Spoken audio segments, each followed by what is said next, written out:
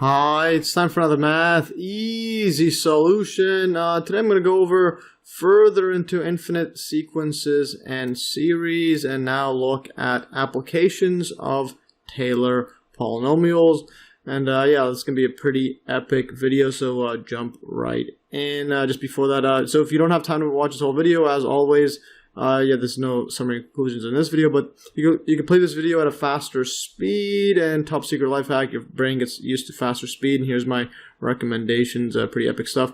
You can also download and read the notes, or read the notes on the Hive blockchain, and the links will be in the description below, as well as links to the timestamps of all parts in the description. And yeah, because in case you want to watch a video in parts or specific sections, or you want to skip this introduction and so on. Anyways, let's just jump right in. So, calculus book reference. Note that I mainly follow along the following calculus book. Yeah, so Calculus Early Transcendental, 6th edition by James Stewart.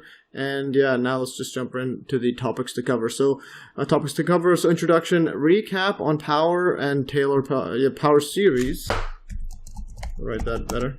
Yeah, so recap on power series and Taylor polynomials, and then we'll look at approximating functions by polynomials, and go over example 1, which deals with f of x equals to the cube root of x, and then we'll go over example 2, which is f of x equals to sine of x, and then in this example 2, we're also going to look at using alternating series estimation theorem, and then comparing it with Taylor's inequality, and then also graphical methods, and this is all for the approximation. Then we'll look at applications to physics. And we'll go over example 3, which is Einstein's theory of special relativity, and then we're going to look at optical physics, and then we're going to do a bunch of exercises, which are going to take the bulk of this video, I assume. So exercise 1 is going to be on Taylor derivatives. It's a quick one. And exercise 2 is optical physics. Exercise 3, electric dipoles. Exercise 4, water waves. Exercise 5, pendulum period or swing. And then we'll look at exercise 6, the surveying of the Earth's curvature. So let's jump right in. So introduction. So in this section, we will explore 2 types of applications of Taylor polynomials. First, we will look at how they are used to approximate functions. And computer scientists like them because polynomials are the simplest of functions you have to work with. Then we investigate how physicists and engineers use them in such fields as relativity, optics, blackbody radiation, electric dipoles, the velocity of water waves, and building highways across a desert. So that's going to be pretty epic stuff. So now let's look at a recap on power and Taylor polynomials. So here's a recap of power series, which are power series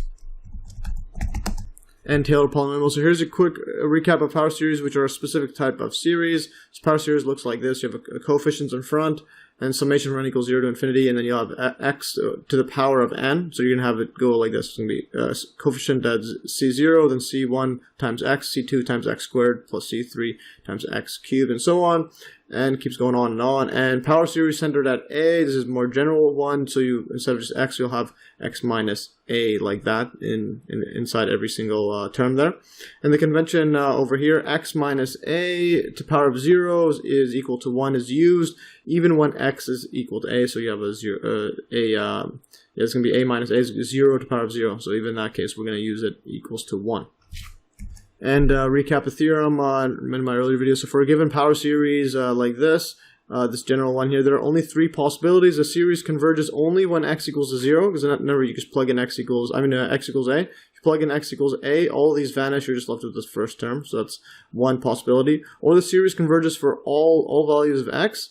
Or there is a positive number r, called the radius of convergence, such that the series converges if absolute value of x minus a is less than r, and diverges if absolute value of x minus a is greater than r. So again, note that r is a radius of convergence, and in the first case right here, r is equal to a for I, and r equals to infinity for I, so it goes to infinity there, for all values of x.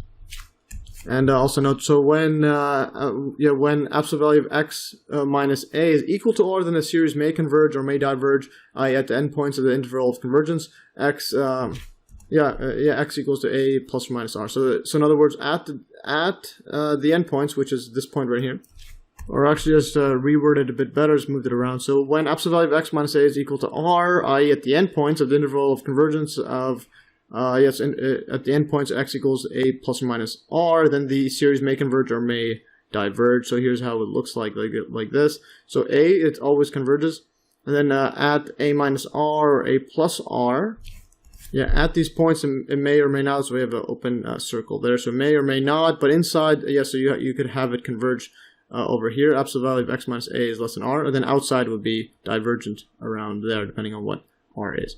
So anyways, going further, yeah, recall that the Taylor series is just a power series in which the coefficients are determined from the function's derivatives. So recall from our earlier video on infinite sequences and series, Taylor and Maclaurin series.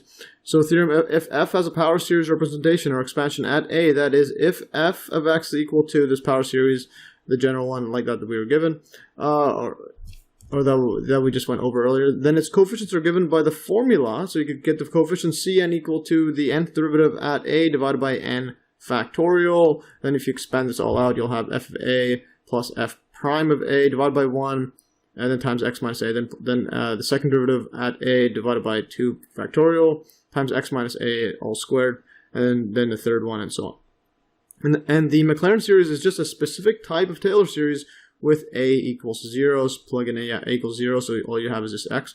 So you're just going to get this series like this: fx equals 2. Yeah, the summation from n equals 0 to infinity of the nth derivative at 0 divided by n factorial times x to the power of n. So you'll have f of 0 plus f prime of 0 divided by 1 factorial times x plus f double prime at 0 of divided by 2 factorial times x squared plus etc. Keeps going on. And a function is equal to its Taylor series when the remainder approaches 0. So if you have fx equals to the Taylor series plus a remainder, so the error, and where t sub n is the nth degree Taylor polynomial of f at a, and you have the limit as this remainder term goes to 0 as n goes to infinity for the radius of convergence for absolute value of x minus a is less than r, then f is equal to the sum of its Taylor series on this interval, absolute value of x minus a is less than r. And also Taylor's inequality is used to evaluate the remainder. And Taylor's inequality, again, recall from an earlier video. So if you have f, yeah, if you have the absolute value of the n plus 1 derivative is less than or equal to a number capital M, for absolute value of x minus a is less than or equal to d, the radius of convergence, then the remainder r sub n of x of the Taylor series satisfies the inequality. So you have the remainder, the absolute value of the remainder is going to be less than or equal to capital M divided by n plus 1 factorial times x minus a, absolute value of x minus a to the power of n plus 1 for this radius of convergence. We have d there because we're using remainder for r. So for x minus a, absolute value is less than or equal to d. And now here are several common functions in their Maclaurin series, and I'll be referencing these throughout the video, so it'll be pretty interesting stuff. So this is ones that I covered earlier. And this one here is the binomial series, which we'll use a lot. Yeah, I was surprised at how much it's used in, especially in physics. Alright, so let's carry on. So look at now the first application. So approximating functions by polynomials. So suppose that fx is equal to the sum of its Taylor series at a, and again, recall the Taylor series is just, the general one is over here. Actually, whoops, not that one, I mean this one. Yeah, so that's just the power series. This is the Taylor series with the derivatives like that. So let's write that down. So let's suppose we have it equal to it. So fx is equal to the Taylor series, the summation from n equals 0 up to infinity of, this is going to be f, and derivative at a, divide this by n factorial, times it by x minus a power of n. And yeah, in my earlier video referenced in the recap section above, we also introduced the notation t sub n of x for the nth partial sum of the series and called it the nth degree Taylor polynomial of f at a. And you can see that part, yeah, right over here. So here's the Tn like that. So the nth degree Taylor polynomial, of f at a. So that's what we'll have is, let's just use this notation. So we're going to write Tn of x is going to equal to, and this is going to be just up to n. So instead of going to infinity, we're going to go to n like that. And this is going to be from I. So we'll do a new term. A new variable I equals 0, so a new counting term. So we're going to go like this. This is going to be f of I to the of a divide this by, so we're just replacing this n with I, then this infinity with n. I factorial, and this can be x minus a, x minus a to the power of I. And now if we expand this out, this is going to equal 2. I'll probably have to write it a bit smaller. So the first one's going to be f of a. When you plug in I equals 0, 0 factorial 0, and then the f to the 0th derivative is just f of a, like that. And this one, x minus a to the power of 0 is just 1. So then this is going to be plus. Next one's going to be f of, the first derivative, f prime of a divided by 1 factorial times it by, this is going to be x minus a to the 1.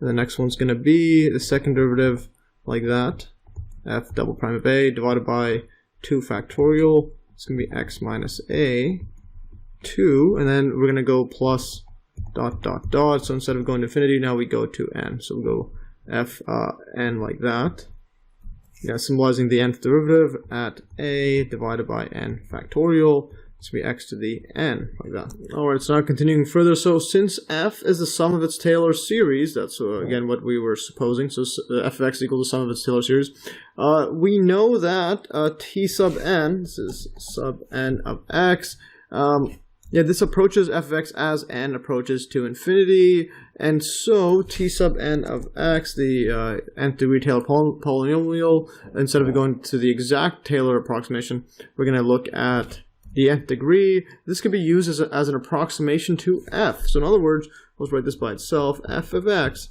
is approximately equal to the nth degree Taylor polynomial as opposed to the full approximation to infinity, which is the exact.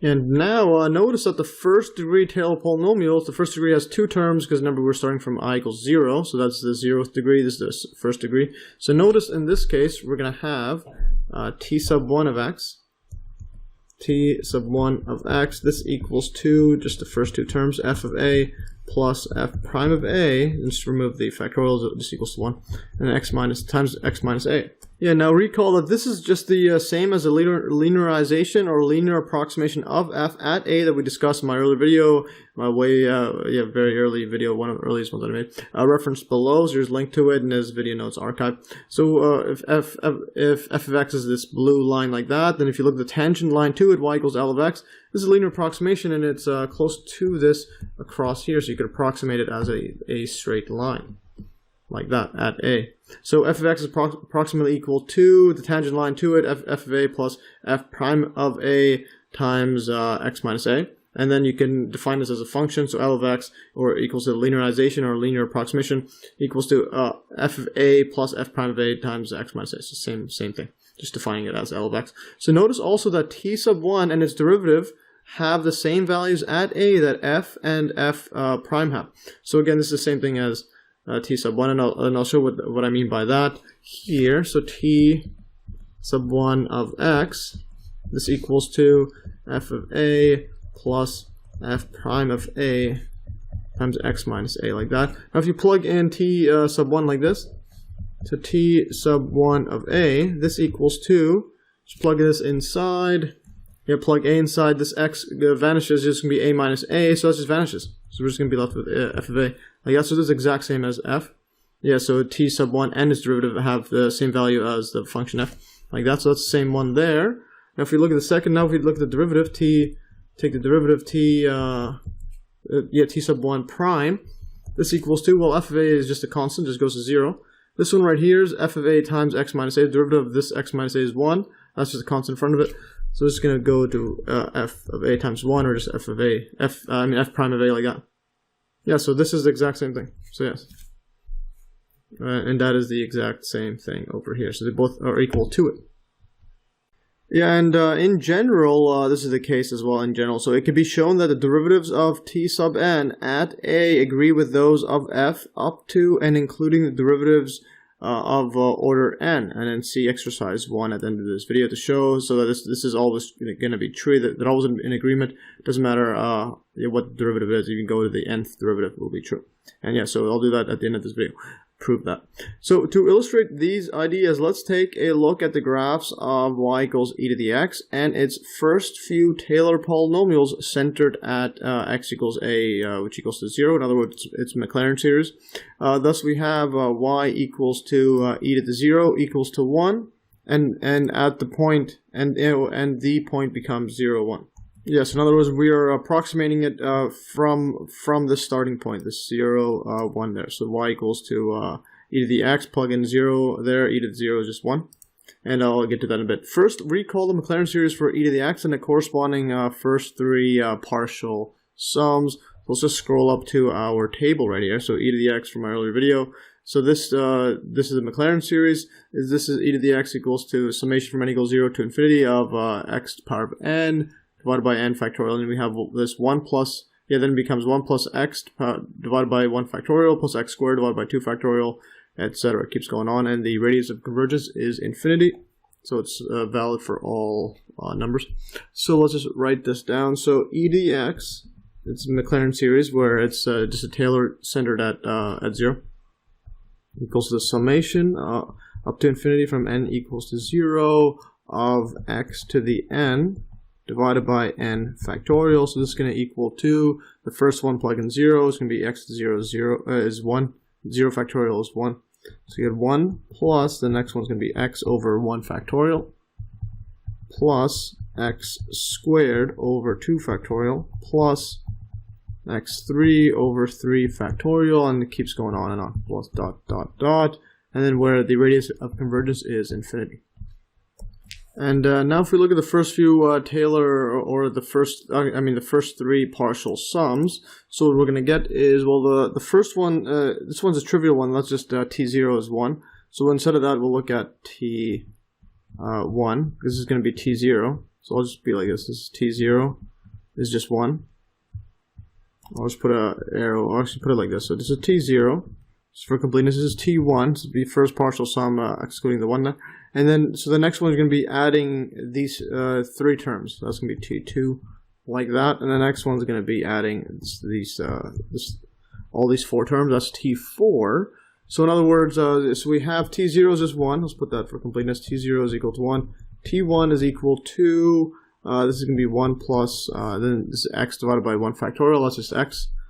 So it's just x like that. Then we have t2 is equal to 1 plus x squared over 2. 2 factorial is 2. And the next one is t3 like this. This equals to, again, I just add the next term, 1 plus x cubed. This is x squared over 2. Plus x cubed over 3 factorial, which is 3 times 2 times 1. That's just 6, like that. So that's the first 3, excluding this t0. So that's the first 3 partial sums. And I'll just box these ones out, just to ignore the trivial one. Alright, so now going further, so using the same Desmos graph from, this is from my earlier video. From my earlier video on Taylor polynomials, we can see that the higher degree Taylor or Maclaurin polynomials are more in line with e to the x. So if we graph this here with the amazing Desmos calculators from our earlier video that I had an example on this. So what we have here is, so this dashed line is y equals e to the x. And this is at, this point here is at a equals 0. So this is what we get is our 0, 1 point. So we're approximating everything about this point over there. Then as you can see here, so when you have the first one, t1 equals to 1 plus x, this is just a green line across there. So then it's only accurate at this point, and then it diverges pretty far away from this dashed line e to the x. And then the next one, 1 plus x squared over 2, that's the blue one there. So notice that it's closer to this this function. It's closer to the e to the x, closer than the linear one. And then the next one, t3 of x equals to, again, just add the next one. You can just write t2 of x plus x cubed over 3 factorial. And that's the orange one, so that's really close on the positive side, and it's closer than the other two approximations on this negative side there. So yes, the higher derivative, the higher degree Taylor or Maclaurin polynomials are more in line with the e to the x function. And yeah, so the graph of t1 is a tangent line to y equals e to the x at 0, 1. So that's just a tangent line. This tangent line is the best linear approximation to e to the x near 0, 1. So yeah, so this is the best approximation. Just it's a best linear approximation. To get better than that, you got to get into the higher degrees. The graph of t2 is a parabola y equals 1 plus x squared over 2. So that's this t2. And the graph of t3 is a cubic curve y equals 1 plus x squared over 2 plus x cubed over 6, which is a closer fit to the exponential curve y equals e to the x than t2. The next Taylor polynomial, t4, would be an even better approximation, and so on until you get the, and when you go to infinity, you get the exact, yeah, so going to infinity is by definition exact. Or just, yeah, approaches the exact value as you go to infinity. So the values in the table below give a numerical demonstration of the convergence of the Taylor polynomials t sub n of x to the function y equals x. So you're made an Excel sheet over here, and here's Taylor approximation of e to the x, and you can go and view it there. So what we have here is approximation, so we have this n value, the degrees, degree 0, 1, 2, 3, etc. And this is our, yeah, these are our terms right here. So the first one's going to be 1 and then plus 0.2. This one is 1. Yeah, this is just the x, so that's 0.2. So when x is equal to 0.2 or 3, so we're just comparing how it converges. These are the terms. So these would be the each individual terms would be 1. The next one's going to be 0.2. The next one 0.2 squared divided by 2, which becomes this 0.02. And so on. So you get all these over here. Then when you sum up this one, that's just the 10th one. And then this one, this is when x equals to 3, when it's further away from the 1, and see when it converges. And here's the exact value at e to the x, or e to the 0.2, is equal to 1.221403. And then 3, 1 right here, is equal to, e to the x is equal to, yeah, 20.085537. That's when x is 3. And then here, when you add up all these terms, you get to the 10th degree. Add these up, you get 20.079665, which is pretty close to this one. And here's a convergence. This one is pretty much exact, up to 6 digits. And now here's the partial sums right here at the degree. So what I've done here is tn of 0.2. So the first degree is going to be 1. The next one, all I'm doing is adding these two. So when you add these two, you get this. And then when you add, for example, if you want to go to the 5th degree, you add all these ones up, and then you get this 5th one, like that. Whereas this one is adding up all 10. And then these ones should be the same as these. These are the exact same, because that's just adding 10. Yeah, so you can see right here for the 0.2, it converges, this is the exact value, so it converges after, yeah, very quickly. It converges after the 5th one. But since x is 3 for this one is further away, so when x is 3 somewhere across over here, that's x equals to 3. So somewhere far away, it's going to be somewhere around there. That's going to be at this point right here. It converges pretty much, yeah, near the end, and still not exact there. Still some difference there. So we see that when x is 0.2, the convergence is very rapid, but when x equals 3, it is somewhat slower. In fact, the farther x is from 0, the more slowly t sub n of x converges to e to the x. So that's why oftentimes you would move the starting point. So instead of starting from here, you could start from a equals to 2 or 3 or whatnot. If you want to approximate with less terms, so you can move that starting point. Okay, going further. So when using a Taylor polynomial, t sub n, to approximate a function f, we have to ask the questions, how good an approximation is it, and how large should we take n to be in order to achieve a desired accuracy? To answer these questions, we need to look at the absolute value of the remainder. So basically, we're going to see how accurate are we, and you can do this individually one by one, but if you want to get for much higher terms and you want to solve it indirectly as opposed to getting this direct brute force method. So to answer these questions, we need to look at the absolute value of the remainder, and also to be able to estimate what the error will be in any given scenario. So let's say we're going to have to look at the absolute value of the remainder. So the remainder is going to be r sub n of x, absolute value. This equals to the exact value f of x minus our approximation t sub n of x. So we're going to have to look at this error. Yeah, so when we look at this error, there are three possible methods for estimating the size of this error. So if a graphing device is available, we can use it to graph the absolute value of Rn of x, and thereby estimate the error. So you could just use a graph and keep zooming in and seeing how accurate it is by the x and y axis, and so on. If the series happens to be an alternating series, we could use the alternating series estimation theorem. And in all cases, we could use Taylor's inequality, which says that, again, let's just scroll up to the recap where I included Taylor's inequality. So here's this. So if we have the n plus 1 derivative of x, the absolute value is less than or equal to m for this radius of convergence, then the remainder of the Taylor series satisfies this inequality, so Rn of x is less than or equal to capital M divided by n plus 1. And this is x minus a, absolute value of x minus a to the power of n plus 1. And this is again for the radius of convergence given there. So let's just write this down. Says that if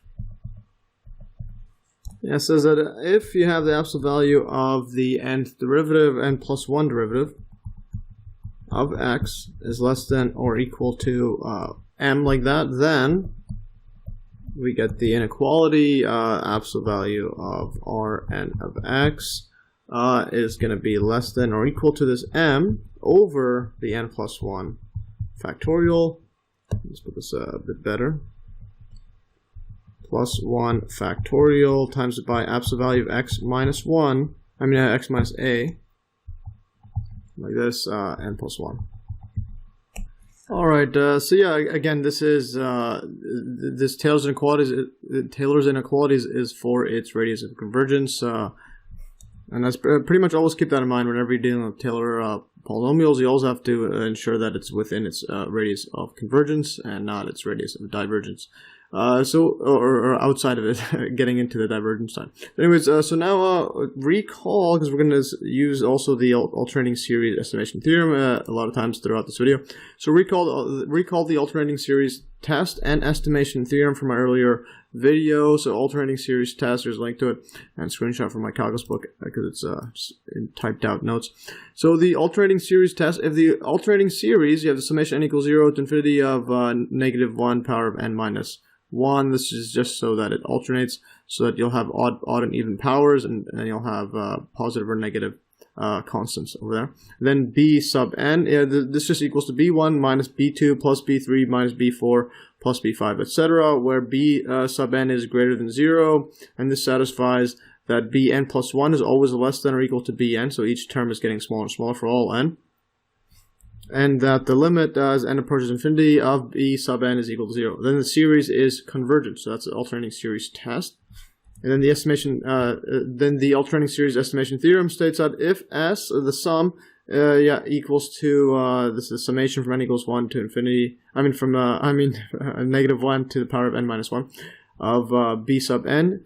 If this is the sum of an alternating series that satisfies over here where b sub n is greater than bn plus 1. And again, this is the same things over there. Yeah, this is just the sum of alternating series that satisfies these two. That's exactly the alternating series test.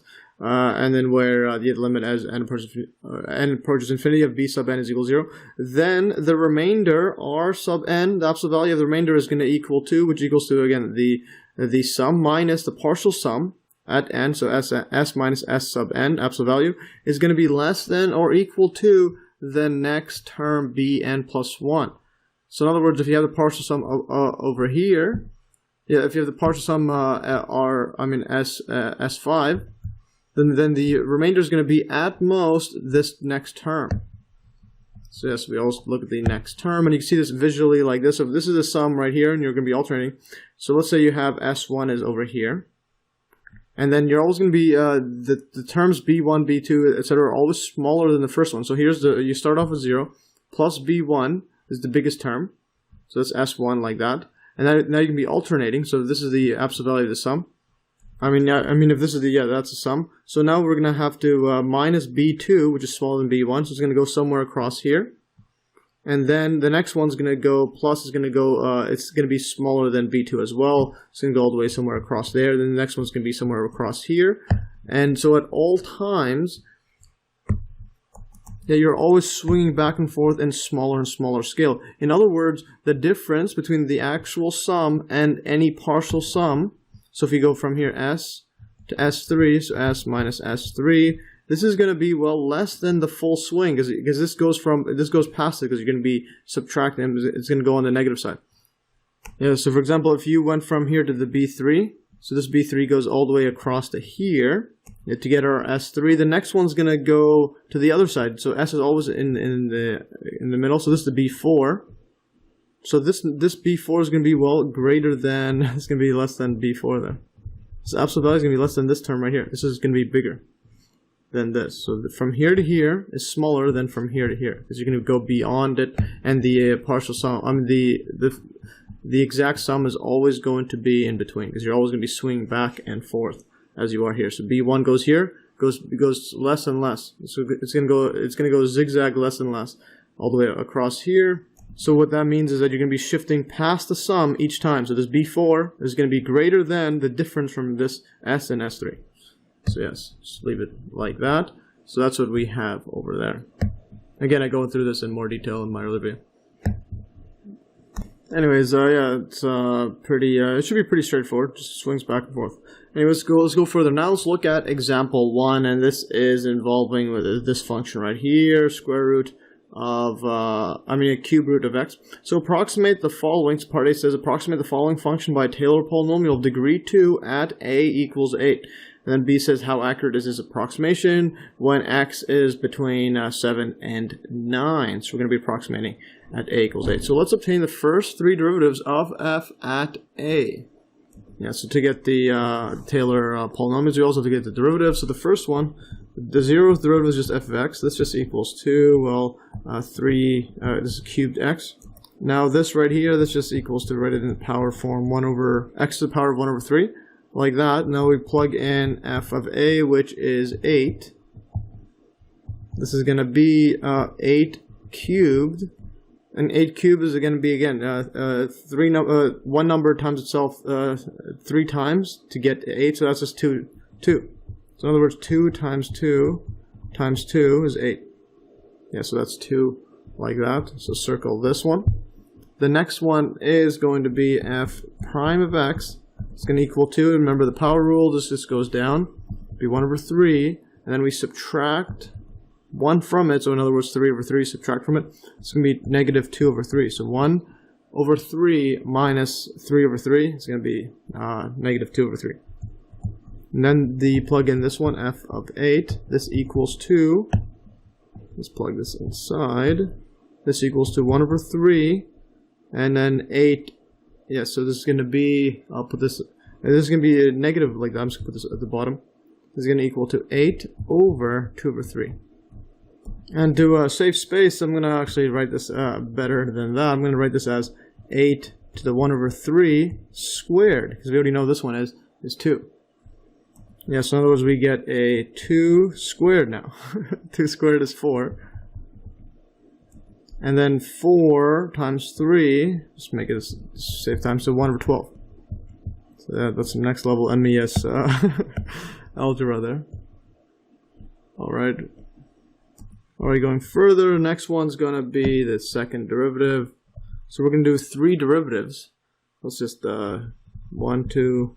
And the reason we're doing 3 derivatives here is because, well, we want degree 2, but then for approximation, we also want to get 1 after that for example, Taylor series and even the estimation theorem. So this one's always the next one. So we always want the n plus 1, and even this one we want the n plus 1 over here. And so we always want the one after. It's going to be f double prime of x. This equals to 1 over. Now let's put this down. So 1 over 3. Yeah, 1 over 3. Put this. Bring this negative 2 over 3 down. So it's going to be negative 2 over 9 multiplied by the 1 over 3. And then it's going to be x to the negative, and then minus another 3 over 3, or another 1. That's going to be 5 over 3, like that. So x to the 5 over 3. So put this better, so x to the 5 over 3, and then put this, calculate this out.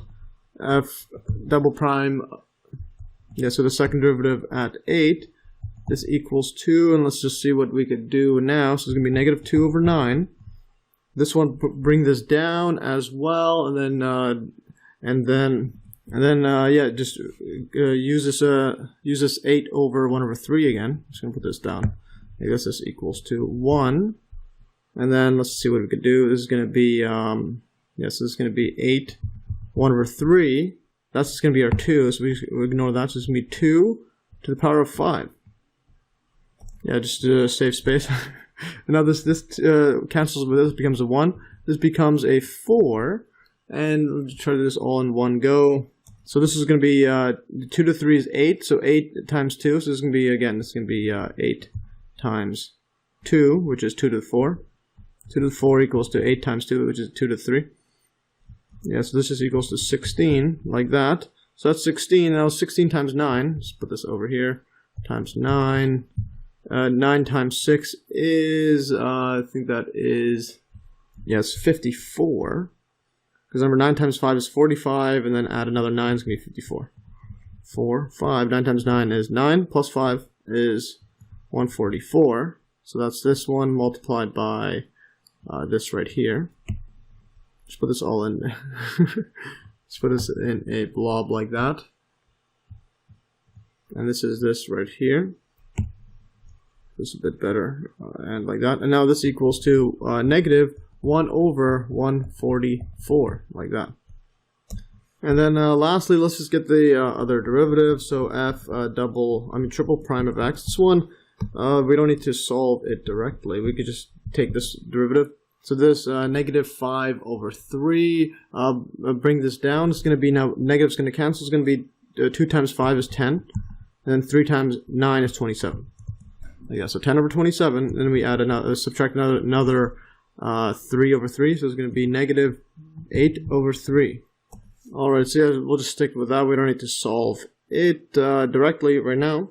Yeah, because we're not using this in the actual Taylor polynomial, we're just using it in the approximation. So we'll deal with that later. So thus the second degree Taylor polynomial is, yeah, this is going to be T2 like that. Second degree is going to be, well, the first, we're going to have the function f of 8 plus, again, we always know it's going to be the derivative divided by factorial, 1 factorial times x minus 8 power of 1, then plus f double prime of 8 divided by 2 factorial x minus 8 to the power of 2, like that.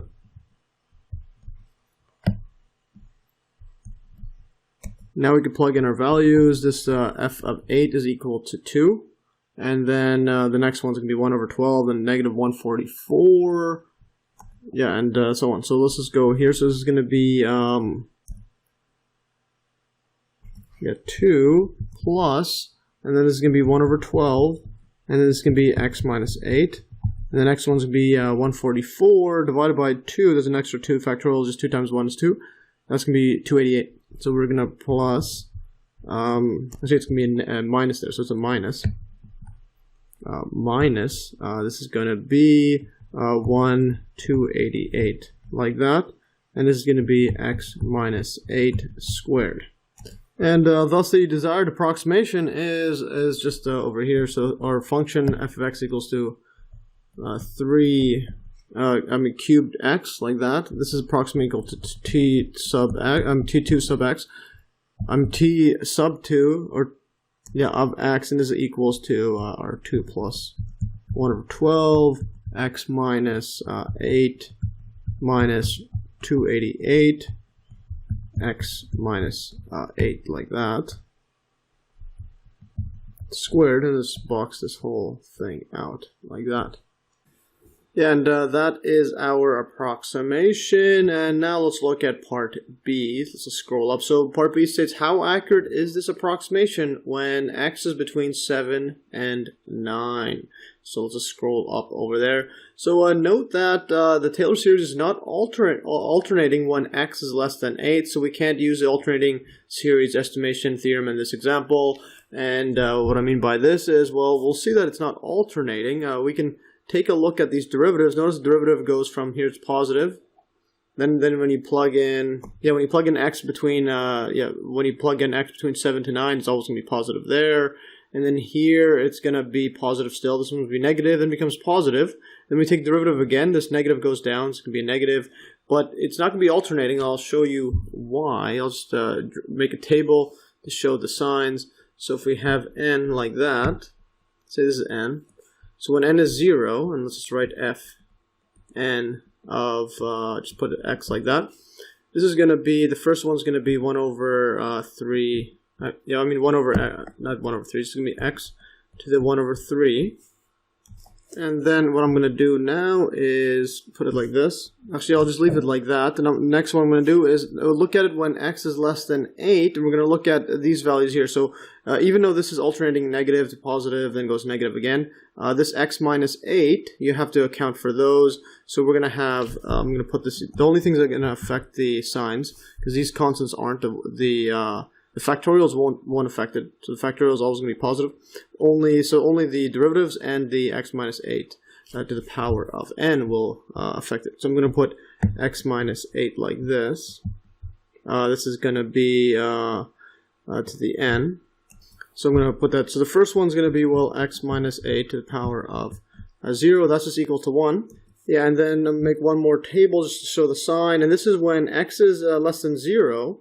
So for x is less than 8. So for x is less than 8, we have, we're going to have x minus 8 is going to be less than 0.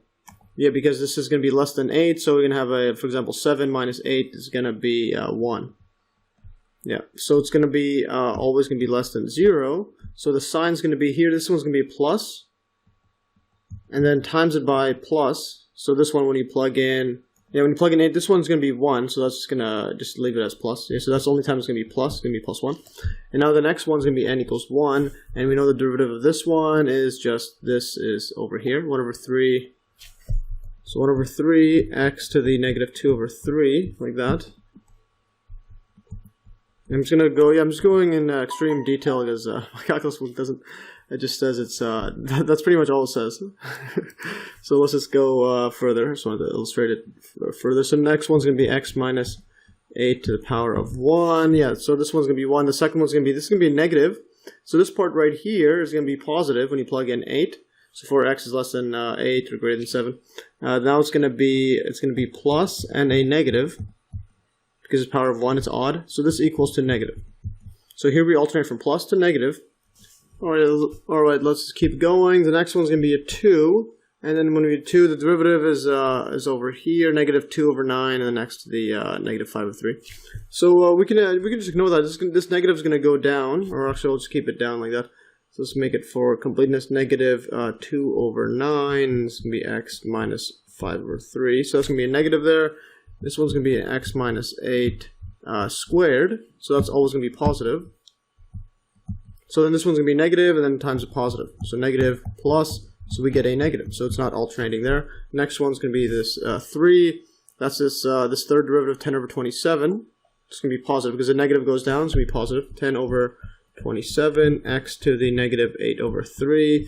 So that's going to be positive. This one's going to be, this is squared, x minus 3. So that's going to be negative because x minus 8 is less than 0. So we're going to have a plus and a negative, which equals to negative. So there's not alternating. The next one's going to be 4. This one's going to be a negative. We'll just leave it there. So it's going to be a negative there. This one's going to be a x minus 8 is going to be positive. So we're going to have a negative plus, and then this equals to negative. And it's always going to be negative.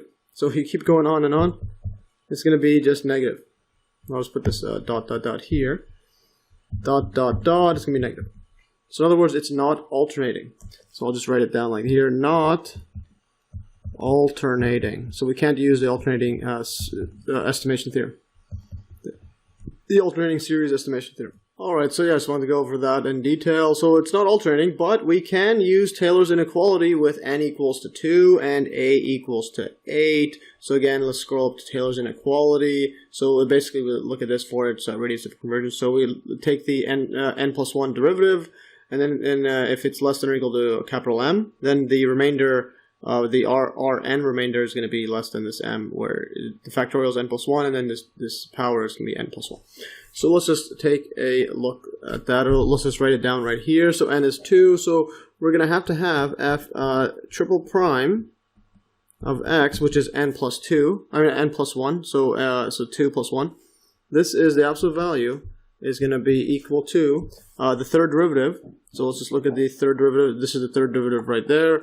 10 over 27 over 10 over 27 times x minus negative 8 over 3, and where this one is going to be less than or equal to m. So if it's less than or equal to m, then what we have is the remainder r2, so n is 2, of x, like that. This is equal to, the absolute value is going to be less than equal to m over n plus 1, which is going to be 3 factorial, and then times by x minus a, which is 8, to the power of, now n plus 1 is 2 plus 1 is 3.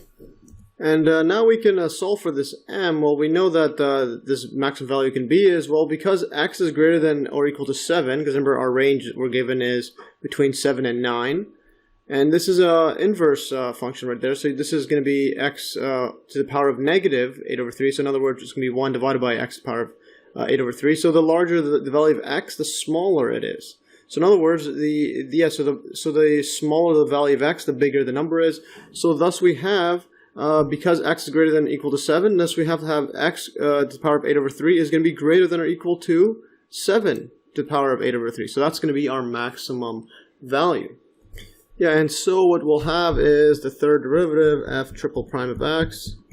Yeah, the absolute value, well in this case it's going to be just f triple prime of x, so you don't need to take the absolute value, is always going to be positive. This is going to be equal to, let's just write it for completeness, 10 over 27 times x to the negative 8 over 3, like that. This is going to be less than, we could just put less than or equal to, because it could equal 7, so we include that equal to sign. So less than or equal to 10 over 27, and then we could write 7 times 7 times 8, like this, negative 8 over 3. Or as my calculus book wrote it, just in this case, just write it as 1 over, and then just x to the 8 over 3, just to show that the larger the x, the smaller the value, and the smaller the value, the larger the x. So it's going to be 7 over 8 over 3, like that. And now if you plug that into the calculator, I'm just going to move this over here. This is going to be, well, it's going to be less than 0.0021. Yeah, and here's a quick calculation check. We're using my OneNote built-in calculator. So calculation check, 10 over 27 times 1 divided by 7 to the power of 8 over 3. So you can just press equal space and it automatically calculates 0.0021. So epic stuff. So therefore we could take m equals to 0.0021, which is the maximum value of the third derivative over here for our given interval. And also our given interval obtains, what we could get is, well, we're given that it's going to be x is less than or equal to 9, greater than or equal to 7. So if you write this out, because we're going to need to solve this x minus 8 there. So let's just solve that. So what I'm going to do is I'm going to subtract both sides by 8, so minus 8 like that. So we're going to get 7 minus 8 is going to be negative 1, less than or equal to x minus 8, less than or equal to, this one's going to be 1. 9 minus 8 is 1. So in other words, thus what we have is the absolute value of this, absolute value of x minus 8 is going to be less than or equal to 1. So we're going to box this out, and we're going to throw this inside our inequality. So we know that this one is less than or equal to 1. So, and then 1 to the cubed is going to be just 1. So, yeah, so then we plug this into the Taylor's inequality. So Taylor's inequality then gives, let's just write this all down in completeness, write the whole thing out. So Rn of x, absolute value, is going to be less than or equal to capital M over 3 factorial, and x minus 8, absolute value to the power of 3. This is going to equal to, well, it's going to be less than or equal to, let's write this for completeness, it's in fact going to be, instead of this equal one, because this is an approximation there, it's actually going to be less than that. So for completeness, even though my calculus book says less than or equal to, I'm just going to put less than, like that, for completeness. So this is going to be 0.0021. Yeah, so put 0.0021 divided by 3 factorial is going to be, well, 3 factorial is 3 times 2 times 1. That's just going to be 3 times 2 is 6. like that. And the next one's going to be, well, times it by 1. Yeah, just going to be times it by 1 cubed.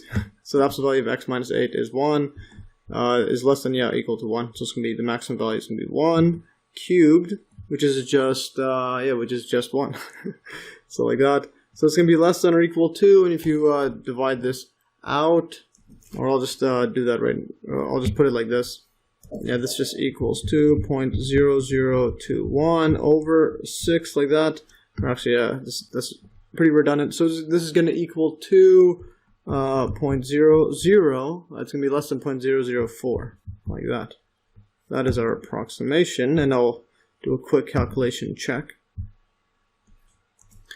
Yeah, and now if we just do a calculation check right here, so 0.0021 divided by 6, I'll just show you, calculates, press space. Yeah, equals to 0.000, yeah, there's an extra 0 there actually, yes, I got this wrong, 0.4. Yeah, so that's why you always got to do calculation checks. Because, yes, you don't want to make mistakes. So, yes, I just forgot a 0.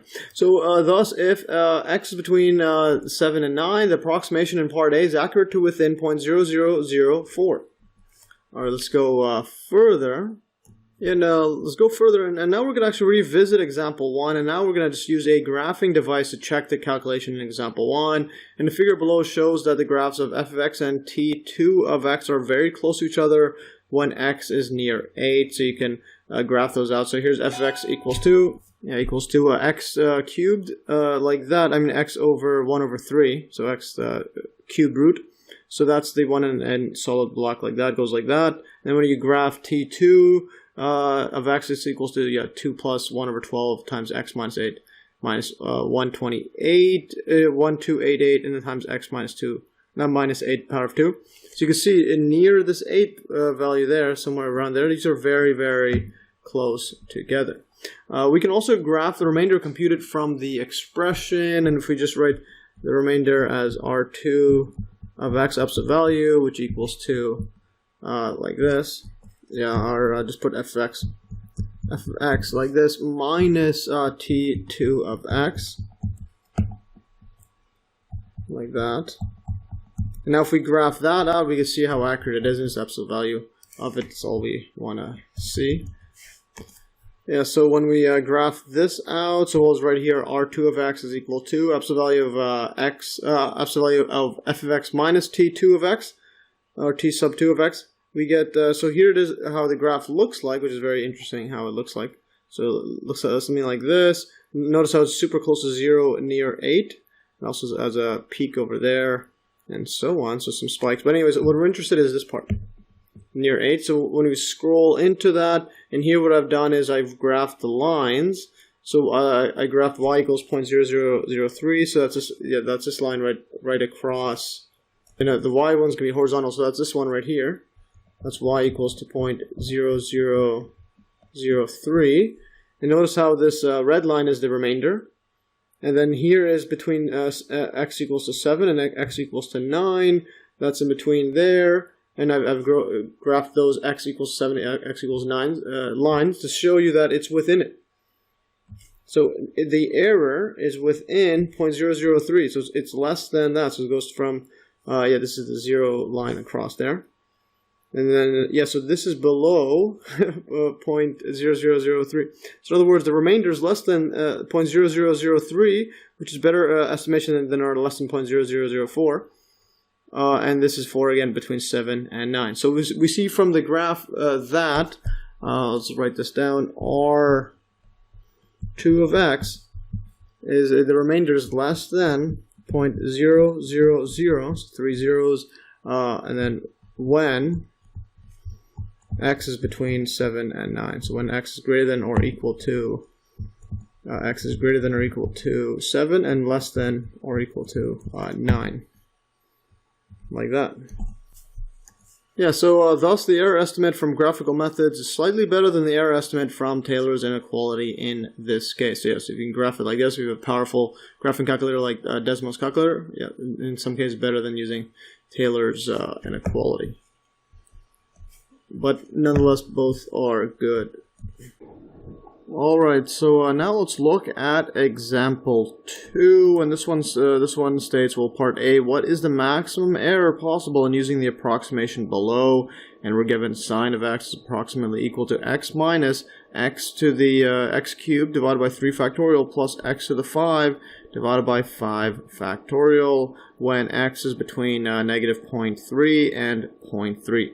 And we're asked to use this approximation to find sine of 12 degrees, correct to 6 decimal places.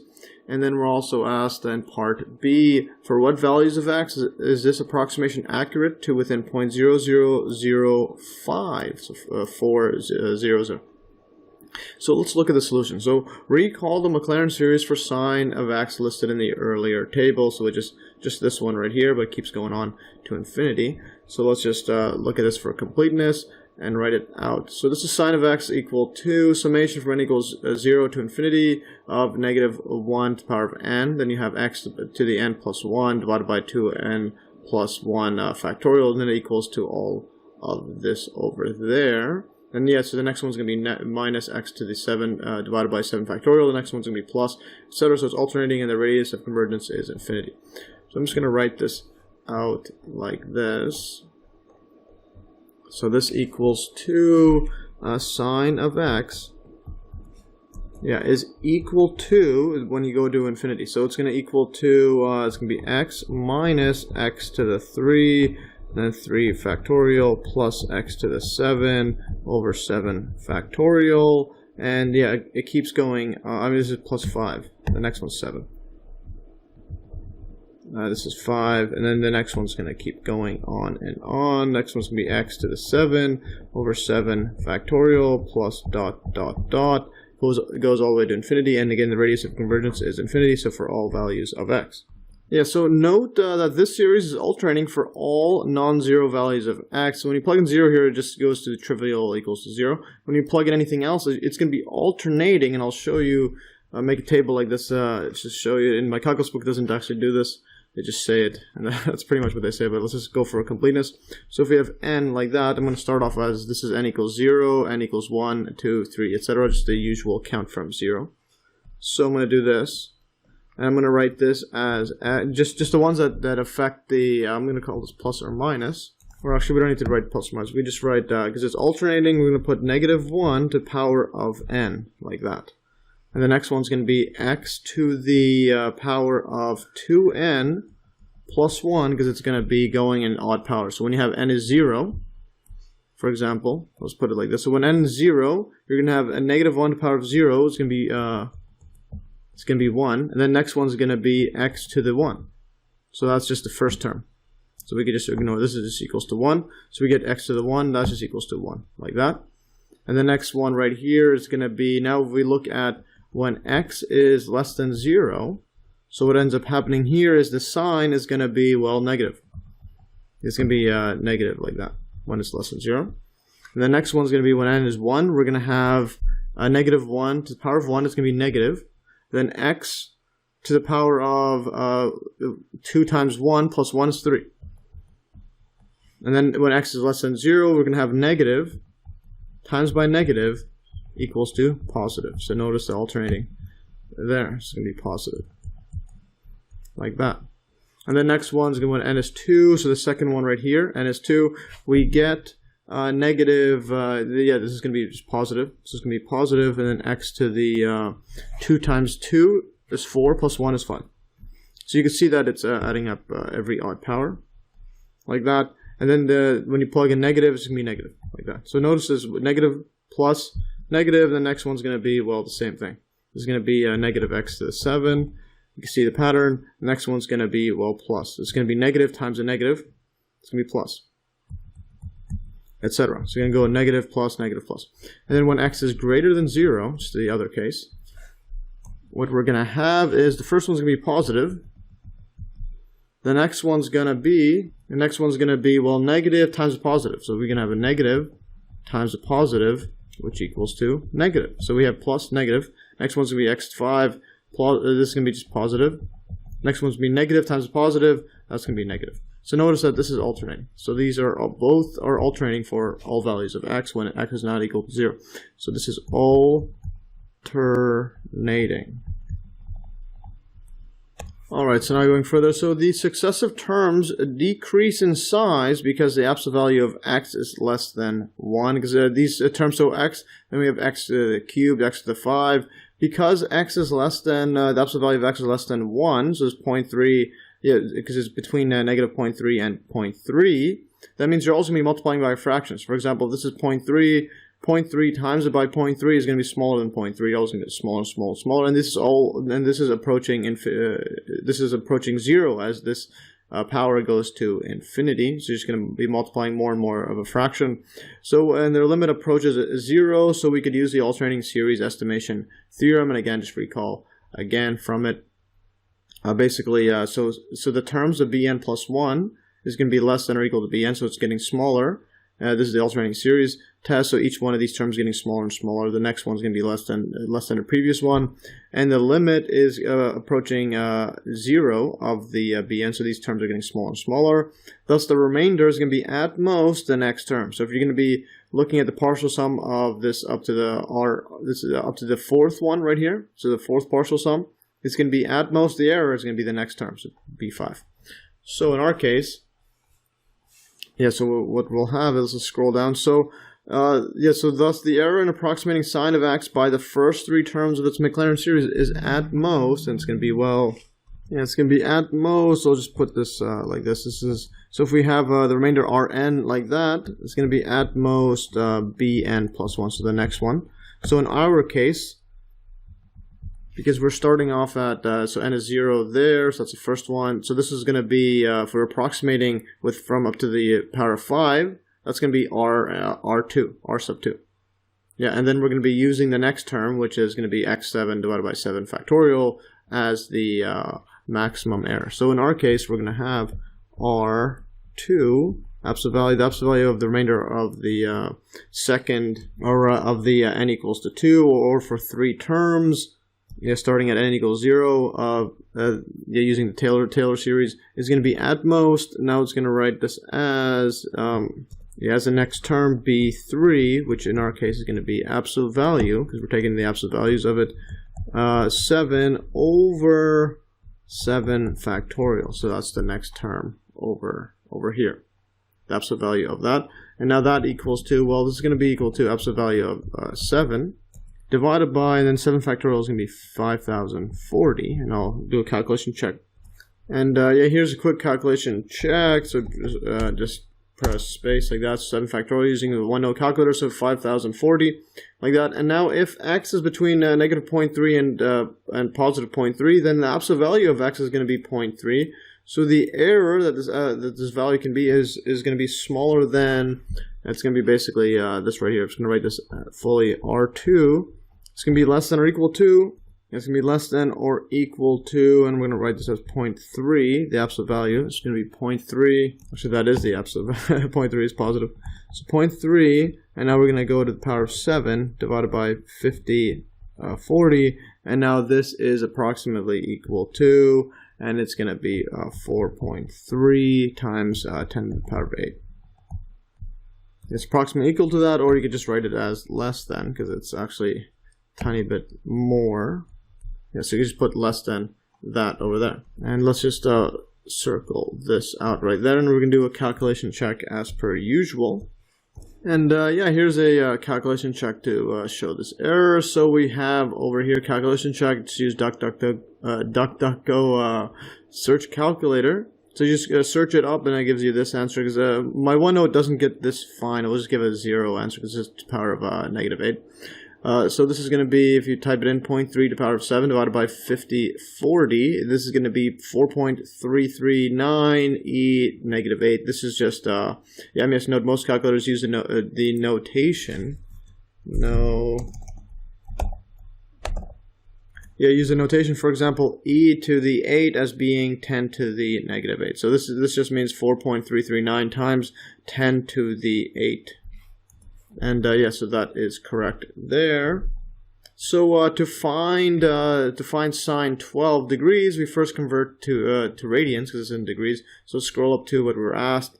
So we're asked right here. Let's go with part B. Yeah, there it is. I just teleported over here. So part B, for what values of x is this approximation accurate to within? Actually, no, that's not part B yet. This is the that's part B after. Uses approximation to find sine of 12 correct to 6 decimal places. So let's start solving this one. So to find sine of 12 degrees, we first convert to radians. And the reason for that is this function is derived in radians. So this is in radians. It's usually by default unless otherwise stated. So this is in radians right there. So let's just solve it. Yeah, so sine of 12 degrees. So sine 12 degrees. This equals to sine of 12. And I'll put a degree sign like that, times it by pi radians. Remember, pi radians is 180 degrees. That's just a half circle, so a full circle is 2 pi. So this is going to be pi radians, like that. And this is going to be 180 degrees. So then this would cancel with this. And also this one right here would cancel, divided by 2 is going to be 6, divided by 2 here is going to be 90. This is going to be divided by 2 is 6. Like that, and then divide this by 3. You get divided by 3, you get a 2, and divide this by 3, you get a 30. So you get 2 over 3. Oh, but then you also keep going. So you can divide this out by 1, this one then divided by 2. You divide 2 by 2 equals 1, divided by divide 30 by 2 is equal to 15. So, just speed up the algebra there. So sine, this is going to equal to sine of pi 15 in radians over 15. And usually, yeah, just written like that, and then we could just ignore the radians. Because that's ignored. Yes, just assumed over there. So thus, now we could plug that in. That's our x value. So this is going to be our x. So we're going to have sine of 12 degrees is equal to sine of pi over 15 radians. And this is approximately equal to, or approximation of pi over 15 minus pi over 15 cubed. Yeah, this is our approximation. So we're going to go this one right here, cubed divided by 3 factorial, then the next one's plus x to the power 5. So let's just approximate it. This is going to be times it by 1 over 3 factorial, like that. And then the next one's going to be plus, now we're going to have pi over 15, power of 5, times it by 1 over 5 factorial. Like that. So yes, epic stuff indeed. Now if you calculate this out, this is going to be approximately equal to 0.2079169. And we're only asked the 6 decimal places, and that's going to be, so it's going to be 1, 2, 3, 1, 2. So we could just round this up to 912. And again, it's going to be accurate within over here. So 4.3 times 10 power of negative 8. So it's going to be accurate within that. But we're only asked to correct to 6 decimal places like that. So let's just do a calculation check on this. Yeah, so here is the calculation check right here. So pi over 15, again using my 1.0 calculator, minus pi over 15 cubed times 1 over 3 factorial plus pi over 15 to the power 5 times 1 over 5 factorial. And that's our answer. Let's press delete, press space. Yeah, so it gives a big giant one over here, 7169. So there it is over there. And then we'll just delete this to match up with what my calculus book has, which is this part. And then also, if you put sine of 12, this is in my sine function is uses degrees in the OneNote. So this is going to be sine 12 equals to 0.20791169. So it's very, very accurate there. Let's just see. I'm just going to put space equals space. So that's how accurate it is up to there. Let's just compare it exactly. So delete and press space. And what do we get? We get 69. Then there it is. All the way to the 4 is different than this one. And let's see how many points. Yeah, and as expected, this is literally this is 8. This is 10 to the power of 8, negative 8, like that. So in other words, 8 decimal places, and then there's a 4.3. So it's exactly accurate, 4.3, 10 to the negative 8, which is quite fascinating stuff, guys. Yeah, so, but we were only asked 6 decimal places, so thus correct as 6 decimal places, since our estimated error is within 8 decimal places. We have sine of 12 degrees is approximately equal to 0.20791 and rounded up to 2. Yeah, so fascinating stuff. And now let's look at part B.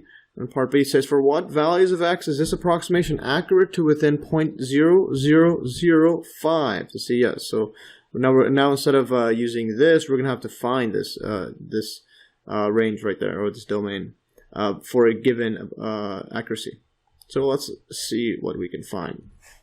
Alright, so let's look at part B. So the error will be smaller than 0.0005. This is going to be, it's only, I think there's another 0. Let's just double check that. There's another 0. Yeah, so 4 zeros. So it's only going to be within it when, it's going to be, the error will be smaller than it if, and we just look at our typical, the remainder using the estimation theorem, which was absolute value of r sub 2 of x is less than or equal to absolute value of x power 7 over 5040.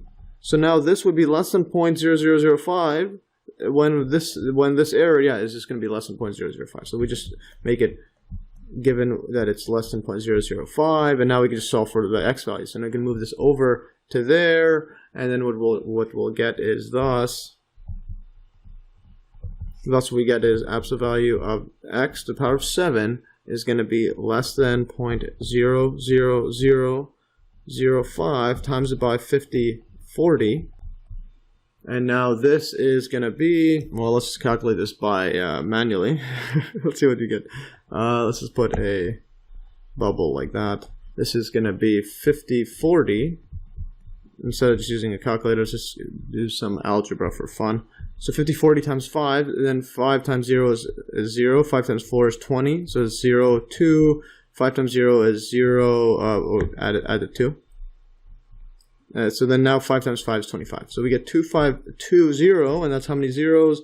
This is the 6 decimal places right there. I mean, that's 5 decimal places. So this is going to be, 25200. So in other words, this is going to be less than, and now we have to move it 4 decimal places. Oh, this is 1, 2, 3, 4, 5. And this is 5, like that. So it's going to be exactly matches. Yeah, or you could just divide this by 5 decimal places. So in other words, we're going to have to move this 5. So if this says 5 like that, then this calculation would also need to go 5. It's going to go 1, 2, 3, 4, 5. So let's do that again. So it's going to be 1 decimal place, 2, 3, 4, and then 5. So it's going to go all the way to the 0.2. Yeah, so the decimal place is going to be over here. So it's going to be right over here. Decimal place is 0.252. And let's erase this, and you could try yourself. It's going to be exactly that. So in other words, now to solve for x, we have to do take the 7th root of it. So absolute value of x is going to be less than, and now we just do 0.252 power of 1 over 7. Like that. And let's just move this over. Let's move it down a bit, and let's rewrite this 1 over 7. Put this a bit better. 1 over 7. 7 is not good enough.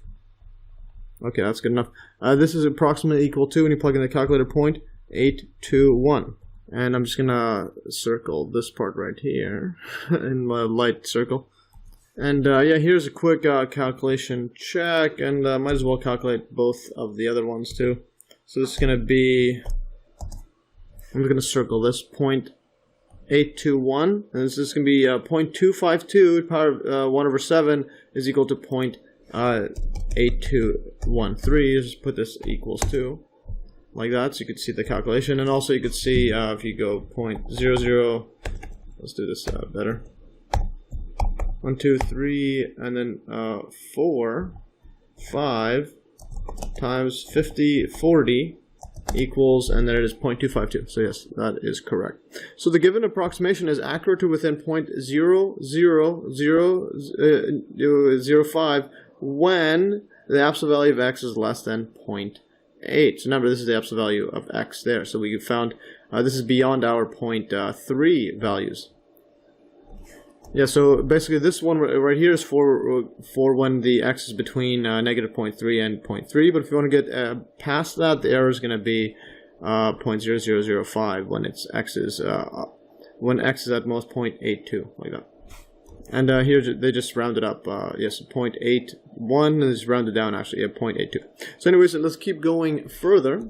And now this is a part of the example 2 where we're going to solve the approximation using, instead of using estimation theorem, the alternating series estimation theorem, we could use Taylor's inequality. So what if we use Taylor's inequality to solve example 2? So yes, so solving for the derivatives of sine of x we get, and the reason is because, just scroll up over here. So this is our approximation. Where's the approximation? So this is our approximation up to the x to the 5, and then the next term is the x to the 7. And recall that the Taylor's approximation, let's just scroll all the way to it, just for completeness, just to refresh. So this is the Taylor's approximation. Remember, this is for the fn+1 derivative, and it's less than equal to 1, and then the remainder, absolute value of the remainder is going to be less than or equal to m divided by n+1, and is x to the x minus a to the power of n+1. So in our case, the highest derivative is x to the 5, and then the one right after is x to the 7. So we're going to have to find the derivative. Let's just scroll down. Yeah, let's just scroll down here. So this is to x to the 5. Remember, there's a bunch of zeros in there where there was x to the 4, x to the 2, etc. And also the next term is going to be x to the 6 will have a 0. So this is going to be our largest derivatives. It's going to be x to the 5, or the n equals 5 derivative. And then the error is going to be, we're going to use this as the value for m. So the 7th derivative, like that. So if we use if we use Taylor's inequality, what we get is we have to solve for derivatives of sine of x. We get, let's just go for a fun adventure right here. So f of x equals to sine of x, like that. Write this better. The derivative f prime of x, recall, is just going to equal to, this is going to be negative, actually no, it's not negative, it's just cos. So the derivative of sine is cosine of x, and then the second derivative, f double prime of x, is equal to, the derivative of cosine of x is equal to negative sine of x, like that. And then the next one is going to be equal to, this is going to be negative cosine of x. And then the fourth one, like that, is equal to negative cosine of x is going to be negative times a negative. Yes, yeah, cosine of x is negative sine of x, but there's already negative, so it becomes positive sine of x. And the pattern repeats. So f to the 5, the fifth derivative. Fifth derivative is going to be of x would equal to cosine of x. F to the 6 of x. Yeah, f to the 6, this equals to negative sine of x. So then what we get is the seventh derivative, where we're going to use for our m value, like that. Let me just do this a bit better. The seventh derivative of, f seventh derivative f to the 7 of x is going to be negative cosine of x, like that.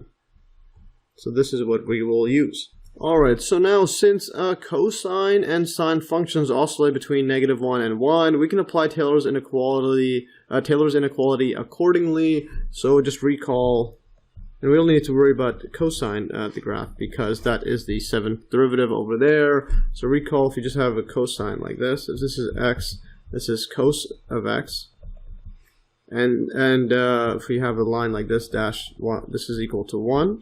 And at the bottom is going to be, this bottom is going to be -1, like that. This is -1, and what we have is, remember, just recall, cosine just looks something like this. Yeah, so it just goes like that. So it's always going to be within 1. So in other words, we have, in other words, we have cosine, the absolute value of cosine of x. Let's put this like this, absolute value of cosine of x is less than 1, or less than or equal to 1. Yeah, so thus in our case, we have the seventh derivative like that is equal to negative cosine of x. So thus, the absolute value of the seventh derivative, this absolute value of x, this is going to equal to the absolute value of negative cosine of x, which is the seventh derivative, cosine of x. And now this right here is going to be less than or equal to, well, 1. And this is going to be our m value. So we'll just choose m is equal to 1. Yeah, so thus what we have is the right here, the remainder, the r6, actually that's a derivative. So put this r, this r right here, r6 of x. And again, remember we're doing r6 like that because even though this one is the 5, so let's go back. This goes to the 5 right here. The next one's going to be a 0. So it's in other words, the sixth part is going to be a 0. The x to the 6 will have a 0 derivative when you plug in a equals to 0. So in other words, so that's why the next one, notice here in between is a 0. So that's why even though this is the fifth part here, where the estimation is the same as the sixth. So it's actually the sixth. And then the next one after that is 7 because the sixth term is 0. So let's keep going further. So this is going to be less than or equal to m, then n plus 1, like that. And this is going to be absolute value of x minus a. Just for completeness, it's going to be x minus a, n plus 1. And in our case, it's going to be less than or equal to, well, 1 over 7 factorial. Now x minus a, the a is 0. This is just a Maclaurin series. It's going to be absolute value of x to the power of 7. And notice this becomes x to the 7, number 7 factorial is 50, 40. This is exactly as our estimation, as our alternating series estimation theorem. This is exactly the same thing, which is fascinating stuff. So fascinating. So this is the same as before. Thus we get the same estimates as with the alternating series estimation theorem. Yeah, that's exactly the same thing we just had for the whole time. So there's our x7, x power of 7 divided by 50, 40 in our estimation theorem. Anyways, just keep going further. Yeah, so now continuing on to this example 2, what about graphical method? So we can graph the following remainder function, and in our case, we're going to write this as r. So the remainder, remember, this general formula for remainder is r sub n of x, absolute value, is equal to the difference between f of x and our approximation t n of x, the Taylor polynomial. So in our case, using the same methods as the Taylor's inequality, they're the same notation, so r6 of x like that. And now in the estimation one, we just use r2, but again, that just depends on how you're counting. So this one's r6 like that. This is going to equal to, well, f of x is going to be sine of x. And then we're going to minus now, this is going to be minus x minus x to the 3 factorial is going to be 6. This is just 3 factorial, 3 times 2. Equals 3 times 2 times 1. And the next one is going to be plus x to the 5 over, well, 120. Absolute value. And this is, again, this is going to be 5 factorial, which equals to 5 times 4 times 3 times 2. Yeah, times 3 factorial. So that's a 6. Yeah, so that's going to be a 6. So we're going to have a 6 times 4 times 4 times 4 is a 20. And 20 times 6 is 120. Yeah, so that's 120. So that is our graph. So we're going to graph this remainder function. Alright, so now let's just graph this out. So we can graph the remainder and compare it to the maximum error determined in example 2a, which was that 4.3 times 10 to the power of negative 8. So this was the maximum error there in in example 2a. So here's a decimals calculator here. So what I've done here is, let's just see what I've done. So we have sine f of x equals to sine of x is the, actually that's afterwards. Yeah, that's the function. So here's the one in black is the r6 of x equals to f of x minus t of 6, like that. Which is just this part right here, x minus x cubed over 6 plus 5 x to the 5 over 120. And notice what we have here, and I also have graphed y equals to the maximum error 4.3 times 10 to the power of negative 8. And so that's this part right here. So that this one is y equals to 4.3, the highest error. In example, this is going to be, let's put this better. Y equals to 4.3 times 10 to the negative 8. That's this line like that. We'll put this like that. So that's that line. And also graphed x equals to negative 0.3 and x equals plus 0.3. And notice it's exactly at this point right there. These are almost exactly at there. So you can see graphically that it's within this error. So this function right here, though, or this remainder, is within these two error bounds like that. So it is within this whole thing, which is quite fascinating. So we see from it that, or from this graph, that the remainder R6 of x is less than 4.3 times 10 power of negative 8 when x is between is less than or equal to 0.3. So it's between it, it's going to be less than. This is the same estimate that we obtained in example 2a, and now for part B we want R6 of x is less than 0.0005, so we graph both y equals R6 of x and y equals to 0.0005. Again, note that the notation, this is 6, the other one we called it remainder R2, but again, it depends on how you're counting. It's one of those counting a bunch of the zeros that are not shown anymore. And again, that's because we were looking at the 7th derivative for the Taylor's inequality, and might as well just keep it. So anyways, so now what we have here is, so we're going to graph, now we're going to graph y equals to 0.0005, so that's this part right here. Y equals to 0.00005. Let's move it somewhere a bit better. Yeah, y equals to 0.00005, like that. And here I've graphed negative 0.82 and also 0.82. This is our x equals to negative 0.82, and this is our x equals to plus 0.82, like that. And you can see that those are the vertical lines, the other one's horizontal is the error. That's the approximation, or the error. Now you can see it's within negative 0.82, and you can see this is the error R6 of x, and it's exactly within that. So those are the graphs there, and it was just quite fascinating stuff. So it's still, again, within this error bound between those two values for x.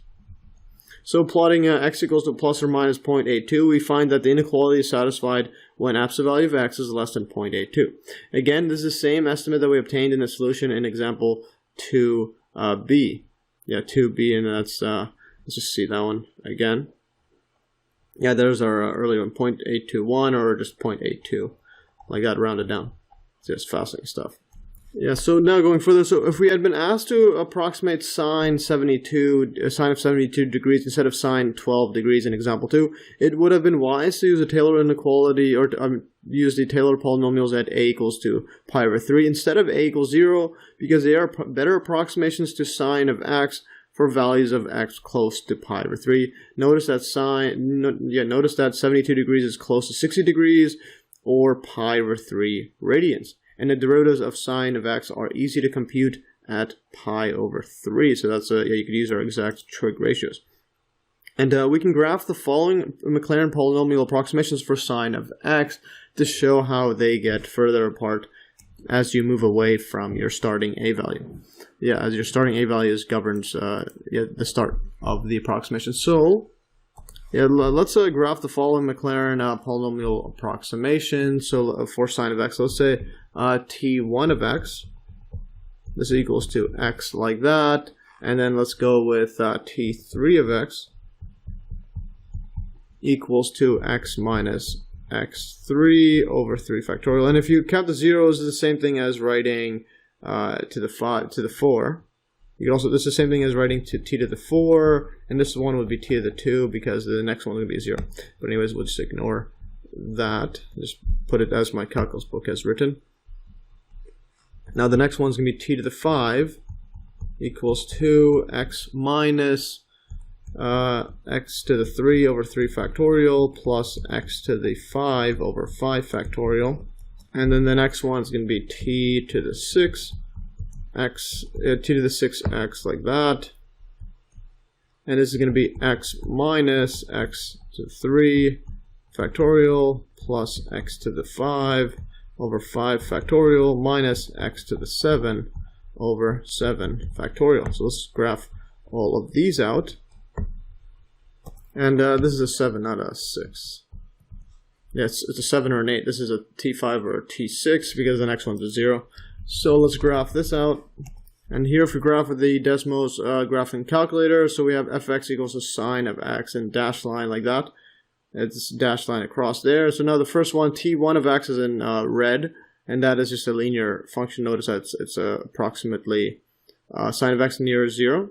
The next one, t2 of x, is equal to, yes, it should be, yeah, here I quickly just pause the video and, yeah, quickly pause it and just fix up these notations here. So T1, T3, T5, T7. Yeah, so just fix those subscripts up. So yeah, we can see that fx is the dashed line, a sine function, sine wave. And then we have T1 of x is the red linear line. Then we have T3 of x is the blue one, and notice it's a better approximation than linear. Then T5 of x is going to be in the green. Notice it's approximately over here, so it's a better approximation. And then T7, notice T7 is very close all the way past the x equals to 2 there on this right side. Yeah, and also, yeah, it gets to over this part here, which is, yeah, past the x equals 3 part. So, x is less than -3. Yes, fascinating stuff. So you can see that as n increases, Tn of x is a good approximation to sine x on a larger and larger interval. So again, if you this is starting at a equals to 0.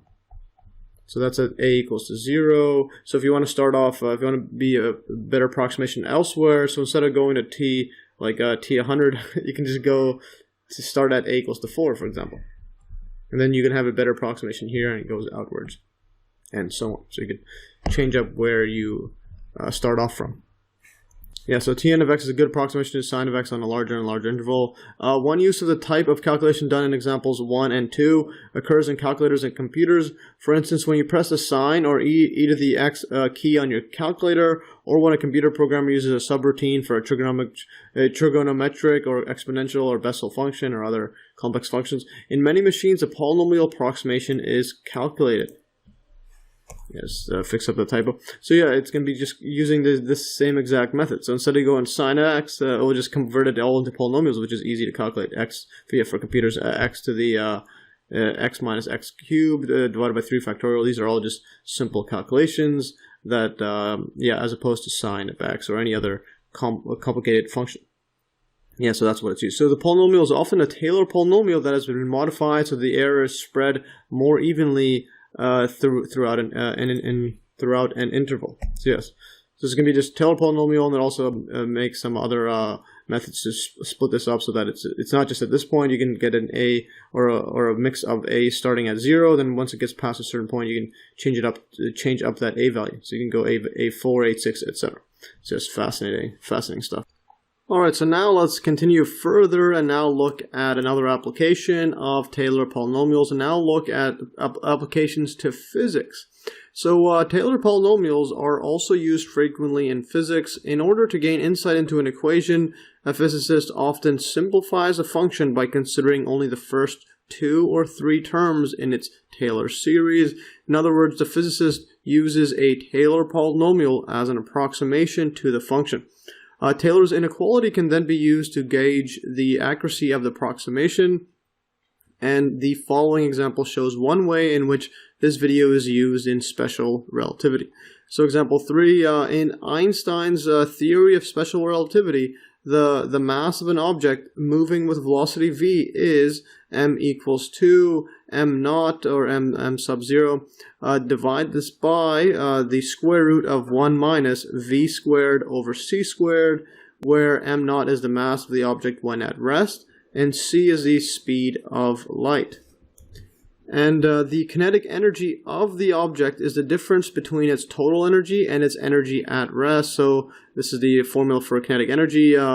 K equals 2 mc squared minus m naught c squared. So this is the rest mass, or the mass of the object at rest. Yeah, so its rest mass is the moving mass. So there's the total energy is the moving one, and then you have to subtract it by this one over here, the rest mass. Yeah, times it by the speed of light. So now part A says, show that when v is very small compared to c, this expression for k agrees with classical Newtonian physics, which is k equals to 1/2 m naught v squared. So then part B says, use Taylor's inequality to estimate the difference in these expressions for k when absolute value of v is less than or equal to 100 meters per second. So let's just jump right in. So let's look at part A. So we're going to have to show that when v is very small compared to c, that we get this formula over there. And also, so we have our formula for m is this. And then we have, this is the kinetic energy. So let's try to show that this is the case, that it's equals to the classical kinetic energy. So using the expressions for k and m, we get, well, let's just write this down. So k equals to mc squared minus m naught c squared. This equals to, now plug in our giant formula for m, this one right here. So m naught divided by square root 1 minus v squared over c squared. So this is going to be, put the c squared on top. Actually, it's going to be m naught and c squared, so let's put that on top. M naught c squared over, then the bottom square root is going to be square root 1 minus, and then v squared over c squared. And let's just put this in a bigger box like that. And then minus m naught c squared. Now let's simplify everything and factor out the like terms. So m naught c squared, factor that out. This equals to, let's fix this up. This equals to m naught c squared, times it by, and what I'm going to do is put this in a giant box. And then also this one here, I'm going to write this as a power of negative 1/2, so that we don't have to do the 1 divided by. So this equals to 1 minus v squared over c squared, bracket, negative 1/2, minus 1. So we factored that all out. Alright, so what we have over here now is, well, with x equals 2, if you set this up as x equals to, this equaling to x, this negative v squared over c squared, then the Maclaurin series for 1 plus x to the power of negative 1/2, so we can approximate this series right there, is most easily computed as a binomial series with k equals to negative 1/2. And also notice that absolute value of x is less than 1 in this case because v is less than c. Yes, if you look at this v squared over c squared, so c squared is always going to be larger than this v. That's because it is the speed of light there. And in mainstream physics, you can't get past the speed of light in mainstream physics. So anyway, so that's going to be less than it. So then this absolute value of x is less than 1. So therefore we have, and now let's just scroll up to our 1 plus x series, which is the binomial series. And let's just scroll up to our table. And where's our table? Our table is all the way at the top, and that is right here. So we have 1 plus x to the power of k is equal to, this is the summation from n equals 0 to infinity, and this is the, these are the binomial coefficients, and choose k, or k choose n, however you want to say it. So that times x n, this equals to 1 plus kx plus k times k minus 1 divided by 2 factorial times x squared, then goes k times k minus 1 times k minus 2, and so you always subtract from k and then multiply it. And then divide this by 3 factorial, then this x cubed, and where r is equal to 1. So in other words, we have the radius of convergence is 1, so absolute value of x is less than 1. So that fits our case, where we have our absolute value of negative v squared over c squared is less than 1. So let's just keep scrolling. And where are we? We are right here. So therefore we have, and let's just write this out, so we have 1 plus x to the power of, k equals to, this is the binomial series, so infinity from summation from n equals 0 to infinity of k choose n, and then we have x to the n. This equals to 1 plus kx plus k times k minus 1 over 2 factorial x squared, and then let's do this one more time. So this is going to be plus, or better yet, just move it down here so we have more space. So this is going to be plus k times k minus 1 times k minus 2, and this is going to be 3 factorial. This is going to be x cubed, and then again it keeps going on and on, plus dot dot dot, and where we have this is, I'll just write this here, for, or with,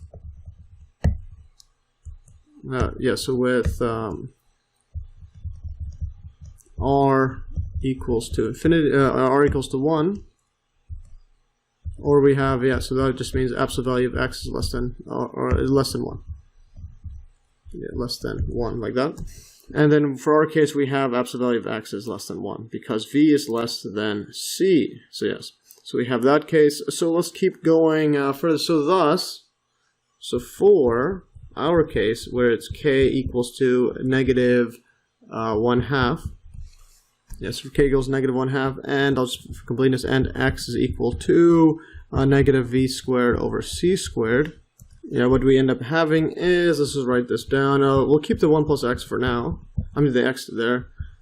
X to the negative 1/2 is equal to the series. So we're going to go 1 plus, k is going to be negative 1/2, because that's just its power, negative 1/2 above there. So that's going to be, now, so instead of plus k, it's going to be minus, so plus k, which k is negative 1/2. So minus 1 over 2 times x. And we'll plug in this x equals negative v squared over c squared when we do the, when we plug it into the kinetic energy formula. So let's just keep going here. Now, next one's going to be now it's going to be plus, and let's multiply this out. So k times k minus 1. So it's going to be negative 1/2 times it by, now it's going to be minus 1, so minus 2 over 2. So negative 3 over 2, like that. And then this is going to be over 3 factorial times it by x squared. Actually, no, this is 2 factorial over x squared. So the next one is going to be, and now this is going to be negative 1/2, which is k. K minus 1 is going to be negative 3 over 2. And then k minus, then k minus 2 is going to be negative 5 over 2. So subtract another 2 over 2. And then we multiply by this by x cubed over 3 factorial. Like that. So that's the first few terms. And here I just shrunk it down a bit. Now it plus dot dot dot. So it keeps going on and on. Make this a bit better, these dots. Let's see, this is going to be plus dot dot dot. Alright. Yeah, so continuing further, this is going to be, let's just simplify this. So this is going to be 1 minus 1/2 x. Now this one's going to be, well, these are negative times a negative is going to be positive. Yeah, so this will be a plus. Let's just fix this up. A plus. Alright, yeah, so it's a plus, and then this is going to be, let's just multiply this out. So we have a 2, you're dividing by 2 times this one, 2 factorial is 2. So 2 times 2 times 2 is 8, and then the top is 3, so we'll just have 3 over 8, x squared. And now the next one is, now we have 3 negatives, so it's going to be a negative. And let's see what we're going to get. This is 3 times 2 is 6, so we have 6 at the bottom, times it by, this is 8. So 6 times 8, or actually before I even do that, this is going to be, 3 times 2 times 1. So we can just cancel this 3 with this 3. So we're left with, 2 times 2 times 2 times 2. So that's going to be 16. And the top is going to be 5. So yes, we're just going to have, negative 5 over 16. And this is going to be an x cubed. And the next one's going to be, it should be plus minus dot dot dot. And let's just put, next one's going to be a plus because we're going to have 4 negatives, so it's going to be even number of negatives, so it's going to be positive. Then the next one after that is going to be minus, so plus minus, etc. Plus dot dot dot, like that, 3 dots, and we are good to go now. And just for completeness, so this is our Maclaurin series or binomial series for, again, absolute value of x is less than 1. That's for its convergence. And let's just box this whole thing in. And we're going to throw this inside our function, but with replacing x equals to negative v squared over c squared. So, and we're just going to write and. And or thus. But let's just stick to and. So and now we just look at our formula. So this is what we have. So basically we replace this entire square root function with a simple polynomial. It's simple, just has a lot of terms. So that's the whole entire idea behind Taylor approximations. Well, you turn any function into some simple ones that you can easily calculate. So now we'll have m naught times c squared times this whole thing. So we're going to write this out. And so k equals 2. k equals to m naught times c squared plus this whole thing, and we're going to multiply this by 1 minus, and then 1 minus 1/2 x, which is going to be, now it's going to be v squared, negative v squared over c squared, so negative times a negative becomes a positive, so plus, and let's just, square, let's just put this inside, so this is bx, power of 1, so that's going to be v squared over c squared, like that. That's the first one, times it by, that's x. And forgot the 1/2 there, so let's move this over. And this is going to be 1 over 2. Alright, so now the next one's going to be, well, this plus 3 over 8, and this is x squared, so then this v, this negative is going to just be positive, so negative v squared over c squared, all squared, will just be positive, so plus 3 over 8, and now that's going to be, when you square a square, that's going to be a power of 4. So it's going to be times it by v4 over c to the power of 4. And then the next one's going to be minus, now this is power of 3, so that's an odd number, so that's going to be negative. So negative times a negative is going to be positive. Yeah, so in fact, they're always going to be positive. So the whole thing's going to be positive whenever it's going to be the odd power, it already has a negative in front, so two negatives will cancel because of this odd. Will be negative times a negative. So you're always going to be positive. This is going to be 5 over 16.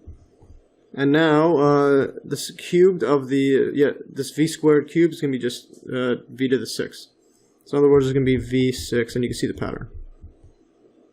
Over c6, and then plus dot dot dot.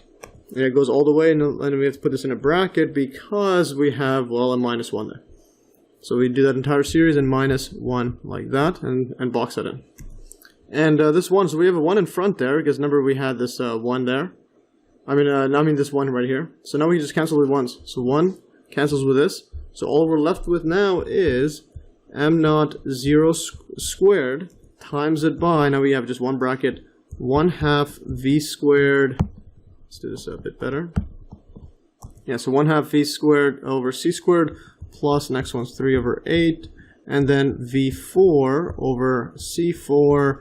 And then plus, the next one's going to be 5 over 16, plus 5 over 16, and then v6 over c6, then plus dot dot dot, and just put a bracket. So just one bracket, like that. And might as well just box this whole thing in like that. So there is our formula. Alright, so now if we're given that v is much smaller, or when v is much smaller than c, because remember part A, so show that when v is very small compared with c, then this expression becomes this.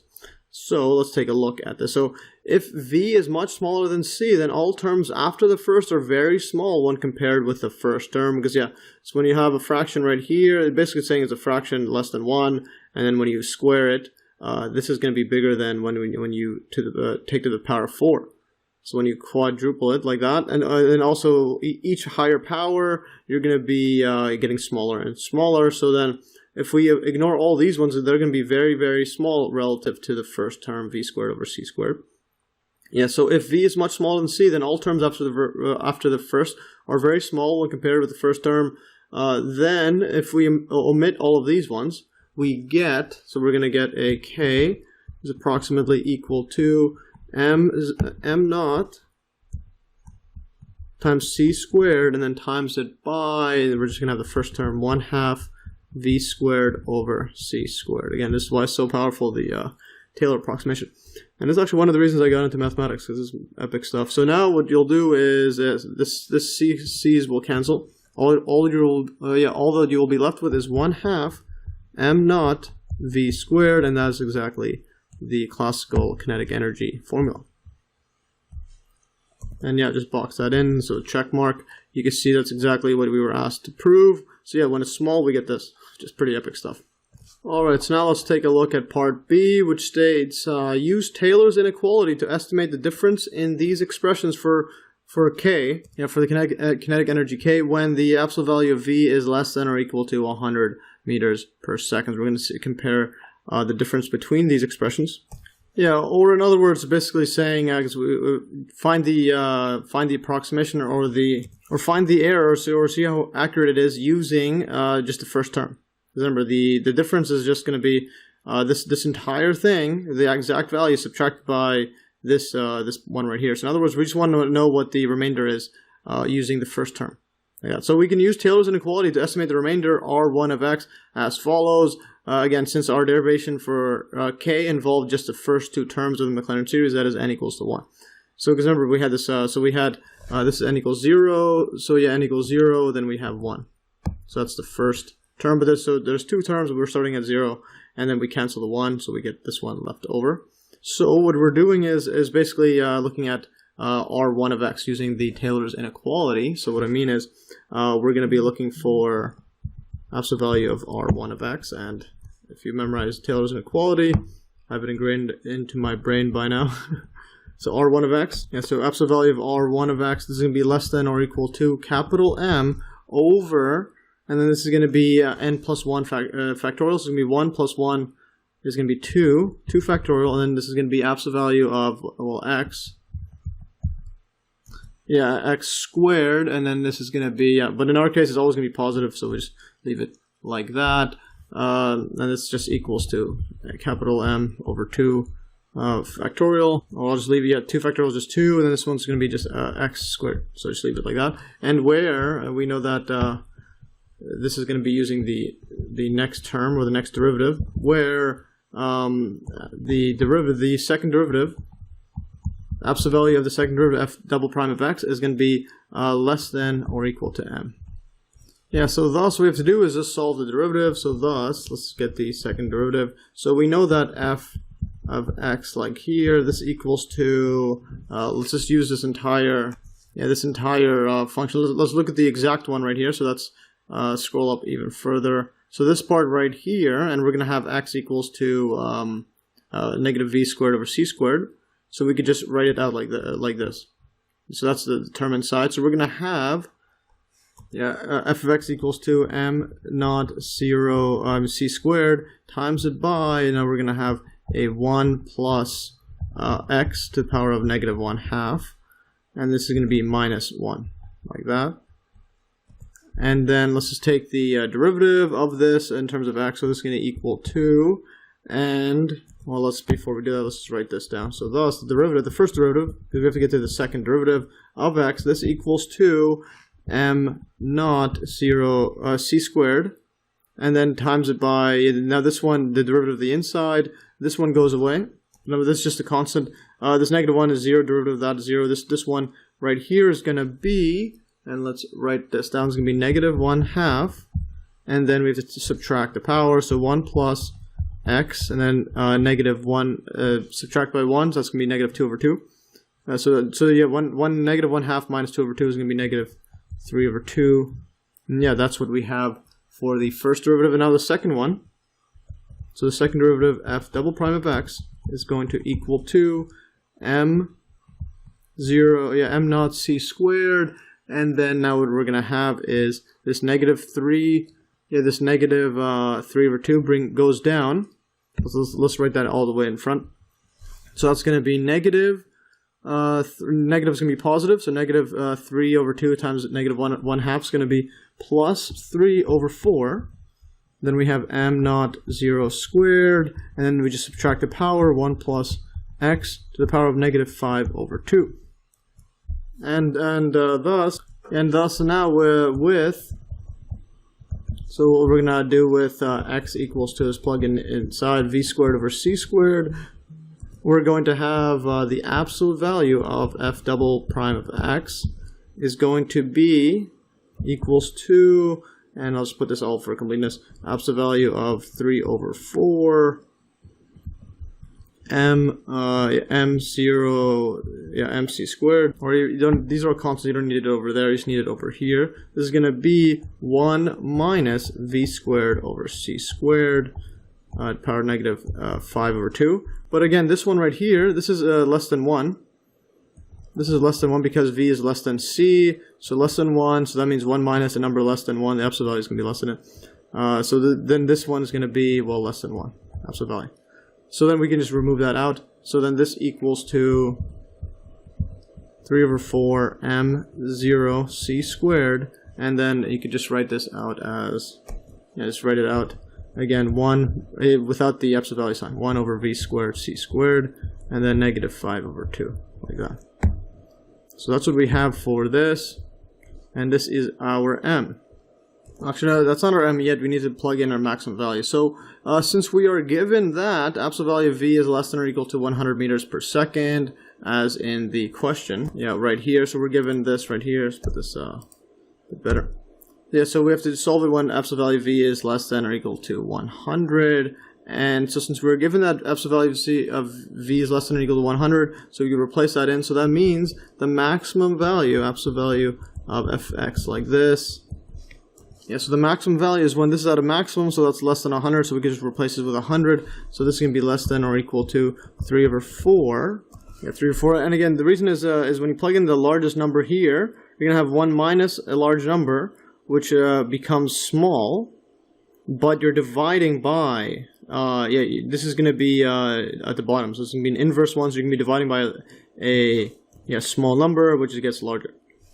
Yeah, so in other words, to make this larger, we need to make 1 minus v squared over c squared as small as possible. So then we need to make this v small. So when this is small, this is going to be, we need to make this v squared high, so that this 1 minus v squared over c squared is low. So when this is large, then a difference 1 minus this, it's going to be near 1 or relatively closer to 1. So it's going to be a small number, and then you're dividing by a small number, it's going to be large. So in other words, this absolute value of the second derivative of f of x is going to be less than or equal to 3 over 4 m naught times c squared and 1 minus 100 over c squared power of negative 5 over 2. So remember that negative, it's always going to be, it's just dividing by the power of 5 over 2 at the bottom. Okay, so we have that like that. So this is our m. Yeah, so thus with c equals to 3 times 10 to the 8 is just the typical value for c rounded up for speed of light, meters per second, we get, and then we're going to get, so now using Taylor's inequality, absolute value of r1 of x is less than or equal to capital M over 2 factorial. That's just going to be 2 factorial times x squared, which is the same as the absolute value of x. Scroll up here. Yeah, this absolute value of x and then squared, same thing here, because it's always going to be positive in our case. So let's just keep going. Yeah, so this is going to equal 2, equals 2, and then our m is this big giant number there. Well, the first one's going to be 1/2, so 1 over 2 factorial is 1/2, times it by 3 over 4. And now the next one's going to be, so that's 3 over 4 is this over here. Then we're going to have our m0 c squared. And now we're going to have a 1 minus 100 squared over c squared, negative 5 over 2, like that. Yeah, so that's our m value. So remember, this is our m. But now we need to get to the x squared. That's going to be, well, we know x squared is going to be negative. Yeah, it's going to be negative v squared over c squared. But then we're going to have to square it. So it's going to be positive. So it's just going to be, well, v squared, which is our 100, squared over c squared. Actually, no, these were already squared. So it's going to be 100 squared to the power of 2. Remember, this is our x is equal to, scroll where our x is. So our x is negative v squared over c squared. So then when you square that, it's going to be positive v to the power 4 over c to the power 4. So let's write that down. So 100 to the power 4, and then c to the power 4. And thus, for completeness, we can cancel this out, and then this will be a 2, like that.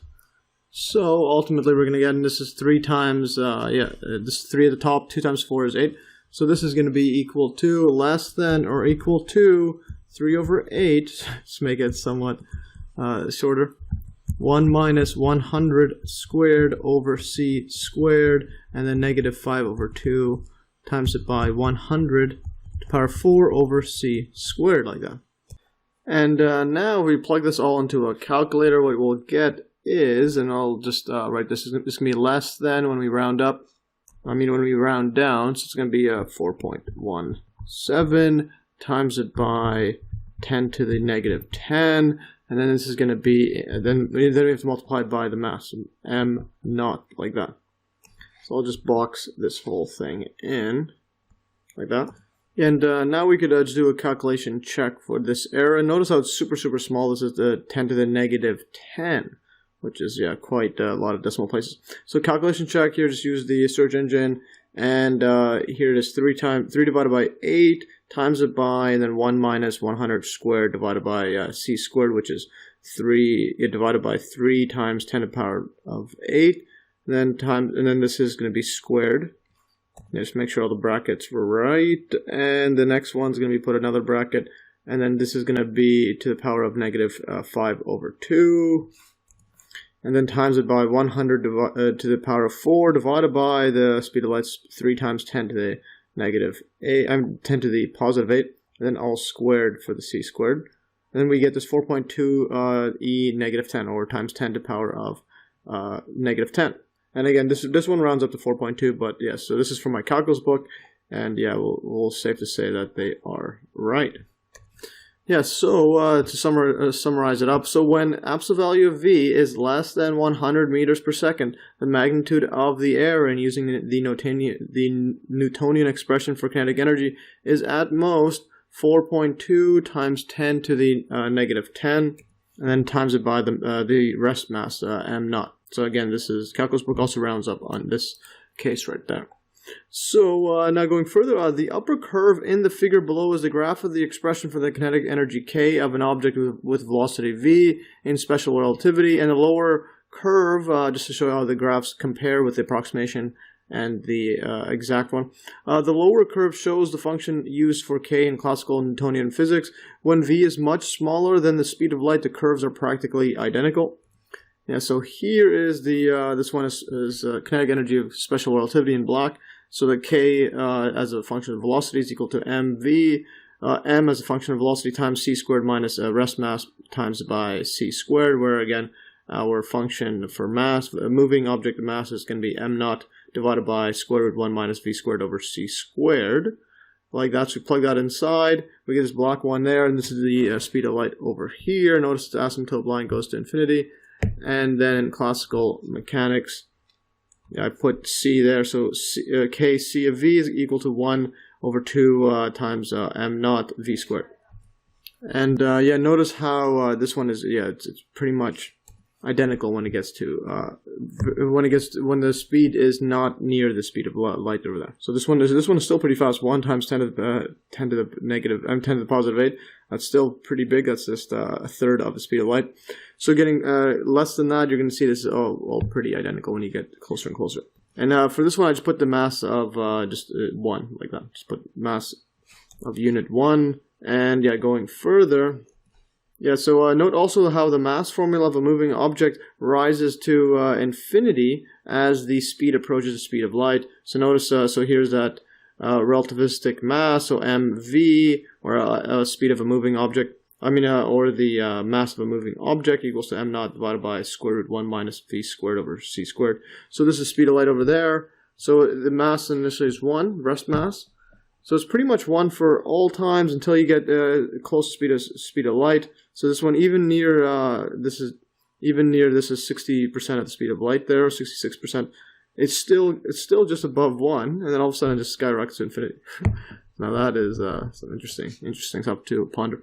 So anyways, going to further into another application of Taylor polynomials, and that's in optical physics.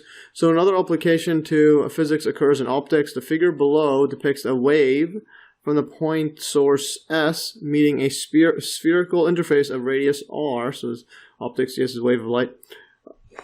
Yeah, centered at C, so the radius is centered. So here is a material right here. So here's the source of the light. So it's a wave across like this, propagates straight over here, but in a spherical wave.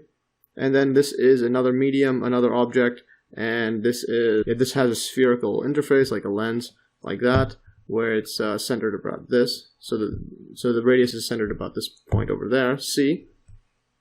And the ray SA, so you have SA like this, is refracted or passes through the spherical interface towards P. So when you, so you have a medium over here, for example, air, and this is glass, for example. You're going to have something that looks like this.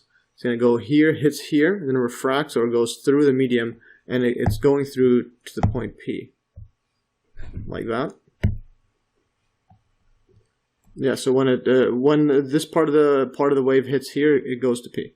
So using Fermat's principle that light travels so as to minimize the time taken, the author of the image, Eugene Hecht, derives the equation. So just courtesy of Eugene Hecht. Again, it's from my calculus book. So image it over there. And derives this equation, which is n divided by L naught plus n2 divided by Li equals to 1 over r times by n2 times Si divided by Li minus n1 times So or S naught divided by L naught. Like that, or O, or L0, however you want to state it. And again, I'm not going to derive this one in this video, maybe in a future one. But so where N1 and N2 are indexes of refraction, or indices for plural. Indices of refraction, and L naught, L naught, Li, So, and Si are the distances indicated in the figure. So we have this distance, Si is from P to this external point right there at the spherical interface. So is from the source to this point V. And then you have the Li is from the P to the point A.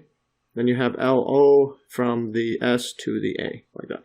And I'm writing this as capital L just because it's I've never written L like this, and it just seems a bit different. It seems a bit too ambiguous when I try to put L in. I can't put it in lowercase because it looks like a 1.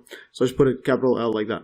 So anyways, and yeah, those are the distances. And also going further, so note that the index of refraction is the ratio of the speed of light in a vacuum over the speed of light in the medium. So that is n equals to C over V. Alright, yeah, now going further, so by the law of cosines referenced from my earlier video below, we can determine the lengths L naught and Li from triangles, or from the triangles ACS and ACP. So you have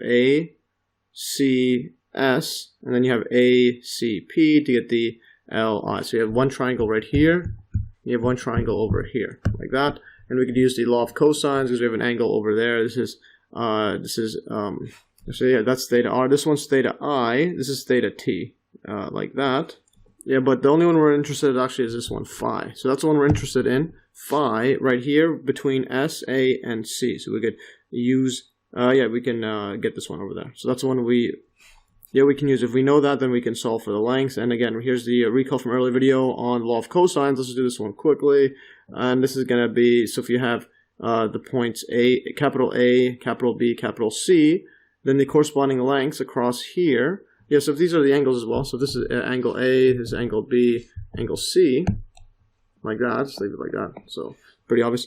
And then the corresponding lengths is B, this is A, and this is C on the opposite side. You're given by these formulas. So A squared equals B squared plus C squared minus 2BC cos A. So if it's the A one, like if you're dealing with this angle, you can get this one A squared equals 2, and then B squared, then the opposite ones add up, subtracted by BC. And then if you want to get the C one, the exact same, but now it's going to be C squared, and this one's going to be minus 2AB. So the opposite sides.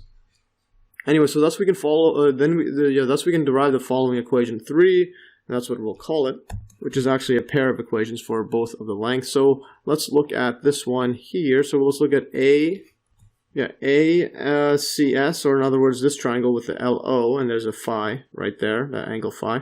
So let's draw this one out like that. So it's going to look something like this. So there's the interface, or better yet, let's draw this in red. So there's the interface like that. And now let's draw this in black. And now we're going to have the points like this. So this is points across here. And let's draw the first point. It's going to be at C. See how far away this is to make it look like that.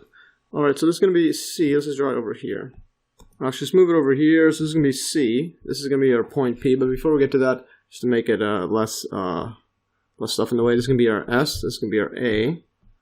Goes like that. This is our point A. And there is our spherical interface. This has a radius R. This is radius R, centered about the point C, like that. And again, let's just look at this one. Yeah, so we have it here, centered about there. So this is distance R from here to here. And yeah, that's a sphere across there. Now we have the point LO, and this is the phi angle. So this is going to be, I'm just going to write this as phi. I'll just put this for completeness. This is going to be our phi angle. This is our L0, like that. And now this distance across from here to here is our SO. Yeah, that's our SO. So that is, yeah, this is SO. The next one's going to be, this is R across to this point. So that means, well, we can, we know the full length of this one's going to be SO plus R. So we could use this equation, the law of cosines. So now we're going to pick our point is going to be, remember, this is going to be squared, and then we'll have the, we'll have the other sides squared and add up, and then minus 2 times those sides. So in this case, this is going to be our angle. So this is going to be our, here, and also what we're going to do is take the, let's do this all in one go. Take the square root and take the positive side of the square root. Because, yes, so we'll have a square root, because it's squared like that. So that's the length of the opposite side. So opposite side is LO, and then we're going to have the other side squared. So this is going to be R, that's one side, and the other side is these two together. So we're going to have R squared plus SO plus R squared minus 2 times those sides. It's going to be 2 times R times SO plus R. And then we're going to have cosine, because again it's the law of cosines, phi. It's cosine this angle. Phi, like that. And now this is, this is our equation 3, but part A of equation 3. And then the next one's going to be, well, Li. So now we got to solve for Li, which is in the equation. And let's just look at how it looks like. Yeah, so there's our Li's from APC. So from this triangle over there. So now we're going to have to get the point P and then start solving for this Li. So let's go over here. So this is going to be across like that. Let's just draw this a bit better. I'm going to move this R underneath, so it's not in the way. Then this point here is going to be our point P, like that. Now this angle, this one right here is the one we want, because this is our Li, so we need this angle. Now this angle right there is going to be, well, we know this one is going to be just pi. This is 180 degrees minus that phi. This is just going to be pi minus phi. Like that. I'm just going to draw this better. Alright, here, just fix that up to make room in there. Now this distance across here, well, this one's going to be, well, we know this distance across from this point all the way across to P is our SI. That's from this one right here. Yeah, so that's from this endpoint from V to all the way to P is SI. So that means this one's going to be just SI minus R. Yeah, so that's what we get is from here to here is SI minus R, which is this point across there. So that's what we have is, now this is going to be slightly different than our other one. So one of the sides is going to be R. So Li square root is going to be the positive square root. It's going to be Li, and then plus R, one of the sides. So we're using the law of cosines, R plus the other side squared. SI minus R squared, and then minus 2 times R times SI minus R, and now we're going to do cosine of this one, pi minus phi. Cosine pi minus phi. Yeah, so this one here looks a bit different than this one, and that's because of the pi minus phi, so we have to use another trig identity. So again, let's just scroll to that. No, actually, I'm not scrolling. I don't know why I was scrolling. But anyways, so now the next step is, well, this is going to equal to, this pi minus phi is equal to just negative cosine pi. So we can simplify this as R squared plus SI. And I'll show the derivation in a bit soon, or just the identity proof. This is going to be plus 2R SI, make the SI as a subscript. Okay, so this is going to be minus R cosine phi, like that. And this is, put this better square root, like that. And we'll just put a quick recall for the cosine rule. So recall, if you have like this, let's say you have a xy axis like that, and now you have a triangle like this. This is our phi. So this angle's phi. And then we have the sides B, let's say this is A, B, C, now hypotenuse C. So cosine phi equals to A over adjacent over hypotenuse, so A over C. And then now if we look at the pi minus phi. It's going to, if we scroll all the way across here, this angle, it gets all the way here. Actually, before I do that, let's just draw a mirror of it like this. So this is going to be our mirror. This is B. This is going to be our phi, like that, going from the other side. Now this is going to be our C, and this is our negative A. So then this angle from here to here is going to be our pi minus phi. So in other words, the cosine of pi minus phi is just equal to, again, adjacent over hypotenuse is going to be, because remember that's all that the trig is. It's just a ratio of that the angles make. So when you get past this 90 degrees, you get this pi minus phi is going to equal to negative A over C. It goes negative A over C, which equals to, yeah, this just equals to cosine phi. Negative cosine phi. Negative cosine phi. And we throw that inside the above. Alright, yeah, so I just want to close that up. So that is what we have, and now these are our equation 3. We'll call it equation 3. We get this one and this one here. And we'll be using it throughout this video, which has a lot more exercises to come.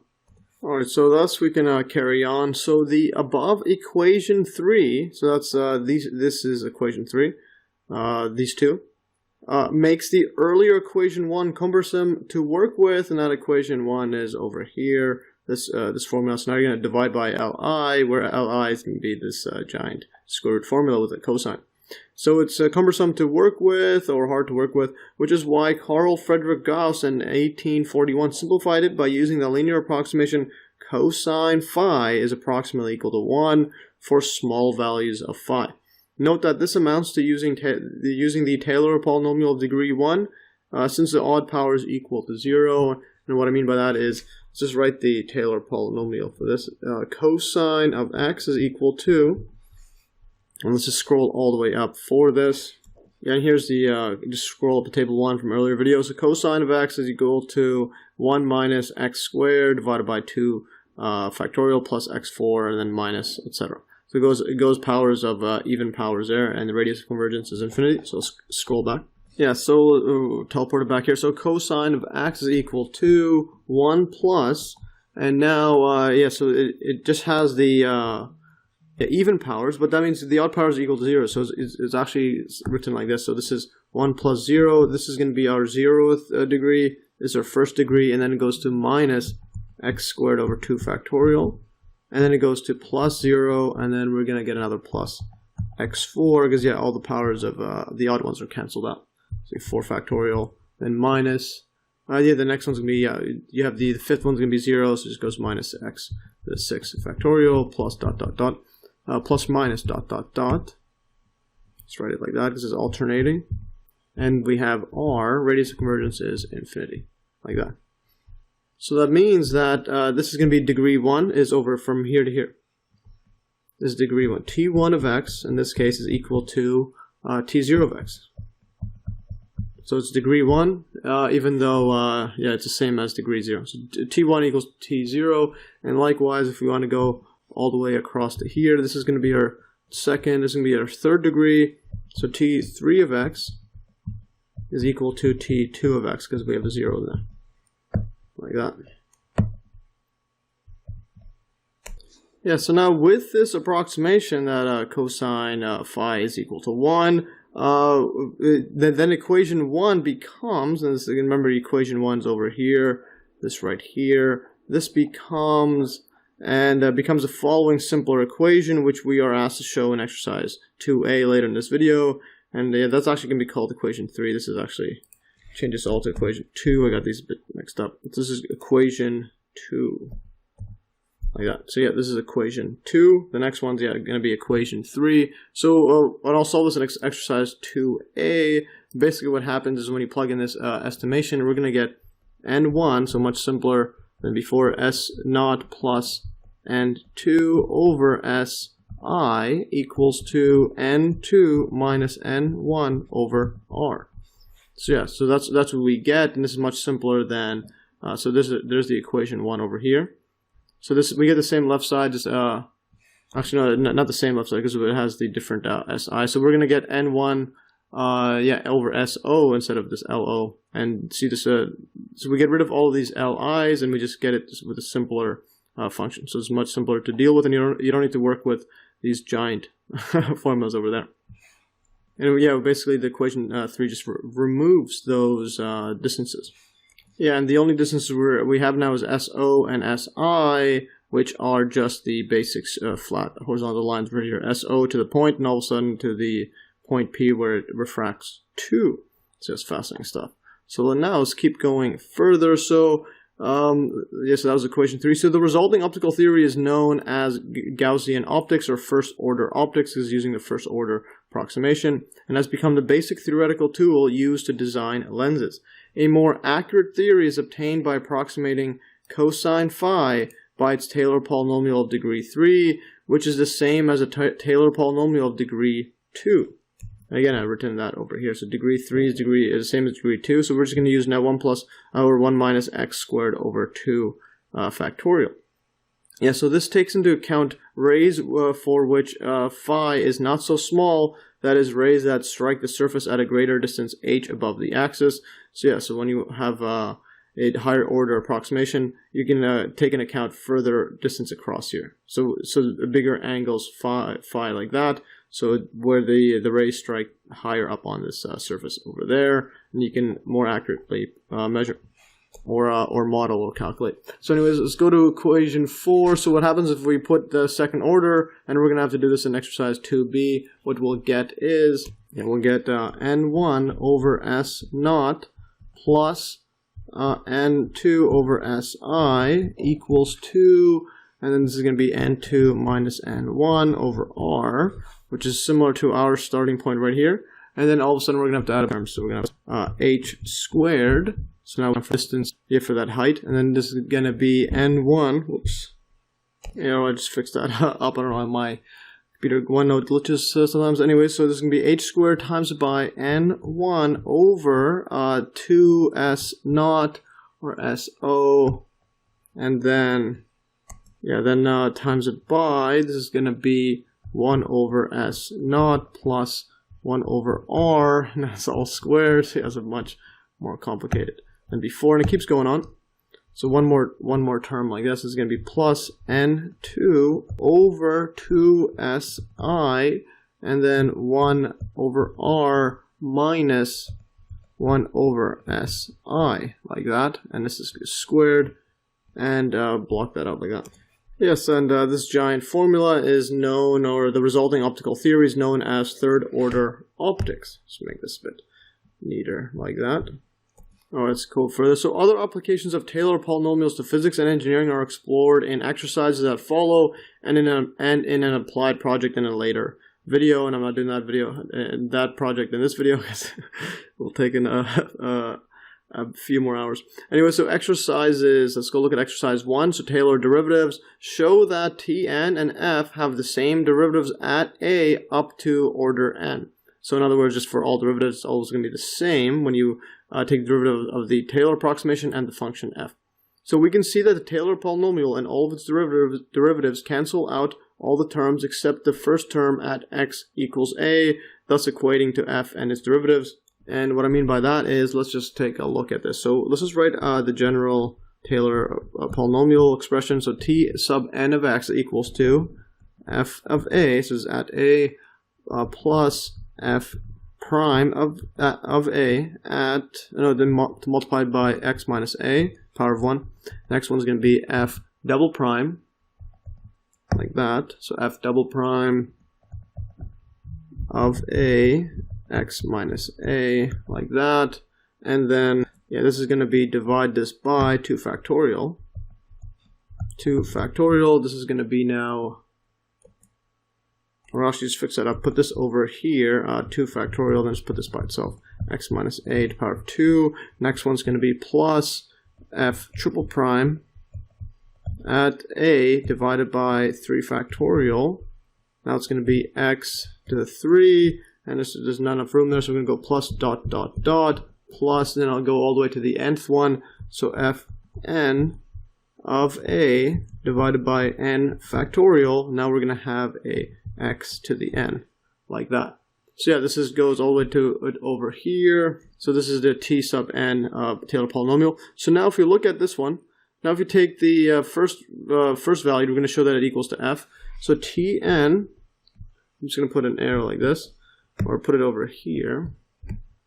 So wherever we put it, yeah. So the first one, or just put it, like this. So Tn at a, when you plug in a, these all cancel.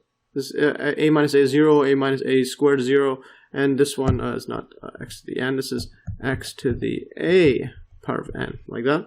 So when you plug in a inside, this goes to 0, it vanishes. So what we get is this all goes to 0, so it goes f of a. So this one is equal to its derivative, or equals to its 0th derivative. So it can be considered as a 0th derivative. So it states show that t sub n and f have the same derivatives at a up to order n. So this is order 0. So this is correct. Now the next one, if we take the derivative, so now t n prime of x equals to derivative of f of a is a constant, that's 0. This is a constant 0. This one's going to be, well, this is x minus a, derivative is just 1, so it becomes f prime of a, like that. And plus, plus this is going to be now, this 2 goes down. Okay, so it becomes 2 over 2 factorial. And this is going to be just a constant f double prime of a. And then times it by x minus a, and then power of 1, so you subtract the power. The next one is going to be plus, this 3 goes down. Yeah, just put the 3 down, let's move it over. So 3 over 3 prime of factorial. Now it's going to be f triple prime of a times it by x squared. So we take minus the power using just the power laws. And then make more space, so plus dot dot dot plus f sub, f the nth derivative at a divided by n factorial, but then this xn goes down, so the n power goes down, we're taking the derivative, so let's just write that a bit better. So the n goes down, and then we're still going to have our nth derivative at a, and then now it's going to be times it by x minus a, then n minus 1, so we subtract the power, it's using basic power laws, and now when we plug in t n of a at a, inside everything else vanishes but the first term. So as I stated here, everything vanishes except the first term. So all the derivatives cancel out, all the terms except the first term at x equals a, thus equating to f and its derivatives. So here's equates to f. This one's going to be, this can be by itself. So all these just vanish, and we're just left with f prime of a. So we got this one's correct. Now the next one, take the derivative again. So t sub n double prime of x. This goes to 0. Now take the derivative. This one just is 1. And this is a 2 over 2. 2 factorial is just 2. So that's just going to be, it's going to be, well, just for completeness, just put this 1 down. So put the 1 down, and then x minus a to the power of 0 is just 1. So it just vanishes. So in other words, we get a 2 factorial over a 2 factorial. And then we get a f double prime at a. And now the next one's going to be plus. Now this 2 goes down, so 3 times 2. And then over 3 factorial, and then this is going to be f triple prime at a of x. And also, I forgot to do, I keep making a mistake. This is going to be x minus a squared. This is going to be x minus a squared. It's squared like that. And there's not enough room there. I'm just going to put over here plus dot dot dot plus, and now the next one's going to be n. And now n minus 1. N minus 1 goes down. N minus 1 over n factorial, like that. And then we're going to have a f and a, so that's just a constant, all stays the same. Now the power rule again, this subtracts 1, n minus 1 minus 1 is minus 2, like that. So that's what we get. And then when we plug in a inside this one, so we get t, this double prime. Let's write this better. T sub n double prime at a equals 2, and now plug this inside. Yeah, these ones all, this is just cancels, becomes f double prime of a. Then all these other ones cancel. This a minus a is 0, a minus a power of n minus 2 is still 0. So this is it. So that's equal to its derivative. And now the next one is, let's keep going. 1, 2, 3 of x. This equals 2. Take the derivative again. These are just constants. It goes to 0. This one here, the And also this one's going to be a 1, so you have to subtract a power, so that this 2 goes there and then subtracts the power. So yes, my bad for making that many mistakes in a row. So anyways, well, as long as they're corrected still. So this is going to be 3 times 2 times 1. It's going to be just 3 factorial when you take this 1 down. Regardless, it's the same thing. So 3 factorial, and then f triple prime of a, and then this power of 0, that's just, it's just vanishes equals to 1. And then plus, dot, dot, dot, plus, the next one's going to be n, and you can see the pattern n minus 1. This power goes down, n minus 2, all over n factorial, and this is going to be our f n at a, like that. Let's write this better. Fn at a, and this is going to be x minus a, power of n minus 3. Alright, so now continuing further, you can plug this inside. Again, you're going to get the exact same thing. You can see the pattern. F triple prime at a, this factorials cancel, and we're just left with f triple prime at a. That's equals the same thing over there. So then, yeah, this becomes this check mark. That's correct. And now, yeah, now do the last one just to see the pattern. It's going to be now dot, dot, dot, all the way up to t of nth derivative, t sub n of nth derivative at x. This equals to, all right, let's do this again. This equals to, yeah, so this the nth derivative. As you can see, the 3 is going to go down. It's going to keep going down until you get to 1. So in other words, I mean, until it gets to n, which is equals to x minus a, power of n minus n is 1, and then even further than that. No, actually, I mean n minus n is 0. So it gets to the 0, and that becomes the whole thing equals to 1. So we're eventually going to get to, and you can see the patterns. It's just going to get to n factorial over n factorial. Yeah, of this is going to be f of a. Yeah, this is going to be f nth derivative at a, like that. And then you plug this inside. Is going to be t sub n equals to, this is at a, yeah, it's just equal to that. So the nth derivative is just equal to that. The n's cancel. Okay, so at any value it's going to be the same thing, because you've removed every other term, like that, and check mark.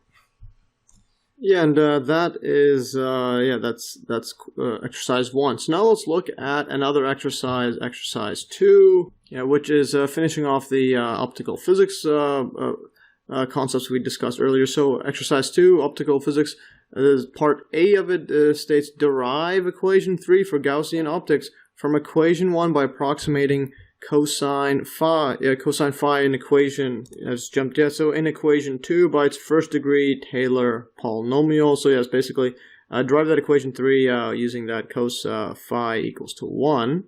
Yeah, so in equation by its first degree Taylor polynomial.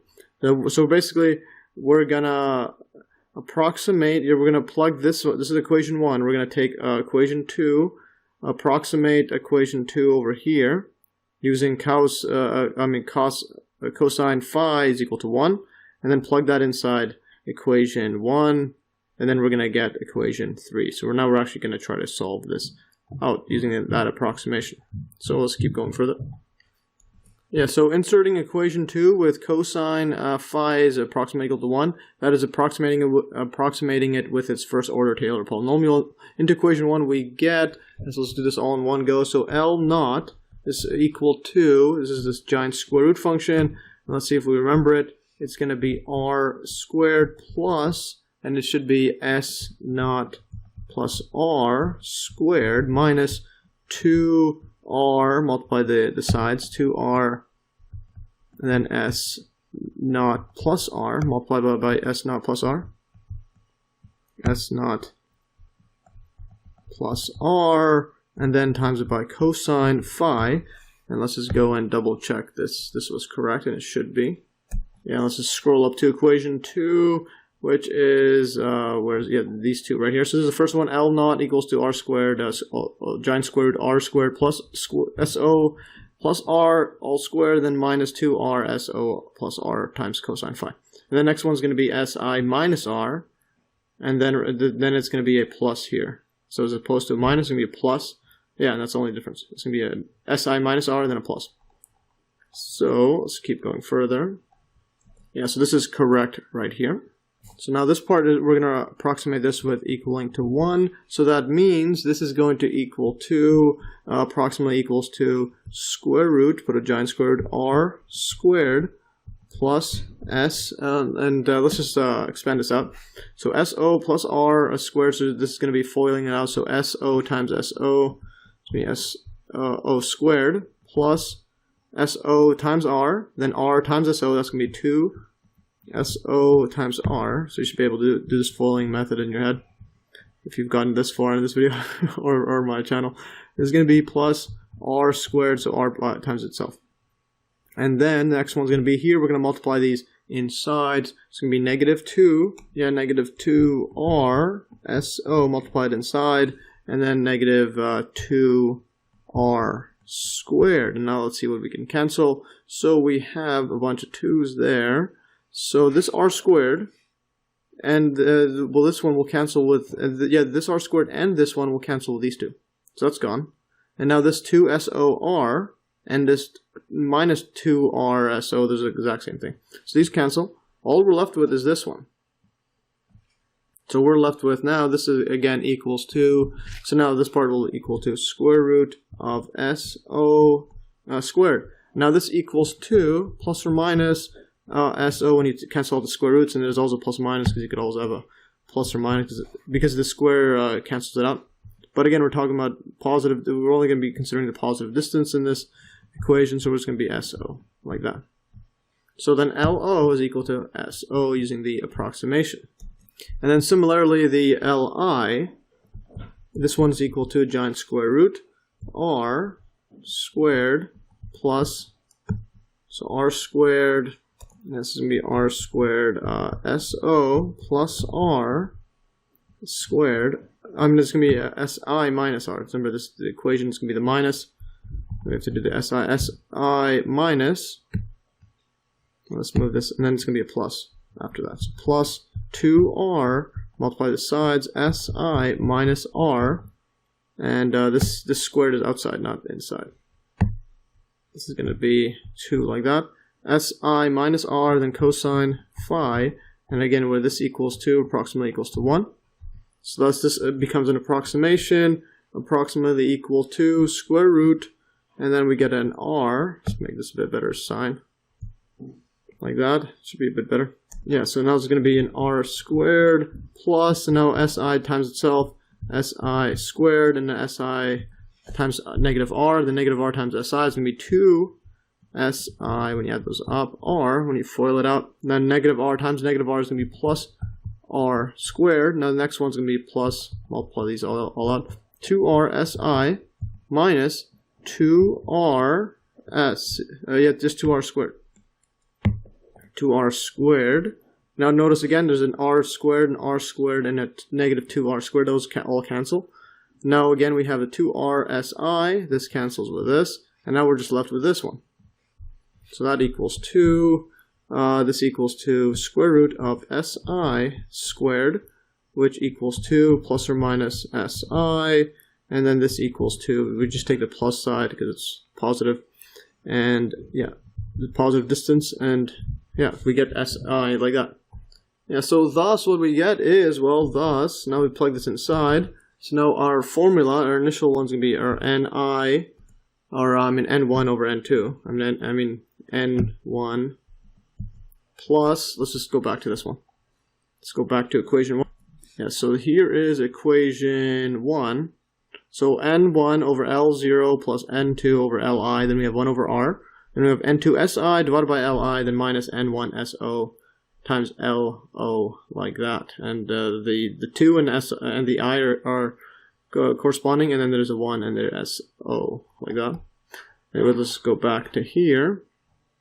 So let's write this down. So thus Ni over LO, and then plus, this is going to be, the next one's going to be plus N2 over Li, this equals to 1 over R, this is just equation 1, and then times it by N2 Si over Li minus N1 S naught over L naught. So that's equation 1. Now we plug this all inside, so we have our LOs. And yeah, so our LO is equal to SO. That's LO equals SO. LI equals to SI. So let's just write that all down. So thus we get, thus that equation becomes, so it just becomes N1 over SO, like that. So the distances become the flat ones. Let's write this a bit better. Plus N2 over SI, which equals to now 1 over R. Yeah, this is going to become, well, when you plug in Li inside here, this is SI, these just cancel. I'm just going to put this as R like this, and times it by N2 times SI over Li is SI. So this cancels, minus N1 SO, L, this is going to be L, SO. This cancels. So we're left with is this equals 2. I'm just going to put this all in one go.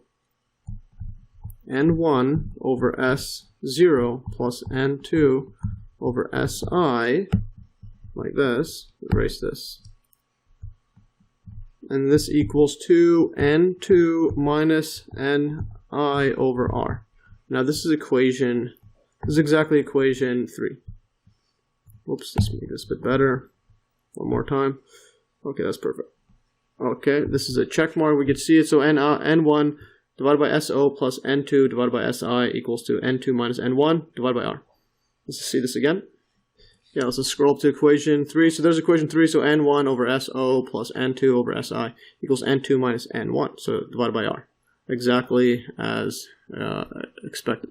So let's keep going further. Let's look at part B. Alright, so now, yeah, let's look at part B, and here's part B. It says, show that if cosine phi is replaced by its third degree Taylor polynomial in equation 2, then equation 1 becomes equation 4 for third order optics. So again, same thing, but now we're going to use the third degree as opposed to the first degree. And again, recall that the third degree, let's just scroll up to it, the third degree is over here. It's going to be just 1 minus x squared over 2 factorial. So instead of 1, we replace it with x squared minus, 1 minus x squared divided by 2 factorial, and it's a third because the third one is 0 there. So yes, fascinating stuff. So this third is the same as the second in this case. So let's just do that again. So, and I have this ingrained into my brain, so I can do this by memory. So L naught equals 2 r squared, then it's going to be r squared plus r plus, this is going to be, SO, like that, squared. Or actually, it was written the other way around. S naught plus r squared minus 2r SO plus r, and then this is cosine phi, like that. Now we're going to replace this part right here, so this one's going to be roughly equal to 1 minus, this is going to be 1 minus phi, so then instead of x squared, instead of x, this is phi, so phi squared over 2 factorial, which is just 2. So just leave it like that.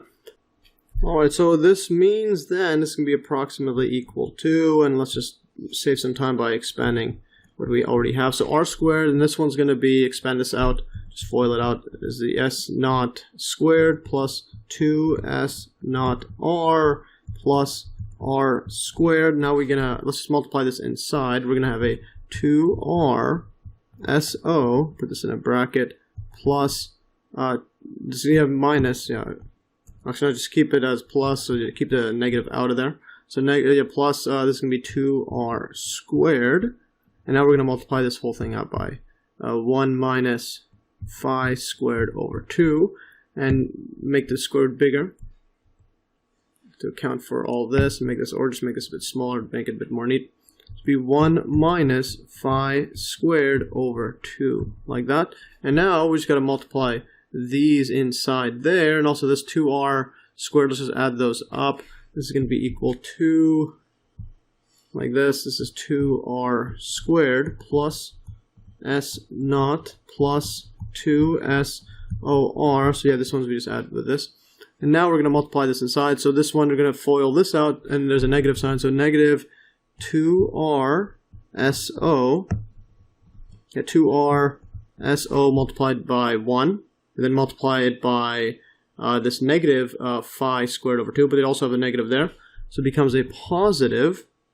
So we multiply this by that and this by that. Now it's going to be a positive 2 over 2 RSO times it by phi squared. Now the next one's going to be over here, 2r squared. So plus, but then there's a minus 2r squared minus, then multiply by this and by that. Minus 2r squared, and then let's keep this one's got to expand further, further like that, and now we're going to multiply it by inside this negative 1 there, but there's a positive there. It's going to be negative times a negative. It's going to be positive 2 over 2. Just keep the 2 over 2 just to show that they cancel. Then this is going to be r squared phi squared like that. So now what we have is, let's see what ends up canceling. Yeah, so we get, well, this 2r squared is going to cancel with this negative 2r squared. That's the obvious one there. Now we have a plus 2 SOR and a minus 2 RSO, the same thing. Those cancel. So now what we're left with is that also these 2's cancel. These 2's cancel. We're going to be left with, right here is going to be, this is going to be equal to square root, and this is going to be, well, all we're left is this one, and this, and this. So we're going to be left with SO squared, and then plus RSO phi squared, and then plus R squared phi squared. So that's what we're left with right now. And now let's continue further and now look at the Li. So the Li is equal to square root, and then we're going to use the same approximation. And this is going to be r squared plus, remember this one's going to be Si minus r all squared, and then it's going to be plus 2r and then Si minus r. And now let's just do the approximation now, and let's just save time.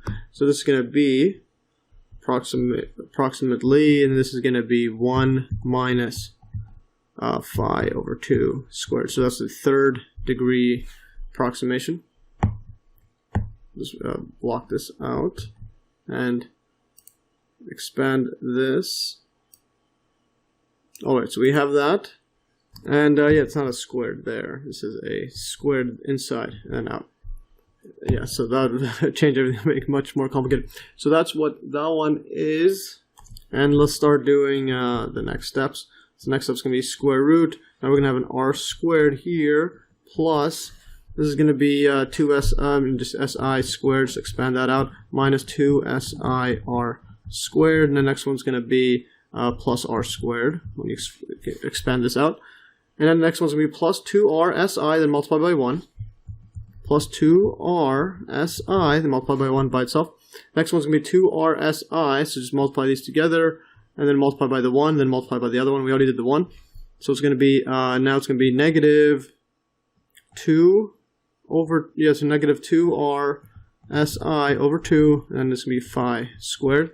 Next one's going to be 2r times negative r, and then times it by 1. So this one's going to be times it by, well, this and this. Let me just circle this. This one, and then multiply by this and that. So it's going to be plus 2r squared, 2r squared, and then it's going to be 2r squared. It's going to be a negative there. So we have to include the negative. Negative 2r squared. So negative 2r squared, but there's a negative there, it becomes positive. So negative 2 over 2, it's going to be r squared and then phi squared. When you multiply by this one, there's a 2 there. And that is it. Let's just expand this. Alright, so now that we have this, let's do some cancellation. So we have this this r squared, and this one will cancel with these two. Yeah, so those two r squareds will cancel with this negative 2r, 2r squared. Now the next one's going to be negative 2sir. Will cancel with, well, this one here. Just 2r si is the same thing. Now these ones will cancel, and then all we're left with as usual is this one, and this one, and this one. Yeah, so then this equals 2, and now it's going to be a square root si squared, and then minus, this is going to be r si oops, r, erase that, yeah, r si phi squared plus r squared phi squared. And yeah, notice the difference or the similarities. This is si squared, and it's a negative rsi, then phi squared, versus this one here, above this one, for the LO is s naught squared, so si squared, and it's going to be plus rso phi squared, and the next one's going to be plus r squared phi squared. So that's what we have right now. Yeah, and now the next step is, well, now that we have these formulas for L naught and Li, so anticipating that we will use the binomial series expansion for the hint given, we can write our expressions for L naught and Li as follows. And remember the hint right here above. So the hint says use the first two terms in the binomial series for L naught to the power of -1 and Li to the power of -1. And again, the reason it's power of -1 because remember this is our equation 1. And we have this 1 divided by L naught. That's the same thing as L naught to the power of -1. And also this 1 divided by Li, and this is also 1 divided by Li, and so on. And binomial series is, we want to write this in a binomial series form, and I'll show that in a bit. And also use phi is approximately equal to sine phi. So let's just jump right in. So anticipating that we will use a binomial series, let's just write it down. So binomial series. And this is, let's just use the first two terms because I already have this ingrained in my head. So this binomial series is just 1 plus kx, 1 plus x to the power of k. And remember, it's going to be the binomial coefficients, which was, this is going to be approximately equal to 1 plus, the first one's going to be kx. The next one's going to be k times k minus 1 times x squared divided by 2 factorial, but we only want the first two, so this is approximately equal to this. So that's a binomial series approximation over there. And now we want to write this in terms of this, basically, because we have this power of, the square root is just power of -1/2. It's power of 1/2. We want this, we're going to have to do the power of -1/2 once we flip it upside down. But first of all, we're going to take this and we're going to try to rearrange it so that it looks like this. So let's just take this L naught, which is this one over here. So we get L naught. So this is approximately equal to, from our earlier approximation, square root, and this is going to be a giant square root of s naught squared plus r so phi squared plus r squared phi squared, and we can just do a quick double check. This is a lot of terms, so move this over, and that is over here. So s naught squared plus r so phi squared plus r squared phi squared. And that is exactly what we have here. Now what we're going to do is we want a 1 there to get this 1. So this is the obvious one, is the SO naught. S naught squared. So we're going to multiply top and bottom by SO squared over S naught squared. So nothing changes. We're multiplying by 1 so that we can move this in the front. Now this one, we're going to divide this into both of these. It all goes inside the square root because they're all the same power, the square root. So this equals to square root S naught squared. That's just this top part. And now this is going to be, inside is going to be a square root. Now we're going to have a 1. So S naught squared divided by S naught squared is 1. The next one's going to be, well, R. And then the S naught goes away. We're just left with a S naught at the bottom. So R phi squared over S naught. Then this is going to be R squared phi squared over S naught squared. So that's what we have over there. Let's make a bigger square root sign. Like that. And now this equals 2 plus or minus, and we're going to take the plus because it's a positive distance right there. But I always do this just because you can take a square root, it could be positive or negative, because negative times negative is going to be positive. Same thing as positive times positive. So now what we're going to have is, I'm going to factor out the phi, so 1 plus phi squared. Now we're going to have a r over s naught plus r squared over s naught squared. Put a bracket. And now this is our formula.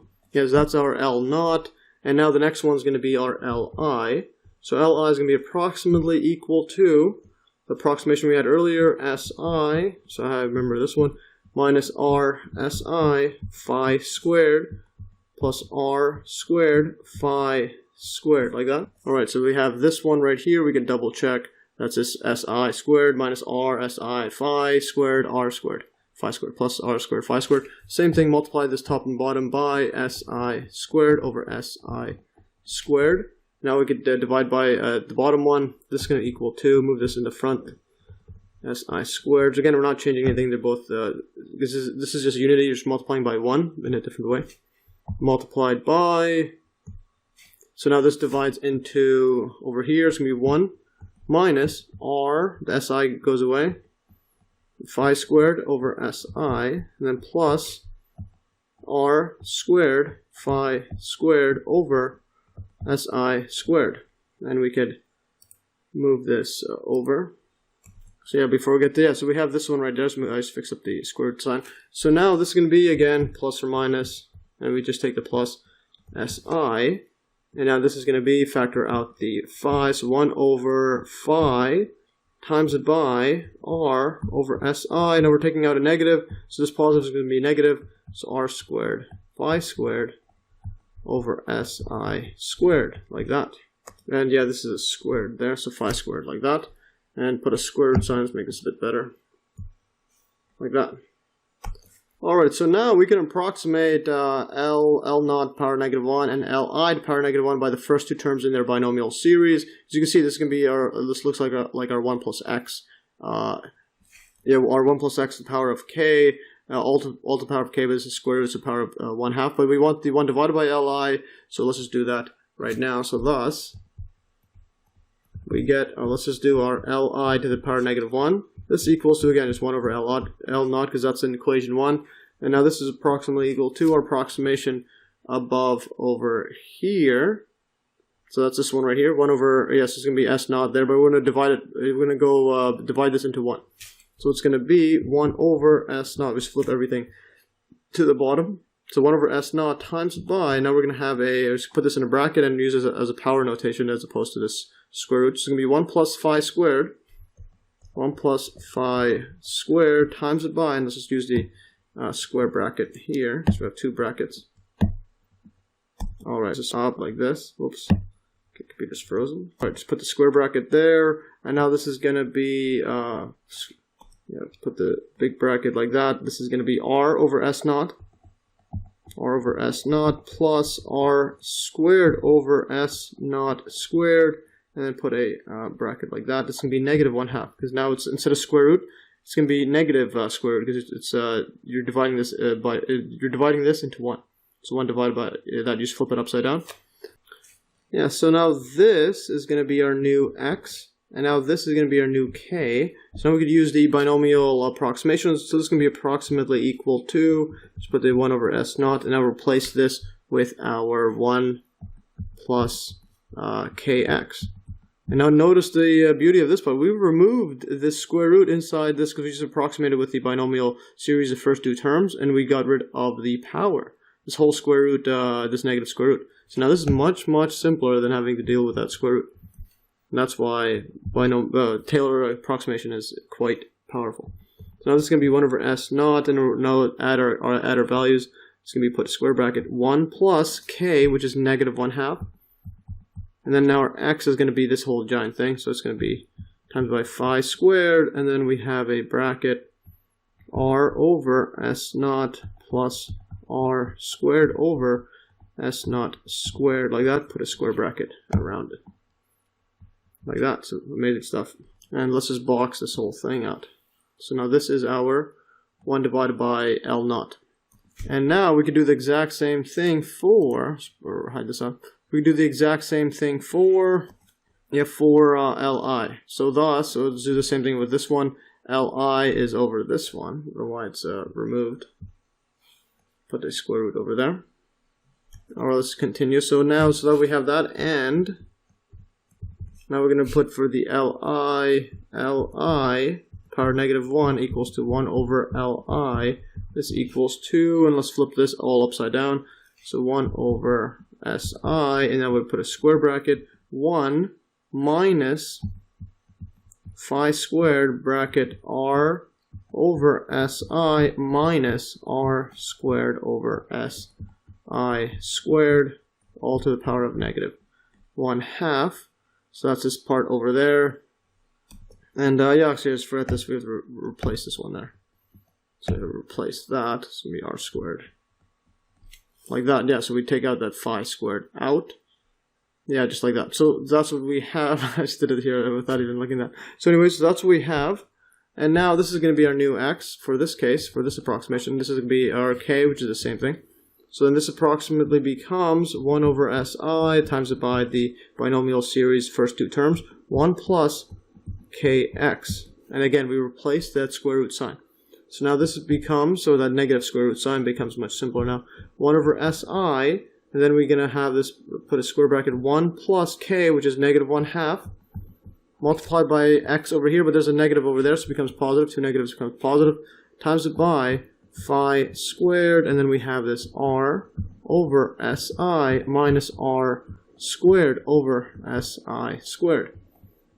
Put a bracket like that. And now let's just box this whole thing out. So this is our 1 over li. Yeah, so that's what we have now. We have all this, and now let's do put this all into equation 1. So that's equation 1 becomes, and let's just write equation 1 first, which was, let's see, this is equation 1 over here. So n1 over L naught plus n2 over Li, then equals to 1 over r times n2 si over Li minus n1 so over Lo. So let's just jump right in and do that. So this is our equation 1. So n1, so n1 over so plus n2 over Li. This equals to 1 over r. And now we're going to put a bracket. And it's going to be n2 s1 over, no, I mean n2 over si, n2 times si over Li minus n1 so over, this is going to be L naught, like that. And this is our equation 1, and I'll just double check quickly. So this is our equation 1, and so we want equation 4. So we're going to plug in the new approximation using the binomial series and the and also the third degree Taylor polynomial and the second degree binomial series. So this is what we have. Let's just double check that again. Yeah, so this is what we have. So n1 over L naught plus n2 over Li equals 1 divided by r times n2 times si over Li minus n1 times s naught divided by L naught, like that. So that's exactly what we have. And now we're going to replace all of these LOs and LIs. And this is a 1 over L naught, like that. Yeah, so that's 1 over L naught. Let's see that again. Yeah, so L naught, not S naught. Okay. So now that we have that, just a bunch of subscripts. So now we're going to put this all into one. We're going to replace all this with approximation. So now we're going to replace this, with our approximation. So we're going to put n1, and then n1 is going to be times it by, well, 1 over L naught. And 1 over L naught is over here, so we're going to have an SO there. SO, giant bracket, 1 plus, 1 minus, 1/2 phi squared, and then those terms over there. So 1 minus 1/2 phi squared, and then this is going to be R over S naught plus R squared over S naught squared. Let's write this better. All bracket like that. And again, we don't have the square root anymore. So now this is going to be plus n2 times or divided by li, or times by 1 over li. So multiply by here. So this is going to be si over here, and then this is going to be bracket 1 plus 1/2 phi squared times by r over si minus r squared over si squared, bracket. Yeah, so now this is only just the left side of the equation. So now the next one's going to be, this whole thing's going to equal to this part here now. I'm going to multiply this 1 over r inside. So we're going to have a 1 over r, or actually, better yet, remove the 1, multiply this inside. It's going to be n2. n2, the next one's going to be si. Then divided by, well, Li is over here. This one's the Li, so we have an Si over there. So remember, Li has an Si. So it's going to be Si, and now we're going to multiply this by bracket 1 plus, and this whole thing is 1 over Li, so it's going to be 1 over 1/2 times by phi squared R over Si minus R squared over Si squared, bracket plus. And then the next one's going to be, well, multiplying this 1 over r inside. That's going to be negative. It's going to be negative 1 over r times the side there. So we're going to have it as, alright, so we're going to have it as, this is going to be minus, and yeah, so n1 divided by r, so n1 over r times by SO over, now we're going to be, LO is going to be, well, this is our LO with that SO at the bottom there, so it's going to be SO there. SO bracket, now 1/2 phi squared r over S naught plus r squared over S naught squared, bracket, close bracket. And now we're going to start having to multiply. Yeah, so we're going to do that, multiply this out inside. So let's just keep scrolling down. This one's going to go down here.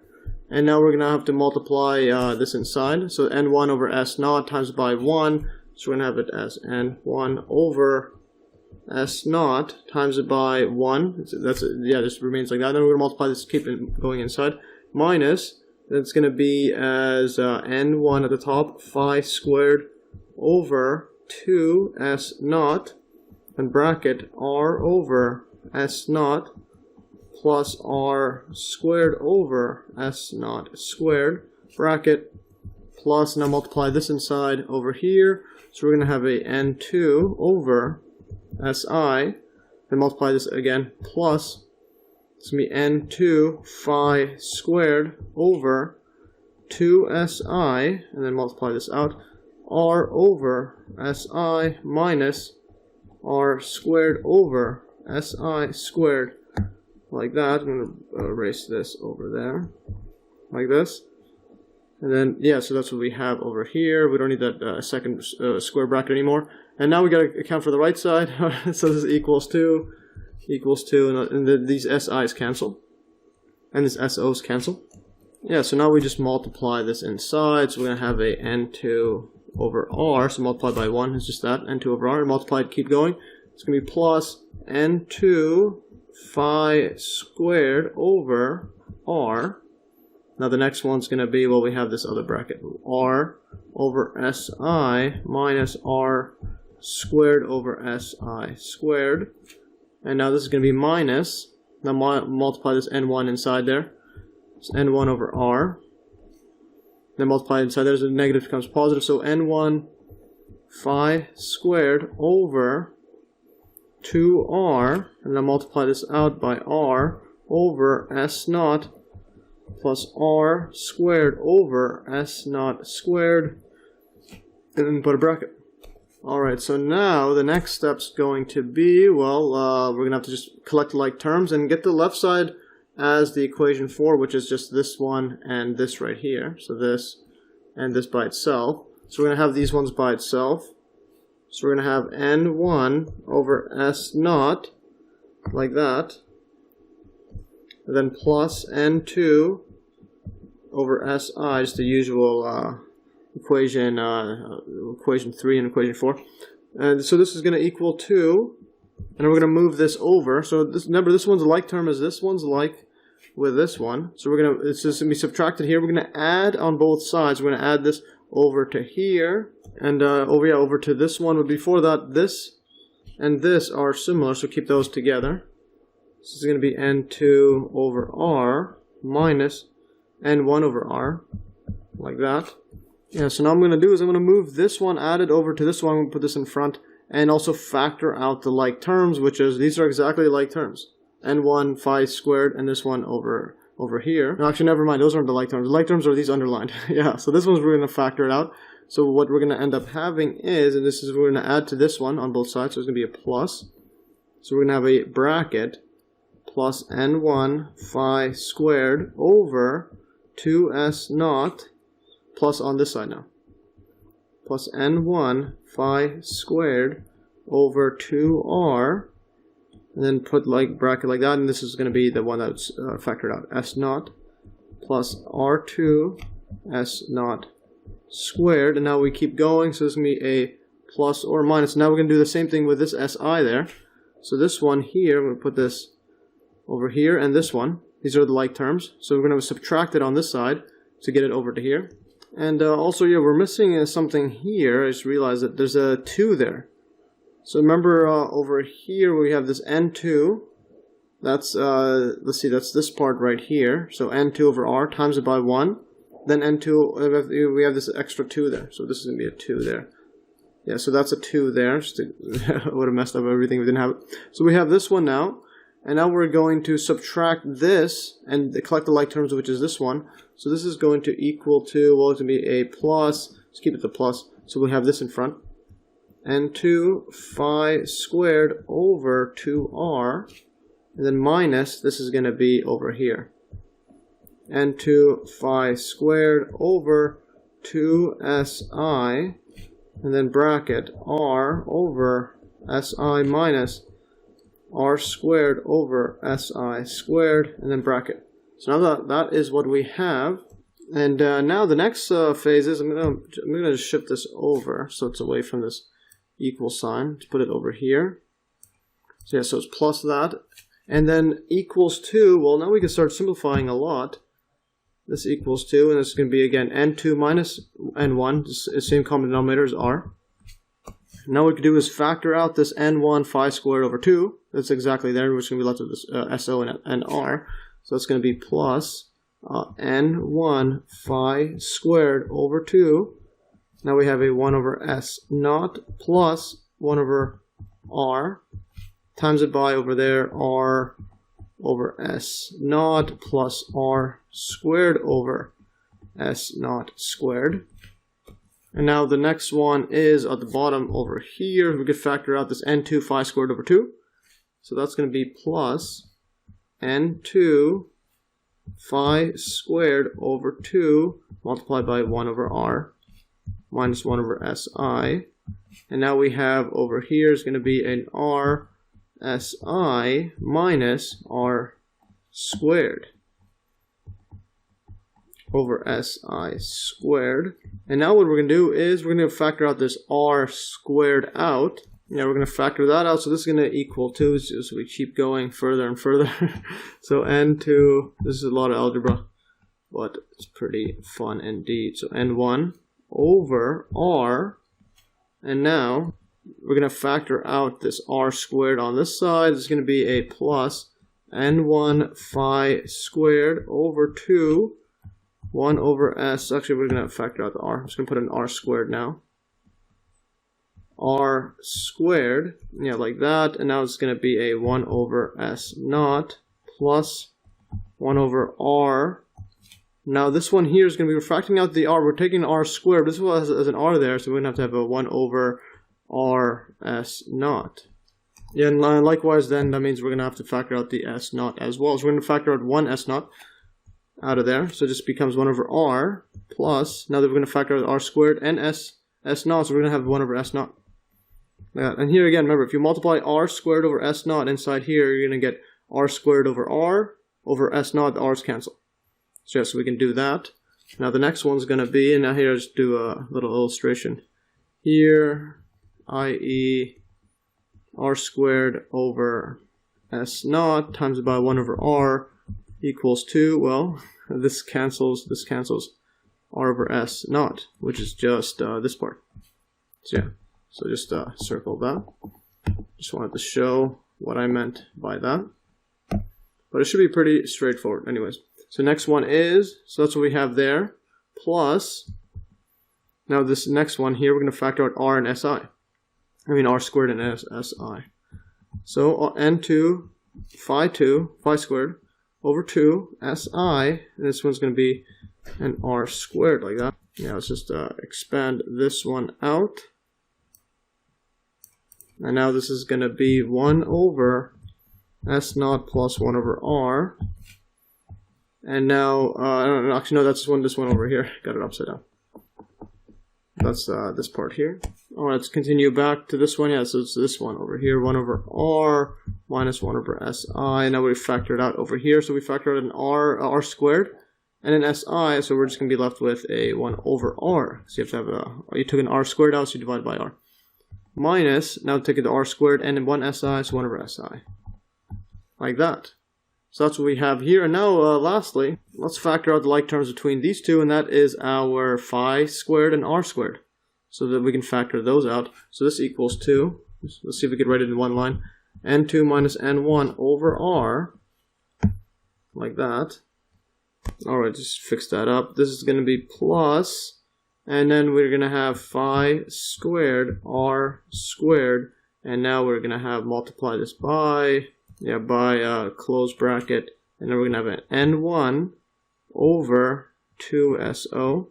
Yeah, I just left a 2 there just because the equation 4 left it in. So this is going to be now 1 over s naught plus 1 over r naught, and then this is going to be, actually, yeah, we just realized these are the same things. 1 over r minus 1 over si is the same as 1 over r minus 1 over si. And here 1 over s naught plus 1 over r, and then 1 over r plus 1 over s. Oh, that's just squared. Yeah, so just square that. Then plus, and the next one's going to be, well, this is going to be an n2 over 2si. So it's supposed to n1 over 2so, n2 over 2si over 2si times it by 1 over r minus 1 over si, all squared, and close bracket. And yes, that's what we have there. And let's just bring down what this was. So n1 over so plus n2 over si. So this is going to be n1 over so plus n2 over si. Yeah, like that. So that's what we have over there. Put this as a subscript. Alright, so now that we have all this giant formula, the next step is now to apply the second hint that we were given, that is to use the approximation phi is roughly equal to sine phi. We first need to look at the refraction figure again, and the reason for that is let's just scroll up. So this is what we have so far, but equation 4 is a bit different. Yeah, so here I'm just jumping all the way to the refraction graph like that. So we need to, we have this phi like that, and the equation 4 had, let's just go to the equation 4, had an h in there. So here's equation 4, there's an h squared there. Remember, h is the height. So to account for the height, well, we know that there's the h there, there's the phi, we could use sine. So sine of phi is equal to h over r, the opposite over hypotenuse. So there is our h. So now we could approximate that. Now we can jump back in. Alright, so now let's just see what if we memorize it. So we have our spherical interface like that. We have the point A, and then we have the center of this circle is C. Is C like that. This is distance here is R, same thing as here is R. And now this height is H, like that. And again, this lines up with our starting point S, but we do not need it. Yeah, so that's just our starting point S here, or our starting point of the wave. But anyways, all we need is over here, and we know this is phi. So that means, well, sine phi is opposite over hypotenuse. This equals to h over radius r, like that. So thus if we were using the approximation phi, yeah, so put it over here. So thus, if we're approximating phi is roughly equal to sine phi, for small enough angles, this is going to be equal to or h over r. So that means then we could just solve for our we could solve for our h value. And what I mean by that is, well, we know that in our equation we have phi and we have r, and we have a phi and we have an r. So just move this over to this side. So this becomes, yeah, so then this becomes over here, and yes, move it over there, and this whole thing becomes h is equal to, well, since it's an approximation, so h is roughly equal to phi r, like that. And then now if we square it, so then if we square it, h squared is roughly equal to phi squared over r squared. So in other words, we have a value for h. So this is, I'll box this out like that. And then this is h. This is h squared. So if we could replace the whole thing with h squared. So thus, yeah, so now plugging this into our derived formula above gives us the desired equation 4. So let's just write this whole thing out. So it's going to be n1 over s naught plus n2 over si equals 2 n2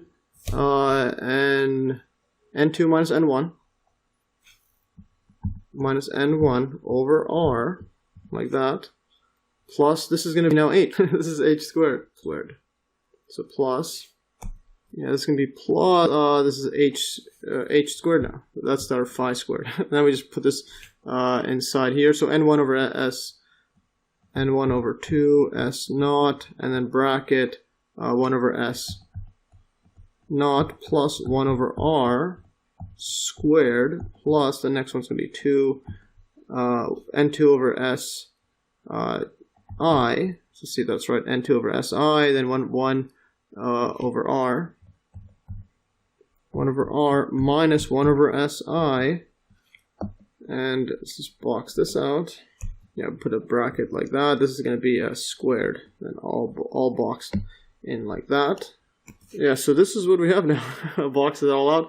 And let's just double check one last time with the equation 4 all the way up. Let's keep scrolling up. Where is our equation 4? That's equation 3 and equation 4. So there's the n1 over s naught plus n2 over si. Then n2 minus n1 over r plus h squared times in my bracket, box bracket, n1 over s2, n1 over 2so times so plus 1 over r all squared plus n2 over 2si times 1 over r minus 1 divided by si, then all squared. Like that. And it looks like it's exactly it. Yeah, and here's teleport here, and it looks like exactly the same, so I'm going to put a check mark. If you see any errors, let me know. Or don't let me know, because it's pretty good. I'd rather believe it's all right. Alright, so now that we've finally finished this exercise 2, now let's look at another exercise. So exercise 3, and look at electric dipoles. Yeah, so an electric dipole consists of two electric charges of equal magnitude and opposite sign. If the charges are q and negative q, and are located at a distance d from each other, so you have q and negative q like that, and they're separated by distance d. And then the electric field at the point P in this figure, in the figure below here, is E equals to Q divided by D squared minus Q over D squared. This is capital D, and then plus lowercase d. Then this all squared at the bottom there. So yes, this is capital D distance from this charge Q. Alright, and now we're asked over here, so by expanding this expression for E as a series in powers of lowercase d over capital D, show that E is approximately proportional to 1 over d cubed when P is far away from the dipole. And I'm just going to move this figure above just to make it, I think it appears a bit better here. Put it here. And yeah, so there's the figure. There's the electric field at the point P. And yeah, this is just mainstream physics. I have my own take on it, but that's for another video. Anyways, let's keep going further. So now we have to go and check that and show that is proportional to 1 over d cubed, this electric field E, when P is far away. And we're going to expand this expression for E as a series in powers of d over capital D. So solution, we can rewrite the electric field equation to be able to use the binomial series. And yeah, because we have a squared here, we have it's squared at the bottom there, and this is a scenario that we could just factor all out so that the squares outside of it, and then make it as a binomial series, which is a 1 plus x to the power of k. And this will be apparent as we continue further. So let's write this out. So we can rewrite it as E equals 2, so let's just write our equation, q over d squared, like that, minus q over d plus d squared, like that. Alright, yeah, so we have this, just fix it up a bit. So we're asked to, yeah, we're basically given a hint to write it as powers of d over capital D. So what I'll do here is, because we want a 1 plus d over d, we're gonna equals 2, I'm gonna write this as q over d squared minus q, and then this bottom one right here, I'm gonna multiply this out. So d plus d, I'm gonna multiply this out by d over capital D over capital D. So then this one here, we could divide this one inside and leave the other one by itself, squared. Yeah, so we're not changing anything because we're multiplying by 1. So we put this inside both of them, so we're gonna get equals to q over d squared, and then minus, this is gonna be q over Now, so we're going to have a d squared over there. So write this out. So this is going to be capital D divided by capital D is just going to be 1. The next one's going to be lowercase d plus capital D. And now we get, this can be squared, and we could just square out the other d squared outside of it. Like that. Now we could factor out the like terms, which is this one, and this one, and this. And we can just factor out the q over capital D squared, so that we get q over capital D squared, and then we have a 1 minus, yeah, so 1 minus, and then we have this over here. I'm going to write this on the top by putting a -1 there. So I'm going to put this as 1 plus d over capital D, and then this is going to be power of -2, like that. And this is going to be a square bracket, which is multiple brackets. And so we have this now, and now we have our scenario here, where this is our x for binomial series, and this right here is our k.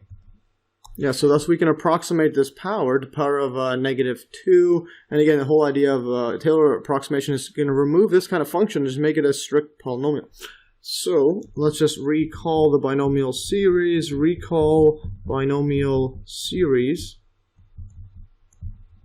Like this. Or I'll just move this this binomial sign over here. And again, since we have this ingrained into our brains, or at least I have. And here, just quickly just pause it and move it over here, just because we need some more room when we write it. So recall the binomial series is going to be 1 plus x to the power of k. And now this one is equal to, remember, it's just going to be 1 plus kx, and then plus k times k minus 1 over 2 factorial. This is going to be x to the, this is x to the squared, like that. And the next one's going to be, this is factorial, plus, and then we have a k minus 1, k minus 2, then x cubed over 3 factorial, like that. And this one here is our x cubed, and it keeps going on and on. So we're going to have a plus, or move this over, plus dot dot dot. Yeah, so that's what we have is when we can approximate this. So d over d is going to, our 1 plus d over d is our x. Actually, no, we get that off. This one is going to be our, that's our x. So we're only going to be approximating this right here as a binomial series. So that's d over d is our x, as we were asked here. So powers of d over capital D. So as a series of these powers. So what we have is, so thus we're going to write this as 1 plus d over capital D to the power of -2. -2, and again, this is our x. This is our k. This is equal to 1 minus 2. K is -2, so -2x times it by, so this is going to be -2d over capital D. And then next one's going to be, well, it's going to be -2, then -3. So this is going to be a plus, a -2 over -3 over, this is going to be 2 factorial. Next one's going to be d over capital D squared. And now what we get here is, well, this one's going to cancel this. We'll get to that in a bit. So now next one's going to be -2, -3, and then minus -2 minus 2 is -4, and this is going to be x over, this is going to be 3 factorial, like that. This is going to be, yeah, this is going to be, let's just erase this, this is going to be d over capital D cubed, like that, and plus dot dot dot. Yeah, and now we can simplify this over here further, but yeah, canceling this up we can. So -2 cancel here, and also this is going to be negative times negative, so that's going to be positive. This one's a 3 negative, so that's going to be negative. So we have a positive first, negative, this is going to be positive, then be negative, and the next one's going to be 4 of them, and it'll be positive, then the next one's going to be negative, and so on. And also notice this 3 factorial is equal to 2 times 3. The next one's going to be 4 factorial, but then we're going to have, it's going to cancel out with the 2, 3, and the 4, and we're just going to be left with the 5. So you can see the pattern that arises. So this is going to equal to 1 minus, this is going to be 2 over d capital D, and then plus 3 d capital D squared. Next one's, all we're going to be left with is the 4, but there's a negative because it's 3 negatives there. Odd number of negatives, so 4. Yeah, this one cancels with this. This is going to be d over capital D cubed. And you can see the pattern. And it keeps going on, plus or minus. The next one's going to be plus, and the next one's going to be minus, dot, dot, dot. Alright, so now that we have this, we can plug this inside our electric field equation. So, let's go back to our electric field equation. So this one here, we got it up to this point, so we could replace now this power. This is 1 plus d over capital D to the power negative 2. So we can replace it. So let's make this a bit more tight. Alright, so let's put this one like that. So thus we have E equals to, and let's put it all together, E equals to Q over D squared. So Q over D squared, and then multiply by 1 minus this whole thing. So we replace this entire thing with these this polynomial. So 1 minus, and then we have this over there. Let's put this bracket. Or as we 1 minus, let's put a bigger bracket here. So we're going to include all these ones. So we're going to throw this one all inside there. And so now what we get is, this is going to be 1 minus 2d over capital D squared plus 3 over D, D over capital D, like that. Let's just fix this up. This is 3, and then plus, this is going to be minus 4 capital D over capital D cubed at plus or minus dot, dot, dot, bracket, close bracket. Alright, so now the next thing that's going to happen is, well, when you subtract this 1, this would just cancel with this, and then all these negatives are going to change up on us, and then well, let's just write it for completeness. So those are going to cancel. This is going to be Q over D squared. So now we could just write this as one giant bracket. And then this is going to be the negative inside there. This is going to be 2D over, so D over capital D squared, like that. I'll show you here, we have the mistake here. This is D over D. Yeah, this is the squared, and then that's not. So this is not squared. This is going to be D, like that. And the next one's going to be, take the negative out, and then negative 3 D over capital D squared. Next one's going to be negative there, plus 4 D over capital D cubed. Next one's going to be minus plus, dot, dot, dot. And put a giant bracket like that.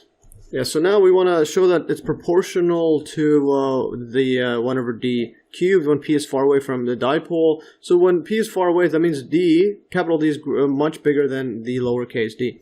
So what we could do is, well, as this gets lower, because if this is much bigger than it, then when you square it becomes much bigger. I mean, this becomes much smaller than this part over here. So we could write this as this. So this part here, so I'm going to look at this case when capital D is much greater than lowercase d, then the D over capital D, yeah, so D over capital D squared plus, so when you square or plus anything else greater than it, this is going to go approaches 0. But it's also going to be much bigger than this D over capital D. So it's approaching 0, and it's this is much smaller. Let's put it the other way, because you're dividing by a larger number. So much smaller than D over capital D, like that. So then we can just ignore all these ones. We just approximate it by ignoring it. So thus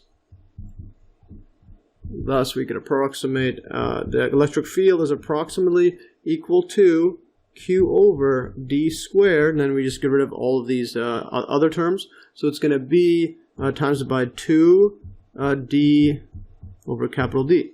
So in other words, this part's going to equal to 2QD, and now we have, yeah, the QD, and this is going to be divided by D capital D cubed.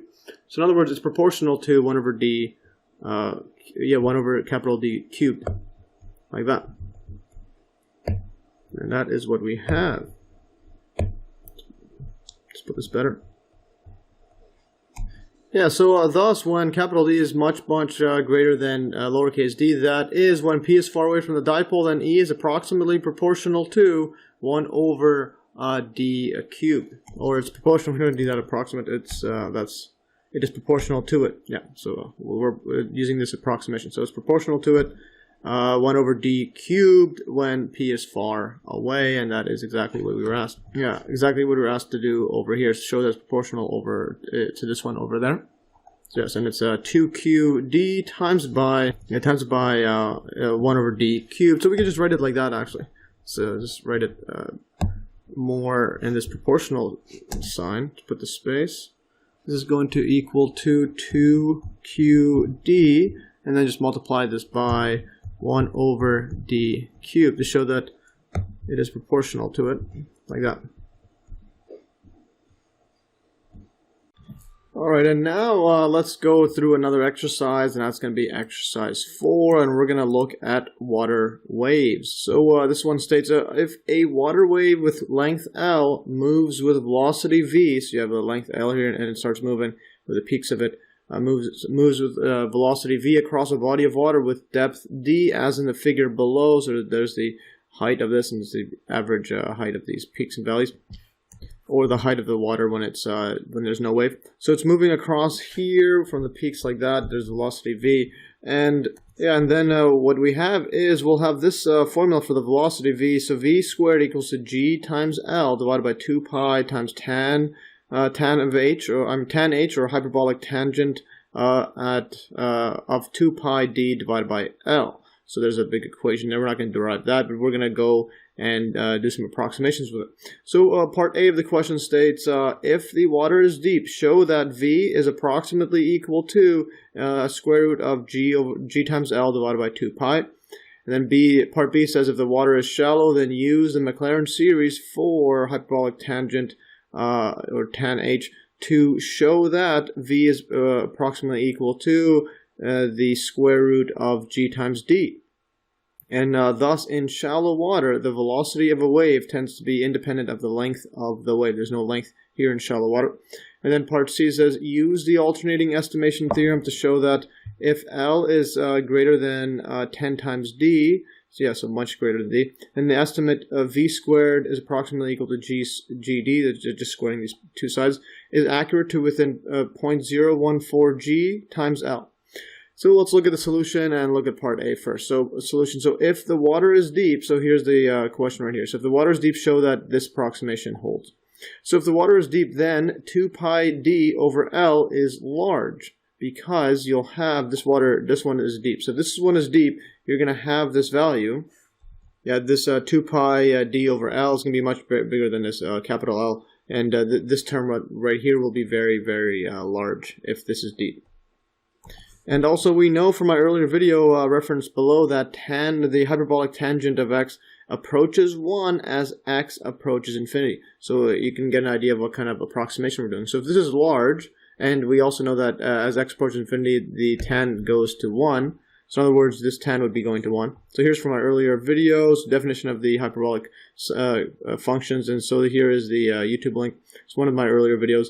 And here's notes archive. So definition of the hyperbolic functions, recall, just defined as, so sinh of x, or hyperbolic sine, is just equal to e to the x minus e to the negative x, all divided by 2. Then cosh is going to be a plus there. So you just have this e to the x plus e to the negative x, and all divided by 2. And then hyperbolic tangent of x is just equal to sinh divided by sinh of x divided by cosh of x. And just like basic trigonometry, but this is the definition. We start off for sine and cosine. And the other ones are the same as the trigonometric ones, the basic ones. And yes, so here's going to be 1 divided by sinh of x, and this one's secant.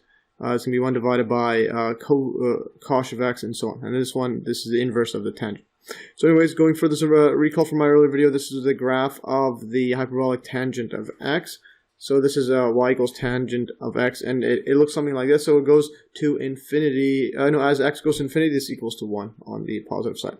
So thus we could use the following approximation for when the water is deep.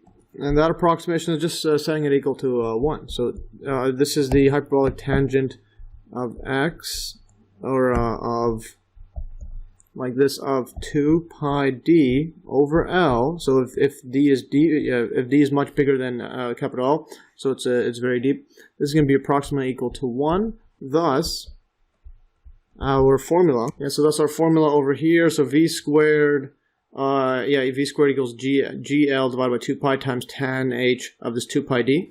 So thus we have, thus v squared, which equals 2, remember that's just GL over 2 pi times hyperbolic tangent of 2 pi d over L. This is going to be, now it's going to go to 1. So I'm just going to just double check again. So GL divided by 2 pi tan h, just 2 pi d. So that looks correct over there. So then this is going to be, well, this is just going to be approximately equal to G, because this is going to be equal to 1. Yeah, as that one is large, so this equals to 1.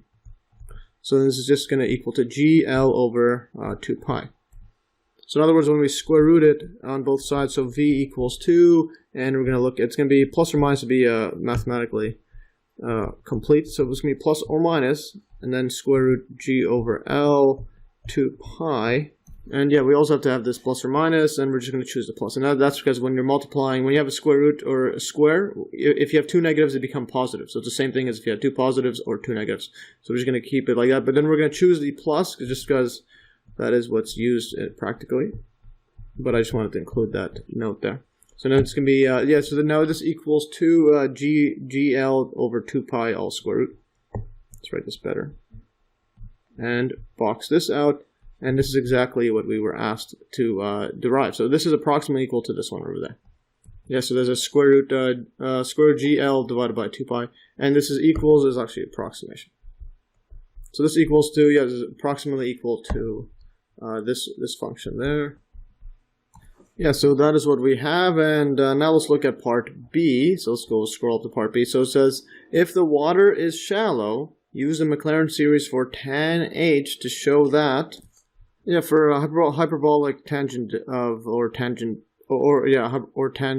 h, to show that v is approximately equal to square root g over d. So now with this approximation, we get rid of this 2 pi there and the L. So we don't have, it's not dependent on the length.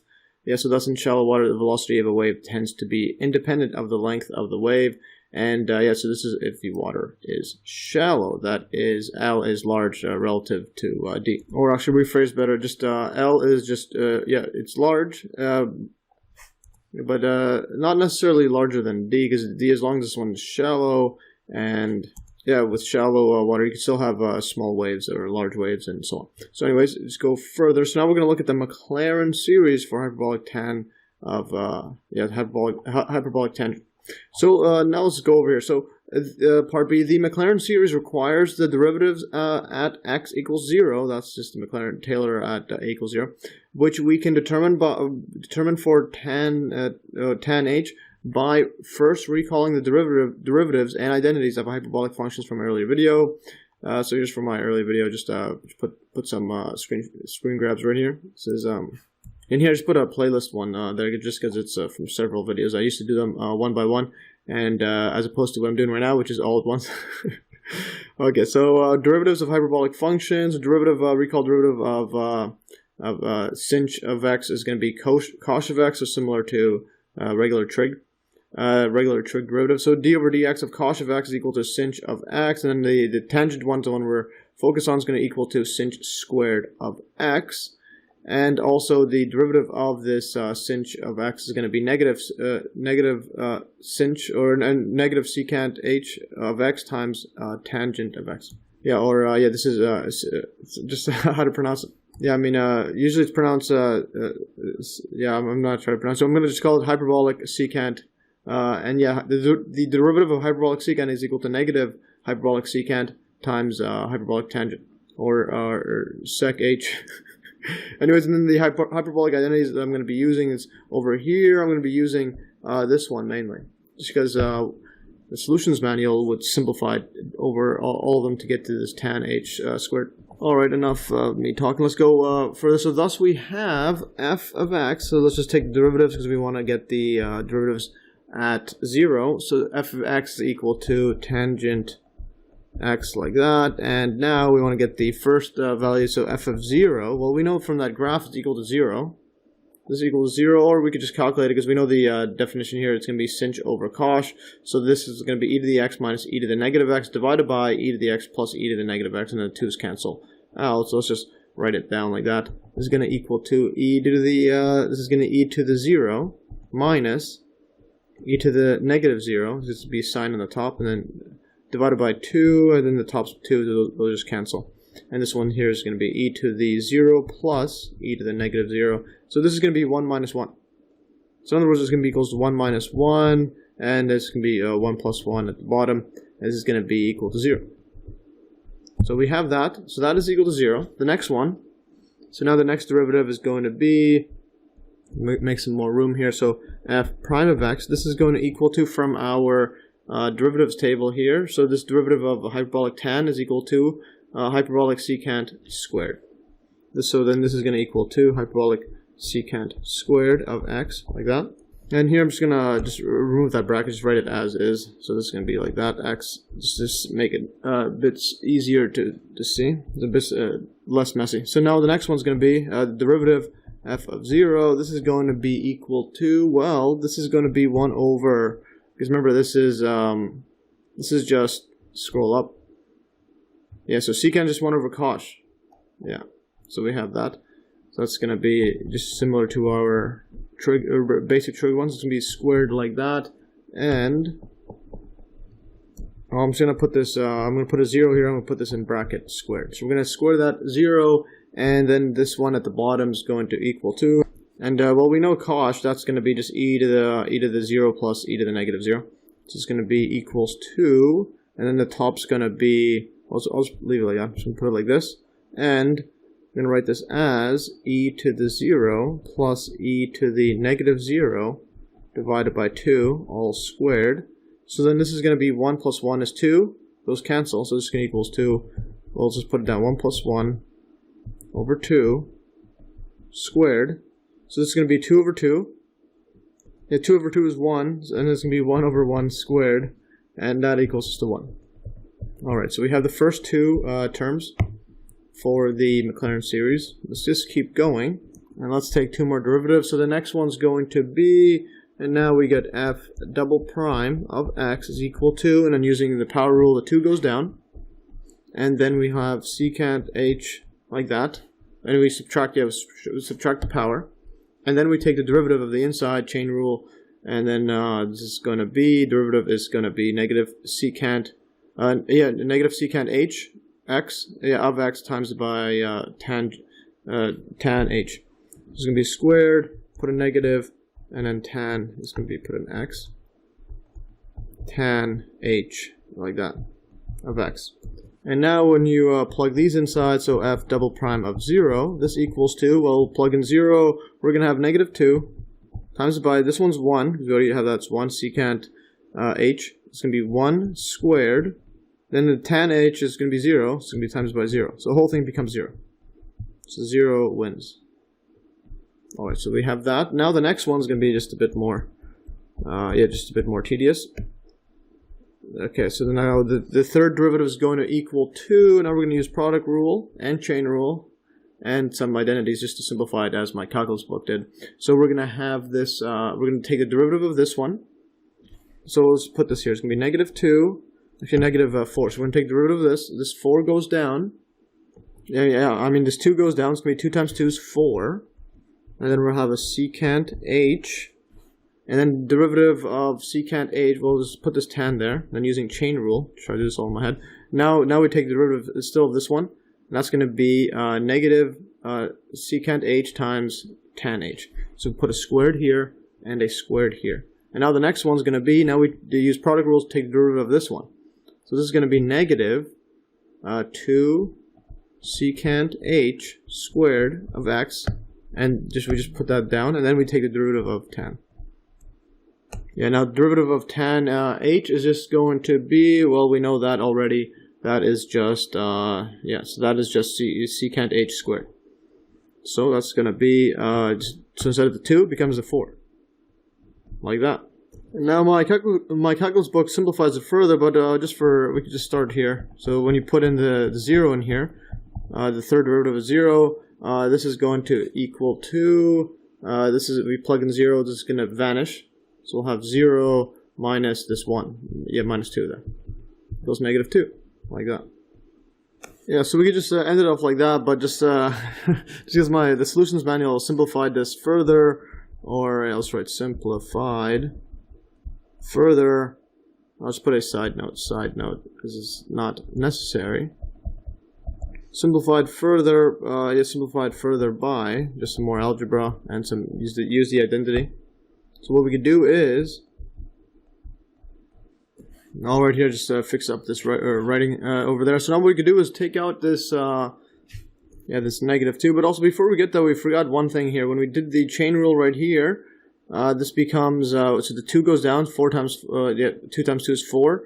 But then this secant h x, the derivative is negative secant h x times tan h x. So there's a plus there. Yeah, so we have that. So now the next step we're going to do is I'm going to take out the like terms, which is this 2 secant squared of x.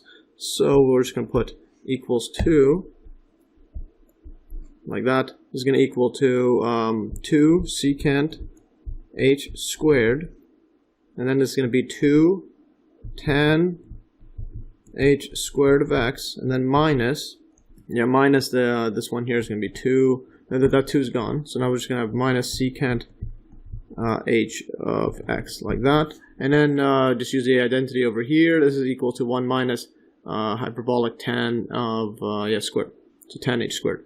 So this equals to, so then this goes to 2 hyperbolic secant squared 2 tan h x minus, and then this is going to be a minus 1. So it's going to be minus 1. Let's put it like this. Put a bracket minus. This is going to be tan hx, and this is this identity. Yeah, in brackets. That is just this one over there, and then this becomes. Yeah, so what this becomes is we'll have a minus 1 there, then this becomes negative, this becomes positive. So then we're going to add up 2 tan h squared, then plus a tan h squared. Yeah, so we're going to get this equals to 2 secant h all squared times it by 3 tan h x squared minus tan h x and tan h squared x minus 1, like that. And so you could plug in either or. And also you could plug in f triple prime of 0. This equals to, you can just plug that in, it's going to be 2 times 1 times 0 minus 1 equals to negative 2. So again, just because my calculus book had it written like this, but you can just do this one, it's much easier like that. And this form will come in handy too as I'll go over the alternating series. So anyways, let's go further. Alright, so now, thus from the derivatives, the first term in the Maclaurin series of tan h of x is x, and I'll get to that in a bit. So if the water is shallow, we could use the following approximation. So let's just go, first of all, thus, we have hyperbolic tan h of x is equal to, or actually it's approximately equal to, because we're using an approximation, and using Taylor approximation, this is going to be equal to f of 0. So the first, the 0th derivative is just f of 0.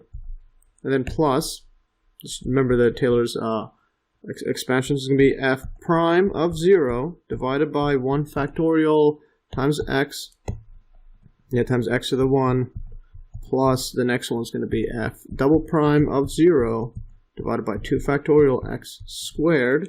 I'm just going to make some more room here and write it across here. The next one's going to be f triple prime at 0. It's going to be x 3. The next one's going to be plus dot dot dot. Divide this by 3 factorial. Yeah, so that's what we have. And we know our values. So f of 0 is 0. Then f prime of 0 is 1. And then f double prime is 0. So yes, we go 0, 1, 0, negative 2.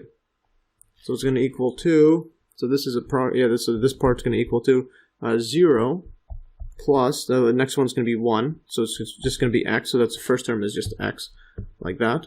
Next one's going to be plus, and then, the next one's going to be 0 as well. The next one's going to be minus 2. minus 2 over 3 factorial, and this is going to be x cubed, like that, plus dot dot dot. Yeah, so now this part's going to equal to, just remove the 0, so x minus 2 over 3 factorial, x cubed, and then it's going to go plus. In fact, it's going to go plus minus, as I'll show in a bit. So it's going to be alternating like that. Yeah, so now when we plug in our values for x, or in our case it's going to be tan h, and remember ours is going to be 2 pi d over L. So yeah, remember the formula, yeah, just scroll all the way up. So we're approximating tan h, and remember tan h is just this 2 pi d over L. So we're going to approximate that. Yeah, so tan h, and then we're just going to write 2 pi d over L. This is equal to, and let's put this in, 2 pi d over L minus, and now we're going to have a 2 over 3 factorial, just leave it like that, 2 pi d over L cubed now. Next one will be plus minus dot dot dot. And now this, if it's shallow, so if this is small, and yeah, I just want to make a correction there. Yeah, so it does look like the question is stating if it's shallow, as in the wavelength is much bigger than this d there. Yeah, so as you can see, that's why even an alternating series part C is much greater, L is much greater than d, so 10 times d.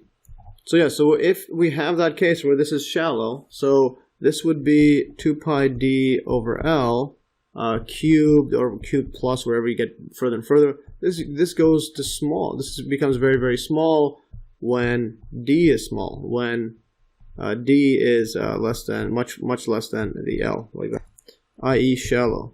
So it's a shallow pool, i.e. or just put a bracket. Actually, wish I put, yeah, i.e. shallow.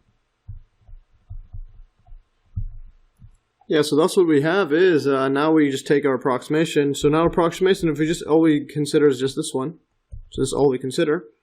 So, because we're going to assume the other ones are small. So thus, we're going to have tan h of 2 pi d over L is approximately equal to, and then this is going to be, and also this is approximation. Because we haven't seen the error of it yet, even though it goes to infinity. Alright, let's go further. This is going to be just 2 pi d over L. And then we can plug this into our formula, and so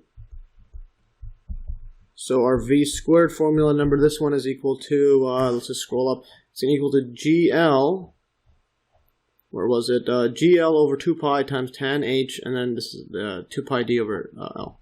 So yeah, the key is GL over 2 pi. So it's going to equal to GL, yeah, so GL over 2 pi times it by, or this is going to be, I'll just put the actually full thing first. So, GL over 2 pi times hyperbolic tan h of 2 pi d over L. And now what we're going to have is, well, this whole thing, so the whole idea of approximation is to get rid of the complex functions like tan, hyperbolic tan h, etc., and just replace it with just, well, this one, just a simple constant. Alright, like 2 pi d over L. So throw that in there. So now this becomes this whole thing. Alright, so then what we get is this is approximately equal to GL over 2 pi times by 2 pi d over L. And what happens is this cancels, this cancels, this cancels, this cancels, this cancels. This whole thing cancels. This is a better, let's just cancel this, leave the d, cancel these, cancel this. So this is going to equal to GD.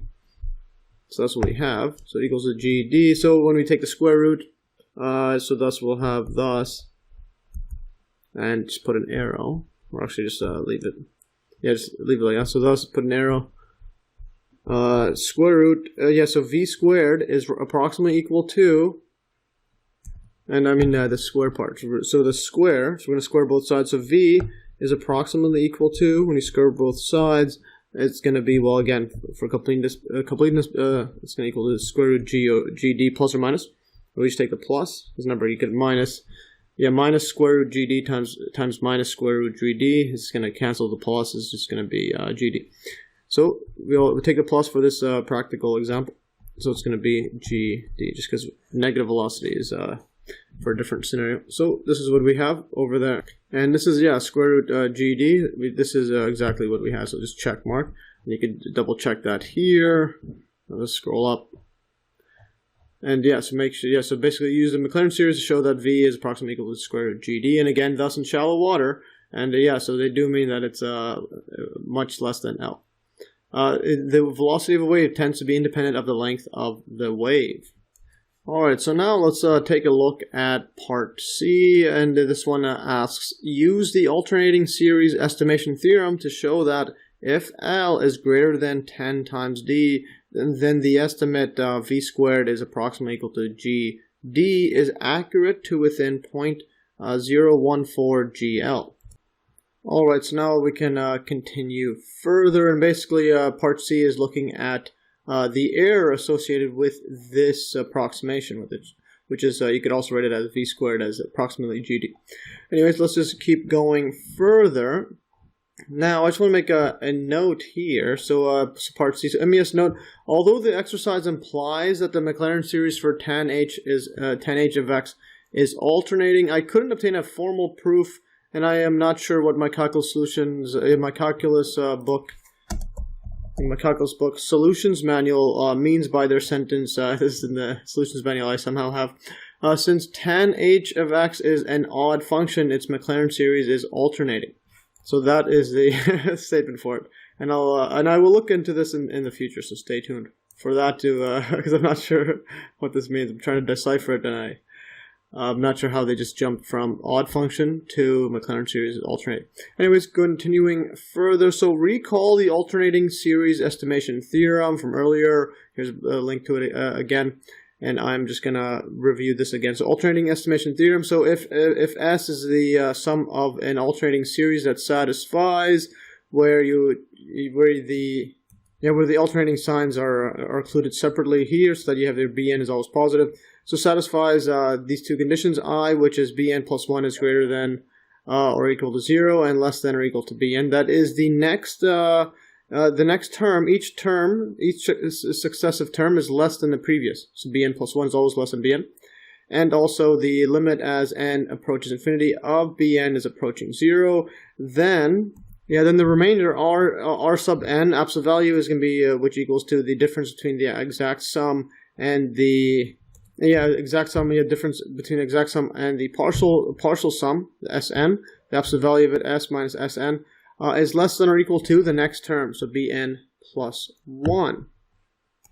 Yeah, so thus in our case, our estimation for tan H of X has a remainder less than the first neglected term of the series. So if we just recall, let's just write down our tan H approximation. So tan H 2 pi d, right without that because we've been doing that so far, 2 pi d over L. So if we scroll up to our estimation, so this was in part B right here, where we looked at the first term here, and then it's going to be alternating. And so then we have so this is small, 2 pi d over L, because we have d is much less than L, and then the successive terms are getting smaller and smaller, and obviously it's going to be going towards 0 as this goes to infinity as each term. So this is our approximation, and our first neglected term is this one here. So that could be we're going to use this for our estimation alternating series estimation theorem, and this is the first term there. So let's just write down what we have. Yeah, so back here, so tan H 2 pi d is approximately equal to 2 pi d over L, and then minus 2 over 3 factorial, and then we have the 2 pi d over L, this is cubed, plus minus dot dot dot, so it's alternating, and these terms are, each successive term, this is our Bn, so this would be our Bn, B1, and then this whole thing would be our B2, like this, and then so we account for the negative signs there. So these are all positive there. All these values are positive, so this is our B2. And this is all approaching 0. Yeah, this is approaching 0 as each successive term. So limit as n approaches infinity of B sub n goes to, it's approaching 0. And this is, each term is getting smaller and smaller because D is less than L, and you have this fraction, this power here. So this is a fraction where d over L is going to be less than 1, then you keep taking the power, it's going to be multiplying by less than 1, multiplied by less than 1, it's going to get smaller and smaller. So thus we have, in our case, R sub 1, so the remainder associated with using this right here, using the first term approximation, is going to be less than or equal to, well, B2. Less than or equal to the absolute value of this one there, which is just B2. Like that, because it's positive, and then this equals to 2 over 3 pi, like that, and then 2 pi d over L cubed. Alright, so now that we have this, the next step is, well, we know in the part C it says use basically to show that if L is greater than d times d, I mean 10 times d, then this estimate is accurate within 0.14 GL. So we're gonna put this term in there. So let's see what we get now. So we're gonna write if L is greater than 10 times d, then what we end up having is then the remainder of using the first term R1 is going to be less than or equal to, well, it's going to be less than now because, so if L is greater than 10 over D, then this number here is going to be, it's going to be larger than this value. And the larger the value, because you're dividing by it, it's going to get, this overall all one is going to be smaller. So in other words, this is going to be less than. So the remainder is going to be less than when you have 2 over, I'll just factorial this out, 3 times 2 times 1, and then you'll have, so we can cancel out the 2. So move this like this. So we cancel this and this, and it's going to be 2 pi d over 10 times d. So yes, this is going to be less than this one, because when this is a very, very large number, this gets smaller. Well, so then L is greater than that, so then this is going to be, so the remainder is going to be less than this thing, because it's going to get, this whole thing's going to get smaller and smaller.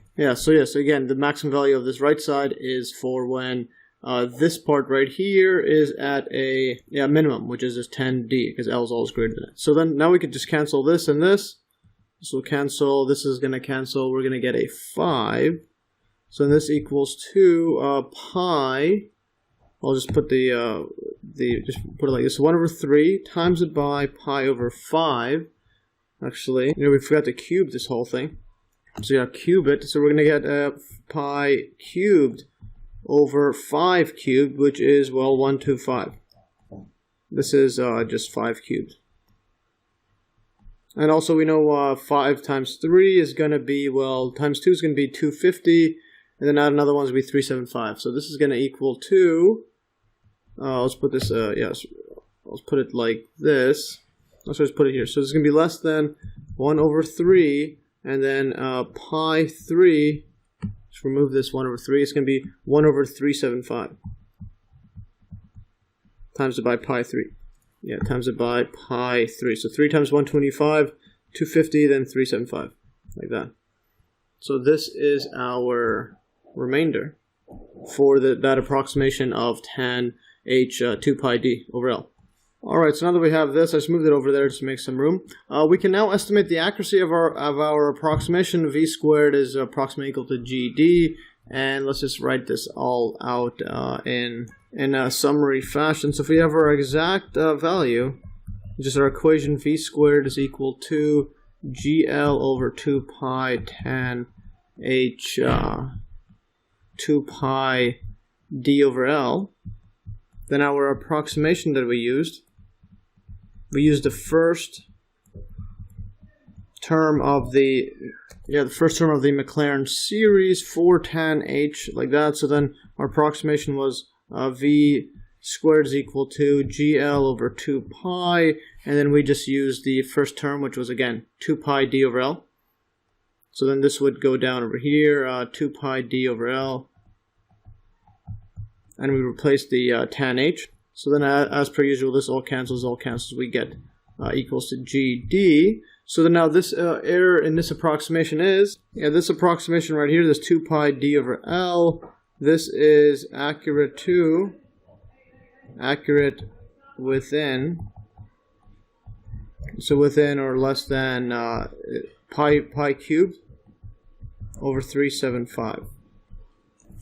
Yeah, so if this part's accurate within pi cubed over 375, then the error, so then our net error is going to be, using this approximation is going to be less than, less than, then just multiply by this this full thing. So we're going to multiply this by this error of this one to get the full v squared error. So this is going to be, error is going to be less than GL over 2 pi times it by pi cubed over 375, and this is going to be, well, this will cancel, this will cancel. Well, that doesn't really make anything that much simpler, so we'll just keep it in there, and then we're just going to calculate this out. So if you calculate this out with the calculator, this would equal to less than or just approximately, I'll just put an approximate because it's less than it.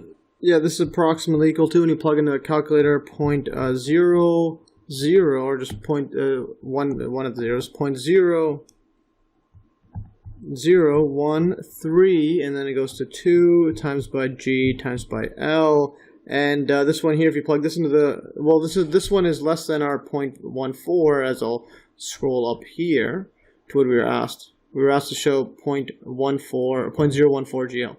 So 0.0132 is less than it, and I'll show you the calculation check in a bit. So yeah, this is going to be, or less than 0.014 GL. Yeah, here I just move that over. I'm just going to box this out, this whole thing out like that. Alright, and here is a quick calculation check for this, and so calculation check pi cubed divided by 2 times pi, times 375. So you have the pi cube on top, and the bottom is 2 pi, and then 375, and then put this in a one-note calculator, like this, space, equals, space, and it gives you this giant, giant number, and you got the first three there. So 0.013, and then this rounds up, this 15 goes to 2. And and then you have the GL there, just include the GL. So now we're done with exercise 4. Let's do another exercise. It's going to be another epic one. It's going to be exercise 5, and it's on the pendulum period. And this one states the period of a pendulum with length L that makes a maximum angle theta naught with the vertical is, and then we're given this, this giant formula. So capital T equals to 4 times square root L over G, and then times it by the integral from 0 to pi over 2 of dx over square root 1 minus k squared times sine squared x. And again, the period is just the time it takes to go back and forth. So back and then forth is one period. One period.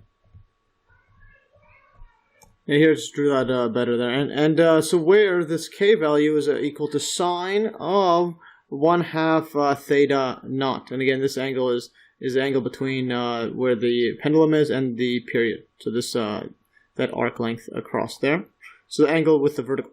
And then g is the acceleration due to gravity. And now we're asked in part A, so we have several questions here. We're asked in part A, expand the integrand as a binomial series to show that, so the integrand expand this one again. Whole idea of Taylor approximation is to simplify complex functions such as integrals and square roots and even sine functions. Yes, we're asked to do that. Expand that, the integrand as a binomial series to show that this capital T, the period, is equal to 2 pi times L over G square root, and then times it by 1 plus 1 squared divided by 2 squared times k squared plus 1 squared times 3 squared over 2 squared times 4 squared, and then we have this same pattern, 1, 3, 5, all those squared, 2, 4, 6, all those squared, and k, 6. So even though this looks a bit more tedious, but these are all the simple polynomials, just simple constants times it by another constant squared, and so on, and then to the power of 6, and so on.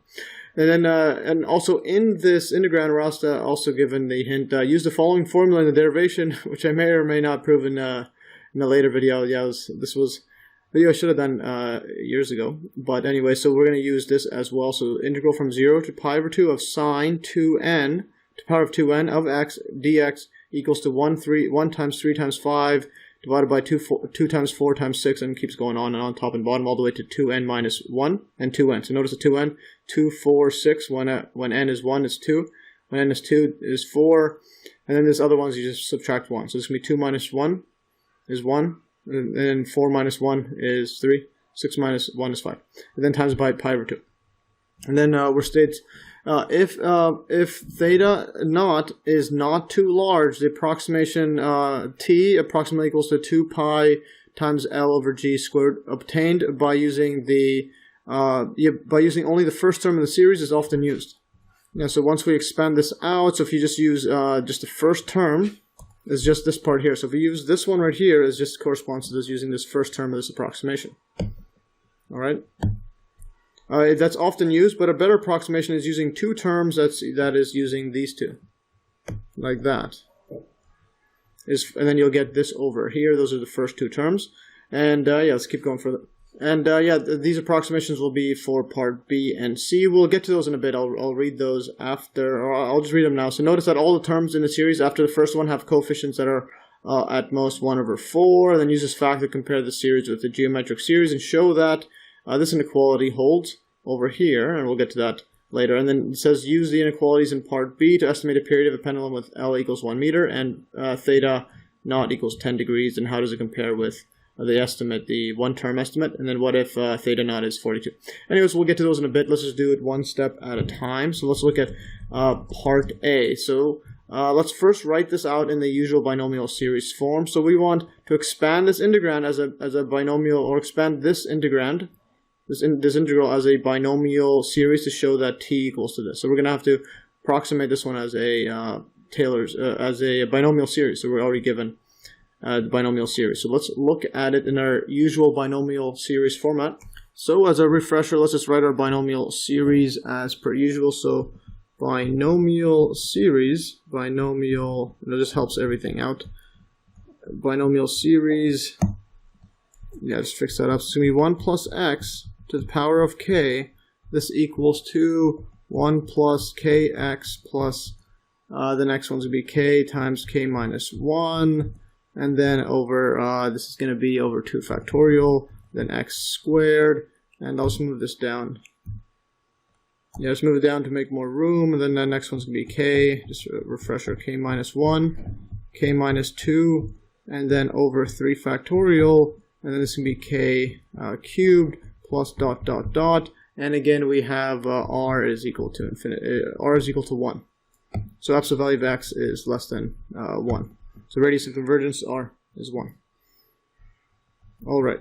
Yeah. So again, we want to rewrite our period to get it in this form, so we can approximate using this binomial series. So we have our period is 4. Yet t equals to scroll up to it.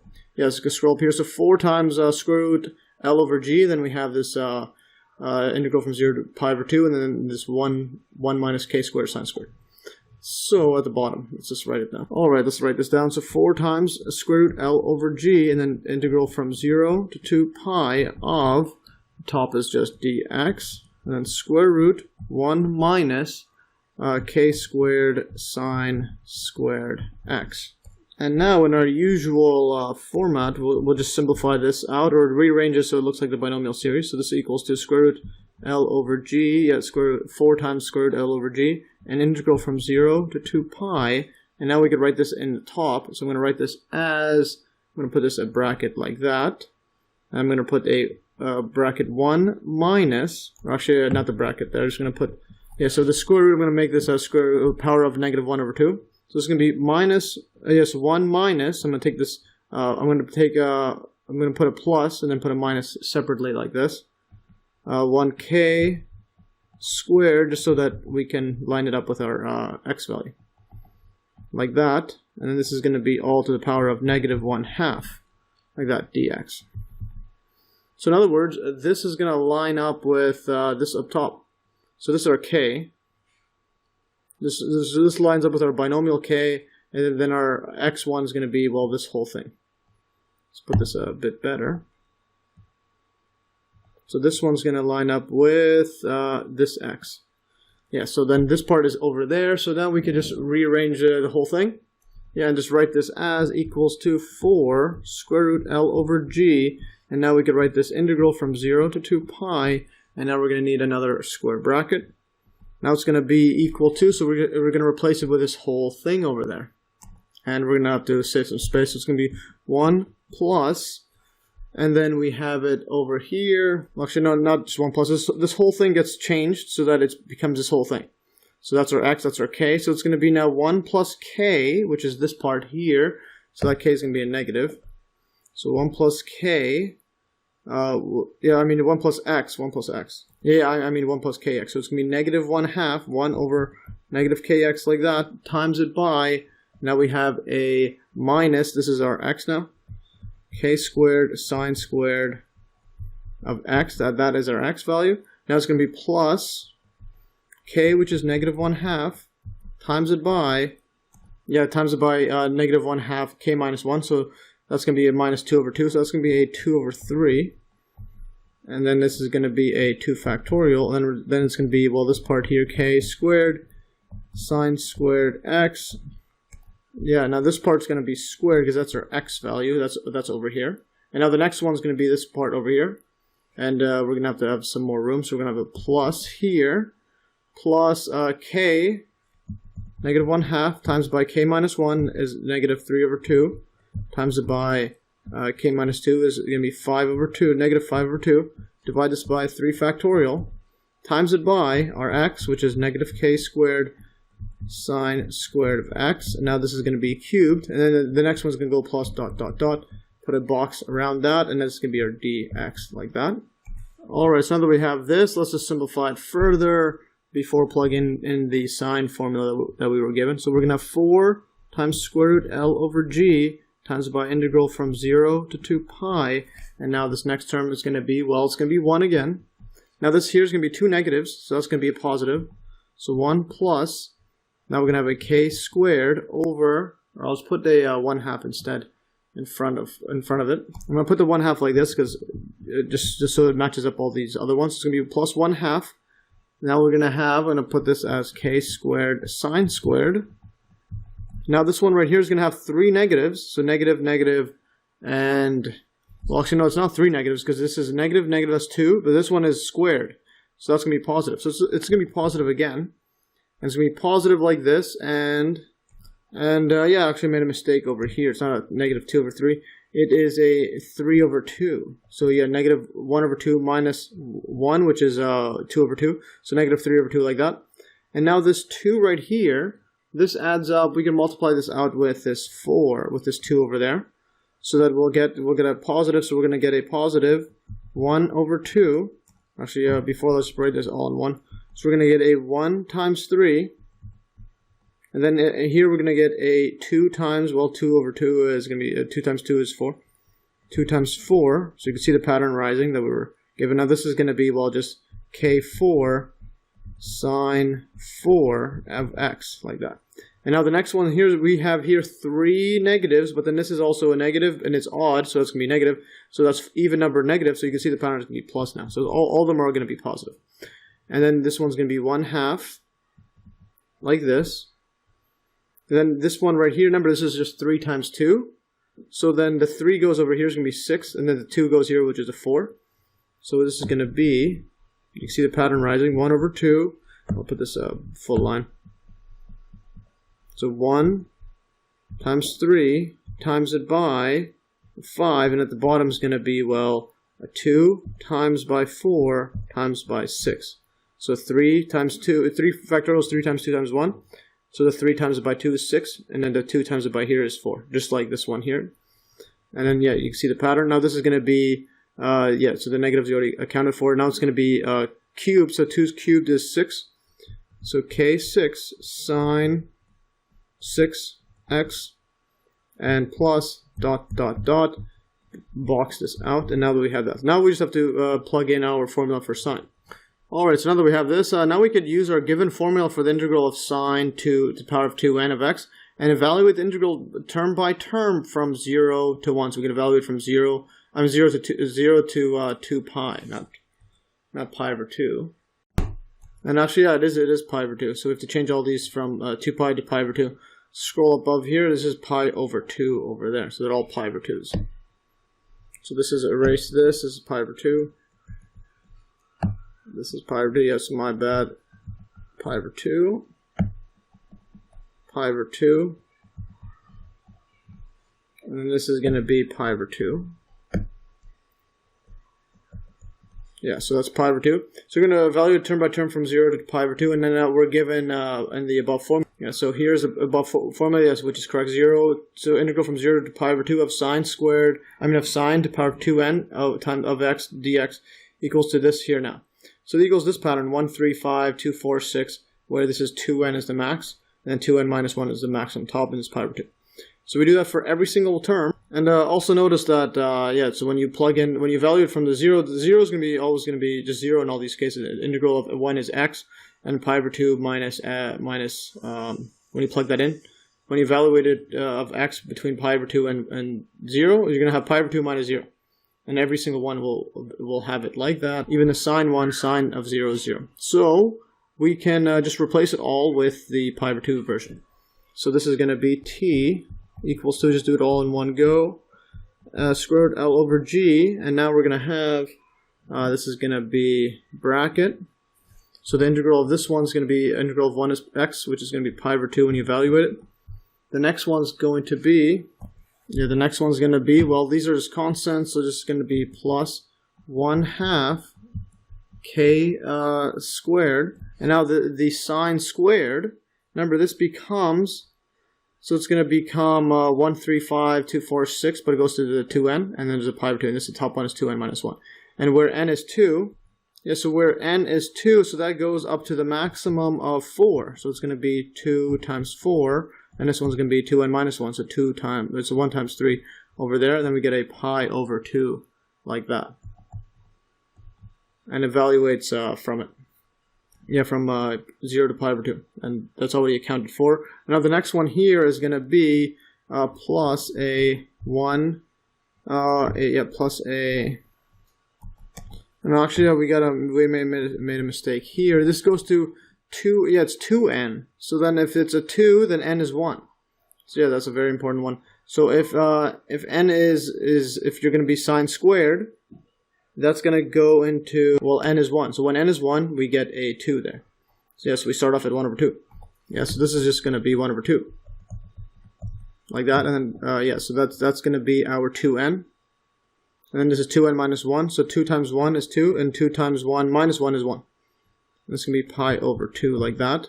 And yeah, that's what we have for the this sine squared. Now the next one, and you can see here, these are going to power up together. So this is going to be 1 squared, this is going to be 2 squared, as per expected. So now the next one's going to be over here, 1 times 3 over 2 times 4, and then k4.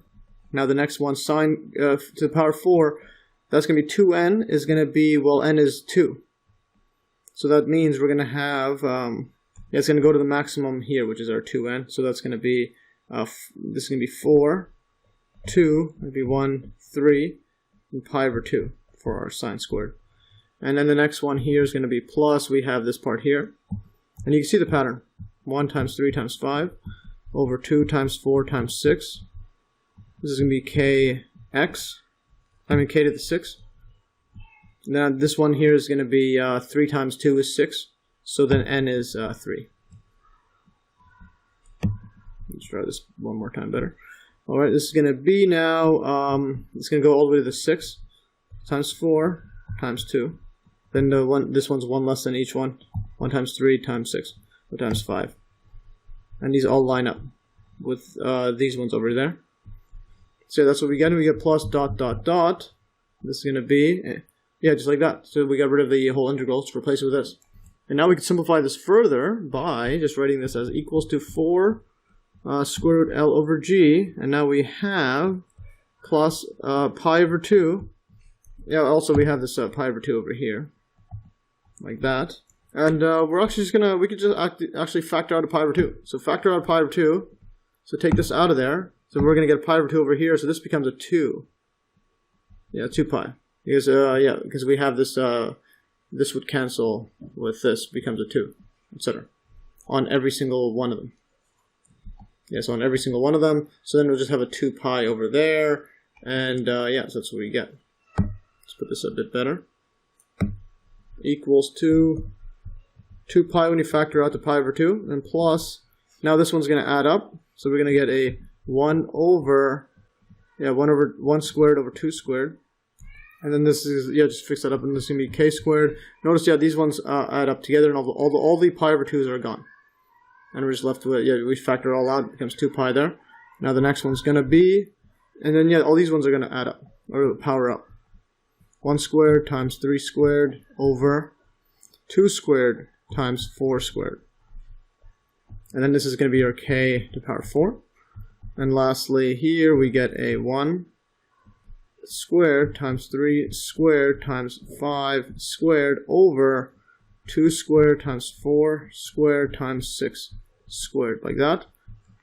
Yeah, that's what we have, and then we're just going to bracket this, and this will be our x, k to the power 6 plus dot dot dot. Yeah, just move it over here and box that in. Let's do a better box. Yeah, so that's that's pretty epic stuff we got here. And yeah, so this t equals to this, and we could see that this is actually what we were asked to solve, and I'll just double check that. So if we look at part A, so when we expand integrand as a binomial series, we can show that we will have 2 pi times it by square root L over G times 1 plus, and then you have this 1 squared, then 2 squared, then 1, 3, 2, 4, all these squares, and there's the k squared, k4, k6, and there's the 1, 3, 5, 2, 4, 6. And then k power of 6. And you can see here as well. So you have 1 over 2, and those are both squared. And you have the 1, 3, 2, 4, all of them squared. And 1, 3, 5, 2, 4, 6, all squared. And there's the k6. So this is exactly as we were asked. So let's put a check mark like that.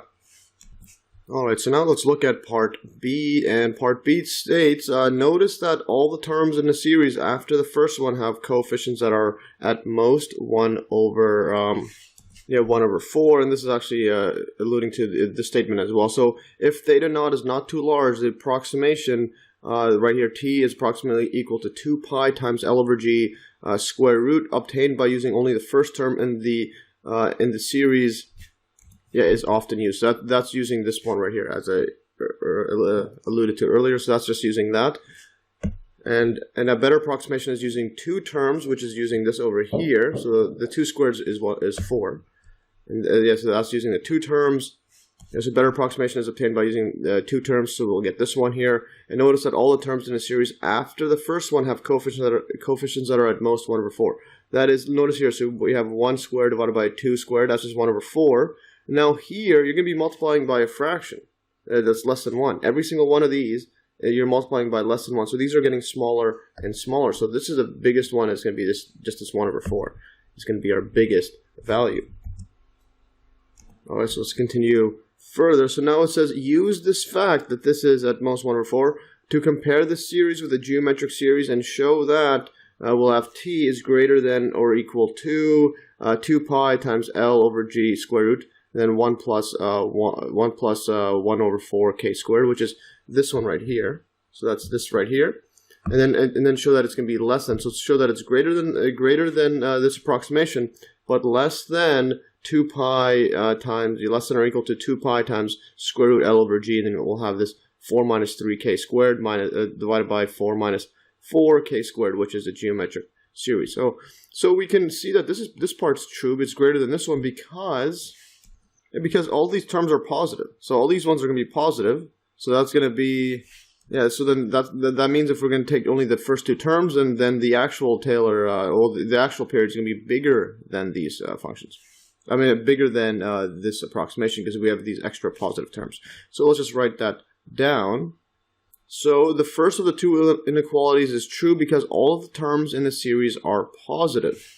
Yeah, so we could just start off with this part right here, or just write it in our own way, right here. Just write it t equals 2, or is it approximately equals 2? Well, actually, it is equal to if we're using the estimation there, the exact one. So we're going to infinity. So this equals to, so t equals to 2 pi square root L over G, and then we have this 1 plus 1 over 2 squared, and this is going to be like that. And then this is k squared. I'm just going to add one more term, like this, 1 squared times 3 squared over 2 squared times 4 squared, k4. Here, just moved it over and put a square bracket, and it's going to be plus dot dot dot, and like this. So now, well, this part right here is just going to be our 1 squared over 2 squared is just 1 over 4. So 2 squared is 4, and 1 squared is 1. So that's our 1 over 4. And now this part right here is going to be, this is going to be this part right here. I'll just write it here. Or just put it down, write it a bit better.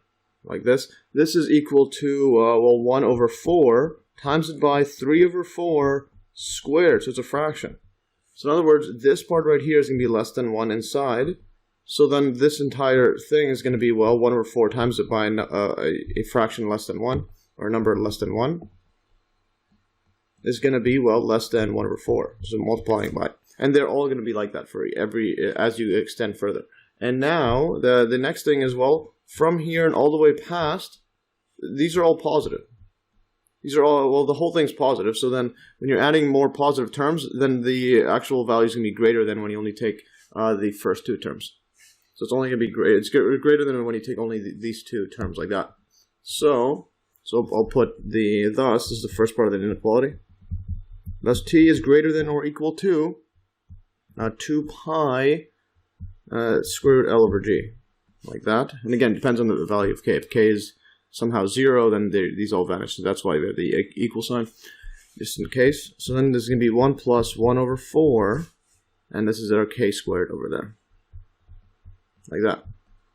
Alright, so we got the first inequality now. So now the second inequality, for the second inequality, first recall the geometric series from our earlier video. And again, let's just go up to that question which one we're asked. So we're asked to go compare to the geometric series and to show that the period, the t is going to be less than or equal to this big giant function over there. But again, we're going to use this fact that the coefficients are at most 1 over 4. And once we recap on the geometric series, we can see that. So from an earlier video, the geometric series is summation from n equals 1 to infinity of ar power of n minus 1. And it just looks like this. So we have a plus a times r plus a times r squared, and it keeps going on. And this is convergent if the absolute value of r is less than 1, and its sum is, the summation is going to be a over 1 minus r. And again, for absolute value of r is less than 1. And if absolute value of r is greater than or equal to 1, the geometric series is divergent. So we can compare our Taylor series with the following geometric series. So let's just write this down. So our t equals 2, and then we're going to write this as 2 pi, just write our series for the period. So 1 plus 1 over 4. So this is, 1 over 4 k. Actually, let's just write it in the usual format for now. 1 over, 1 squared over 2 squared, k squared, plus 1 times 2 and 1 times 3 squared over 1 times, over 2 times, over 2 squared times 4 squared, k 4, and then plus 1 times 3 times 5, all squareds. Let's keep going. Squared over 2 squared times 4 squared times 6 squared. And then this is going to be k6 plus ... Put a close bracket. So now this one, we know that the terms are at most 1 over 4. So in other words, remember, these ones are all of these are going to be less than 1 over 4. So all of the terms for keep going on because you're multiplying 1 over 4 by fractions every single time. So this over here as well, you're going to be timesing by a number 1 over 4 times by a fraction less than 1 times by a fraction 5 over 6 squared less than 1. So that means if we just replace all of these with 1 over 4, this is going to be less than or equal to. It's going to be less than or equal to 2 pi square root L over G. Then put this bracket 1 plus 1 over 4 k squared plus 1 over 4 k 4 plus 1 over 4 k 6 and plus ... Now if you look at this part right here, so we have this 1 over 4 k squared, and then this is it keeps going on. This is a geometric series right here, where the first term we could just ignore this 1. We could look at this first term. So if we have our a is just 1 over 4 k squared, and then this is going to be our next term is going to be multiplied by r, and r would be just k squared. So if you look at it like here, this part right here It's a geometric series. It keeps going on. So this is a geometric series. And it has A is the starting one is equal to, well, 1 over 4k squared, because you're always going to have this 1 over 4k squared in every single one. But now these powers just go up by k squareds. So the r is going to be increasing. Yeah, r is going to be k squared and k4, etc. So, and then our r is equal to k squared. And also note that k, remember, because we have to make sure that r, absolute value of r, is less than 1 to make sure it's convergent. This is equal to, remember what we were given all the way up above in the earlier part. So we're given that where, let's scroll up here, so where k is equal to sine 1/2 theta. So, just keep going. So this equals to, this equals to sine squared, because we were squaring it, 1/2 theta. 1/2 theta naught. Like that. And now this part here is convergent. Well, this part is going to be less than 1. So we get to assume that, we don't have angles of 90 degrees, and we will graph this out. So just recall, so this part right here is less than 1, so it's convergent for this period, or this domain. And again, recall that the sine function, you'll have sine like this, etc. Just going to call this theta, and this is going to be our sine. This sine theta, and again, we're just going to be going like this. Remember, the value is going to be between 1 and -1. Yes, but move this down. So it's between 1 and -1. So the absolute value, and you're squaring it. Yeah, so this absolute value is less than 1. And when you square, it's going to be positive always there. So basically, we're only going to be looking at it when it's not at this very top part. And with the pendulum, it's so when it's not 90 degrees, it's pi over 2. Like that. And I'll just put a recall right here. Just to note, so then we have this scenario right here. So we have our r is less than, less than 1. So absolute value of r is squared. So it's always positive over there, and that is what we have. So thus what we get now is, now if we look at this part right here, and I'm just gonna box this out like that, and here I just moved it over here and just put another circle around it. So now what we get is, let's just bring this all the way down. So if this is a geometric series, we could sum it up by this. So that just equals to a divided by 1 minus r. So thus t is going to be less than or equal to 2 pi square root L over G times it by 1. So that's just 1 plus this whole thing is just going to be A over R. So plus A over 1 minus R. And that's the sum of the geometric series. So that is what we have. So now let's start replacing it with our values. So this is going to be less than or equal to, 2 pi square root L over G, and it's going to be times it by 1 plus A, which is our 1 over 4k squared. So let's just write that above. So we have 1 over 4k squared. I'll just write it as k squared over 4, and then divide this by 1 minus, and then r is just k squared. Like that. So this is what we have, and now we just simplify it further to get it like the terms or the question wanted us. What I'm going to do is I'm going to multiply this part right here by the denominator and the numerator, like that. So then, we'll just multiply it by 1 over k squared times it by 1 over k squared, so that we get this going to equal to less than or equal to, just put this whole thing. So what we're going to get is a 2 pi square root L over G, and then we're going to get a giant bracket. Let's put this like that. 1 minus, so the same common denominator, 1 minus k squared plus k squared over 4. Divide this by 1 minus k squared, like that. And now we could add these to this k squared part, because this is just k squared by itself. That's equivalent of writing 4 over 4. 4 over 4 k squared, same thing. It's just going to be 1. So that we could add these up. So -4 plus 1 is going to be -3 over. Then there's divided by 4. So this equals to. Now this is going to equal to 2 pi square root L over G, And let's see what we can get now. This is going to be 1 minus 3 over 4. So when you subtract these or add these together, k squared over 1 minus k squared, like that. And now to get rid of this denominator of this 4 there, yes, just multiply top and bottom by 4. 4 over 4, so that this cancels out over there. So then what we're left with is finally, we're left with is t is less than or equal to 2 pi square root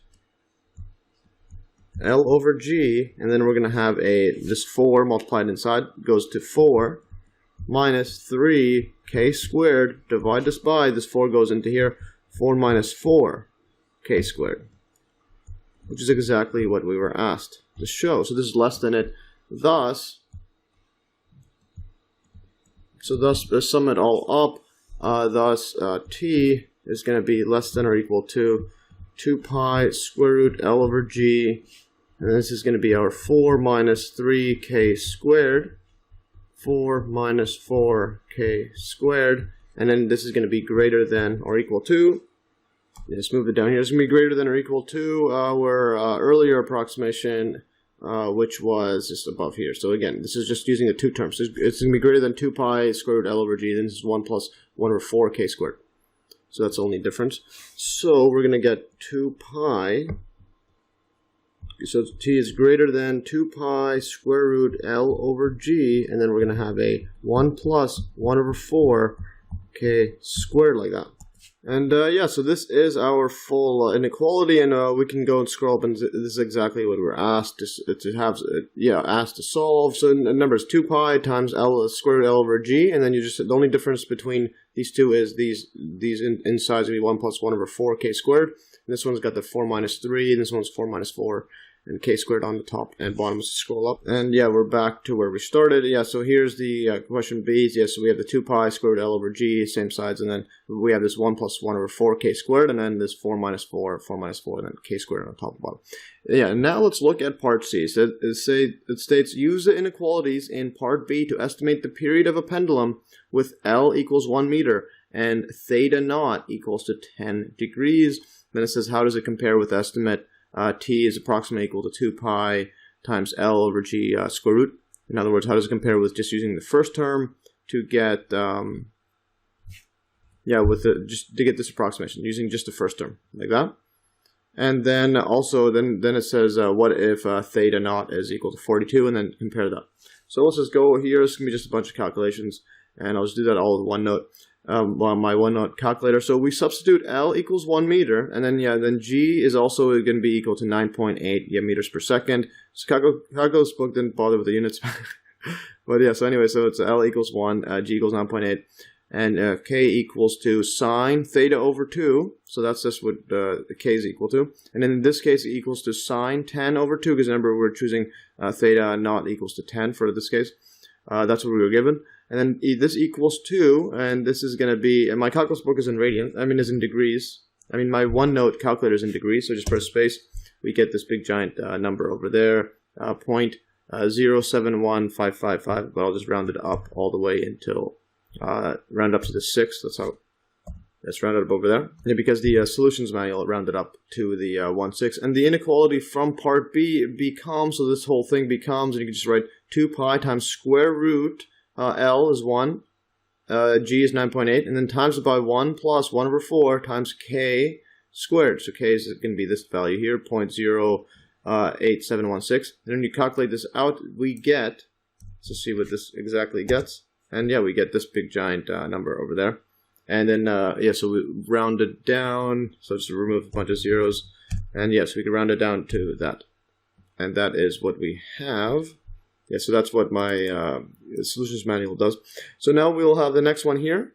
It's going to be 2 pi times square root, again, this whole thing, 1 over 9.8, which is L over G, times it by 4, and then we're going to have a bracket. Yeah, so we're going to have two brackets here. So 4 minus 3 times it by this k squared, so 0.08716 squared, and then the bottom is 4 minus 4 times k squared.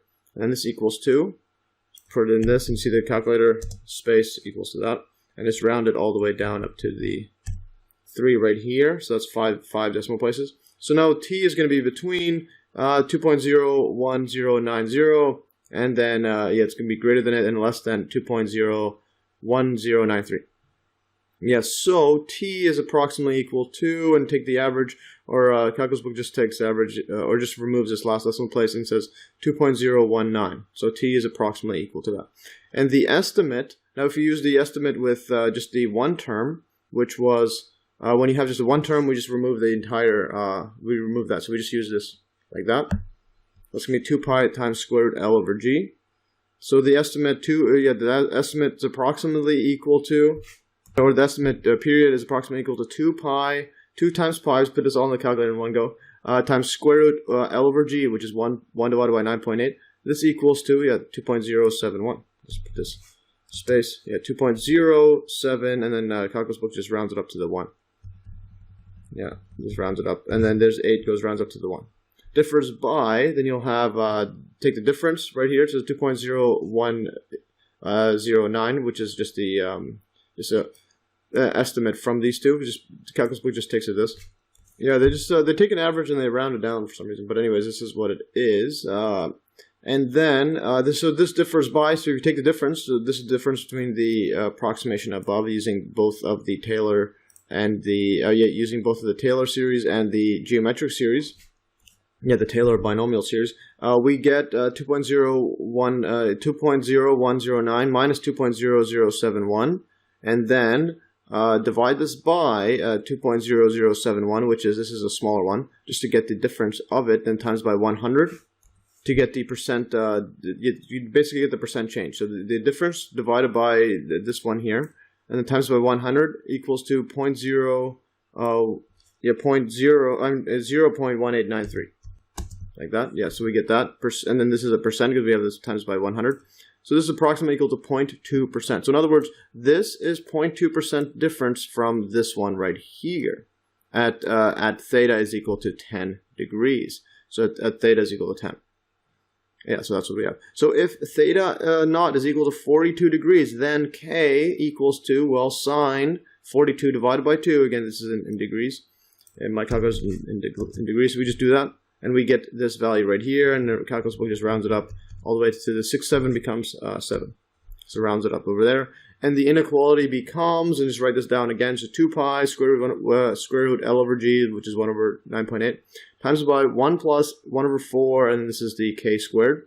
And this we get over here, 2.07153, space, yeah, and then 53 just rounds it all the way to the 5 decimal places. And then the next one is a geometric series. We have this the same 2 pi square root L over G. Then 4 minus 3 times k squared. And then divided by 4 minus 4 times k squared. And this equals to 2.018. 2.0813. And just rounds it up to 7, rounds it up to 3. Like that. And then put that in between. So then t is going to be greater than this, but less than this. So it's greater than or equal to this part here and less than this. And now if you take the average of these, so add these up together. So 2.07153 plus 2.08103 divided by 2, we get this, just take the average, 2.0763. And the one-term estimate is the same. Remember, this is the one-term estimate. Scroll up here, that's the one-term estimate. So we're going to compare it with that. And the discrepancy between the two estimate increases too. So now we take the difference of this one, the exact one. This is the two-term approximation and between the geometric one. And then minus 2.071, which is the one term right here. Then divided by this one term. Then times by 100 to see the difference between the one term and this one. We get 3.4478%. In other words, 3.4% difference when the angle is theta naught is equal to 42 degrees. And but when angle is 10 degrees and the difference is only 0.2. So in other words, when it's small angles, we could just use the one term. So for small angles, we could just look at this only. And it's pretty decently accurate. And then as you get bigger angles, you're going to get off by several percent, 3.4%. But again, depending on the application, even this is probably good enough. So anyways, now let's do the last exercise, and it's exercise 6, and this is on surveying.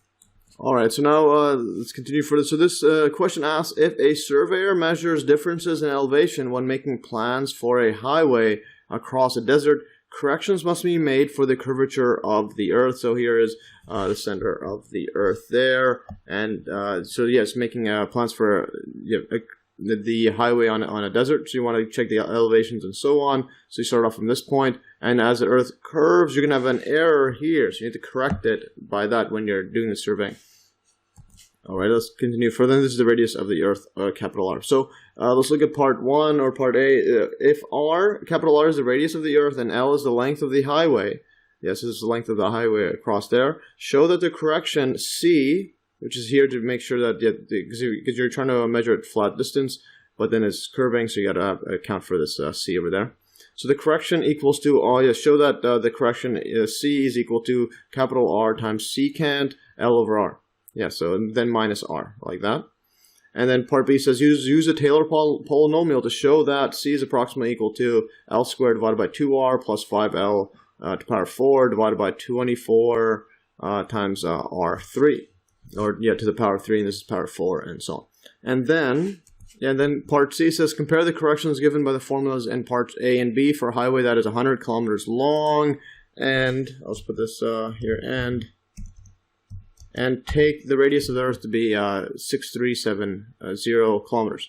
So yes, 6,370 kilometers. So anyways, now let's go further and look at part A. So let's look at part A right here. So we have to show that this is the case, and basically derive this formula from this chart right here to show that the correction is C. So L is the length of the arc subtended by the angle theta. So L over, so in other words, it's just this length. So this is the length across there. So that's just an arc length. And recall the definition of arc length and radians. So then L equals to capital R times theta by definition, where theta is measured in radians. So radians is a definition of arc length.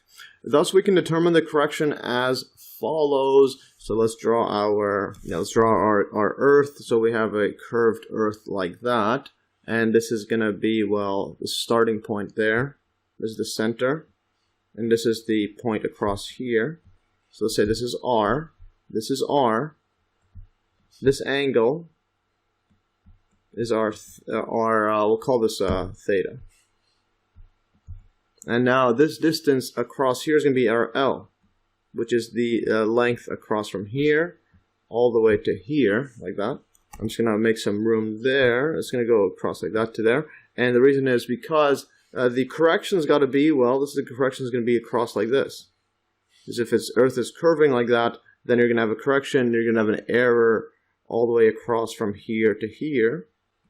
So this is our C, is our correction, and this is the full length there. This is going to be a right angle, so it's a straight line.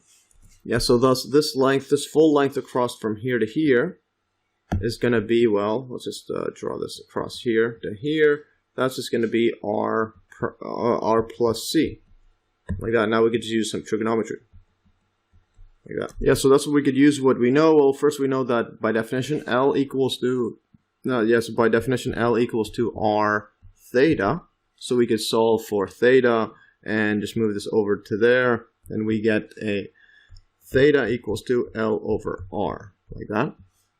And now cosine, now if we look at over here, so we want this in terms of this, or the values that we know. This is going to be the hypotenuse, this is the long side. So the adjacent, if this is the angle, is going to be, well, R. So the adjacent, over hypotenuse is going to be, well, let's just write this down. So it's going to be cosine. So cosine theta, which equals to adjacent over hypotenuse, I'll just put this as shorthand, and then divided by hypotenuse, hy, and this equals to, well, the adjacent is the close one, so R, divided by the hypotenuse along the sides, R plus C. And now we want to solve for the corrections. Move this over to there, multiply on both sides, and then move this over to the other side. So what we end up having is R plus C. R plus C is equal to R over cosine theta. In other words, to move this over, so we can move that over, and we could use the, this is the cosine is just equal to secant squared. So let's write this as this equals to r secant squared. Because by definition, secant is just 1 over cosine theta. So r secant squared theta. So just move this over to the other side. So we get our correction. Thus c is equal to, this is going to be r secant theta. Yeah, r secant theta. Yeah, r secant theta. Well, we know secant theta. Theta is this part right here. So that's just theta's L over r. So this equals to secant L over r, and then just minus r over there. Is just this part there when we subtract that r. So we get this part. And yeah, so we just derived this one. That's exactly what we were asked to do. And let's just double check. So yes, so the correction is r secant L over r minus r. So there it is. C is equal to r secant L over r times minus r. So that is correct. Alright, so now let's look at part B, and this one says, use a Taylor polynomial to show that C is approximately equal to L squared over 2 capital R plus 5 L to the 4 divided by 24 times R3. So let's go ahead and see what we can do. So first we'll find a Taylor polynomial t sub 4 of x for f of x equals to secant of x. So yeah, so my solutions manual just does it to the 4th degree, and then at x is equal to 0, so centered at x equals 0, that is to approximate small angle changes along the earth. So we're going to be approximating this this secant theta, because that's the only one that's, we got to get rid of this one. And make that into a Taylor polynomial, and then we're going to assume small angles. So starting at theta is equal to 0, because this remember this is this r is 6,000. So if you have 6,000, nobody's making a highway that is several thousand miles in one straight line. So anyways, it's going to be relatively small angles. Yeah, so that's why we're doing the Maclaurin series. So recall the basic trigonometric derivatives from my earlier videos, because we're going to have to take some derivatives. And secant, so derivative of d over dx of secant of x is equal to secant x tan x. And then the derivative of tan, because we're going to need that, is going to be secant squared. So similar to the hyperbolic sine, hyperbolic tangent, but this one's no negative sign there. So now to determine the derivatives for the Taylor series, let's write this out. So we have f of x equals to secant squared of x. When we plug in the Maclaurin series for it, the Maclaurin value, so f of 0 to get the Maclaurin series, so the derivative at x equals a equals 0. So this equals to, well, remember this is just 1 over cosine, and this equals to, well, 1 over 1 equals to 1. And just to recall cosine, just for completeness, recall cosine looks like this. Goes up and down like that, starting at, let's put it like this.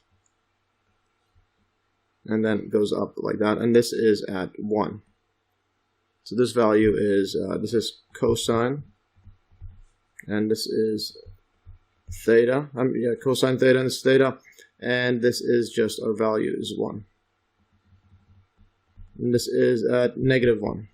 So yes, at 0, we just plug in, it's going to be equals to 1 over there.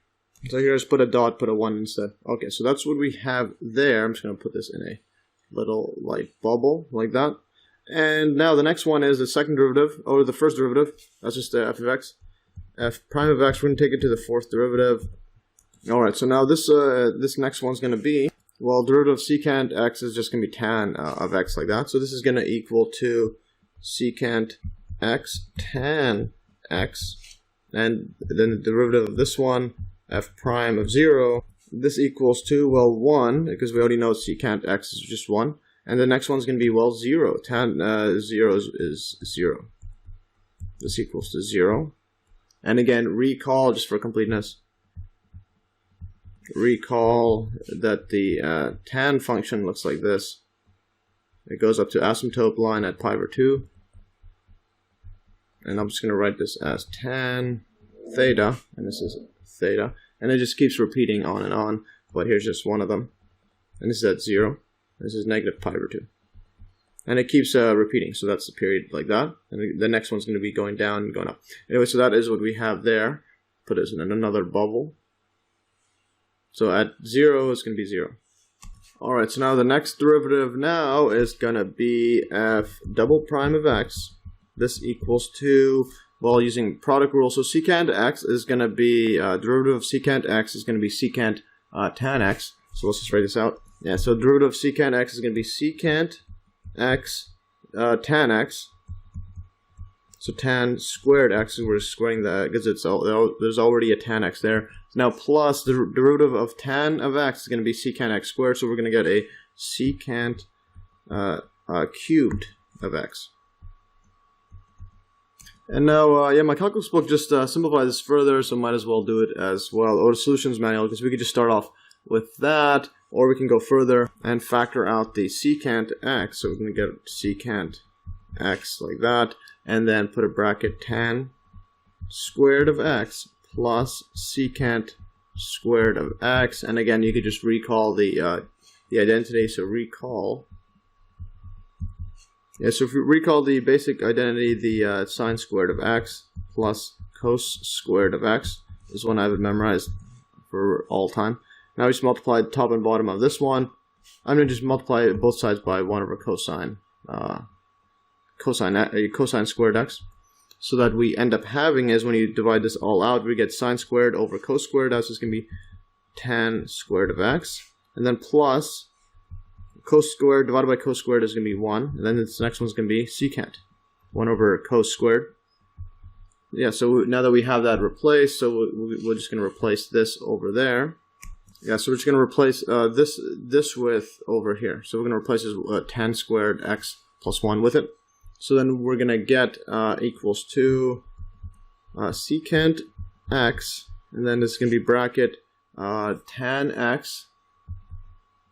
squared x plus tan squared x plus 1. Like that, because we replaced this one over there. So then, yeah, just combine these up to save some time. This equals to, well, 2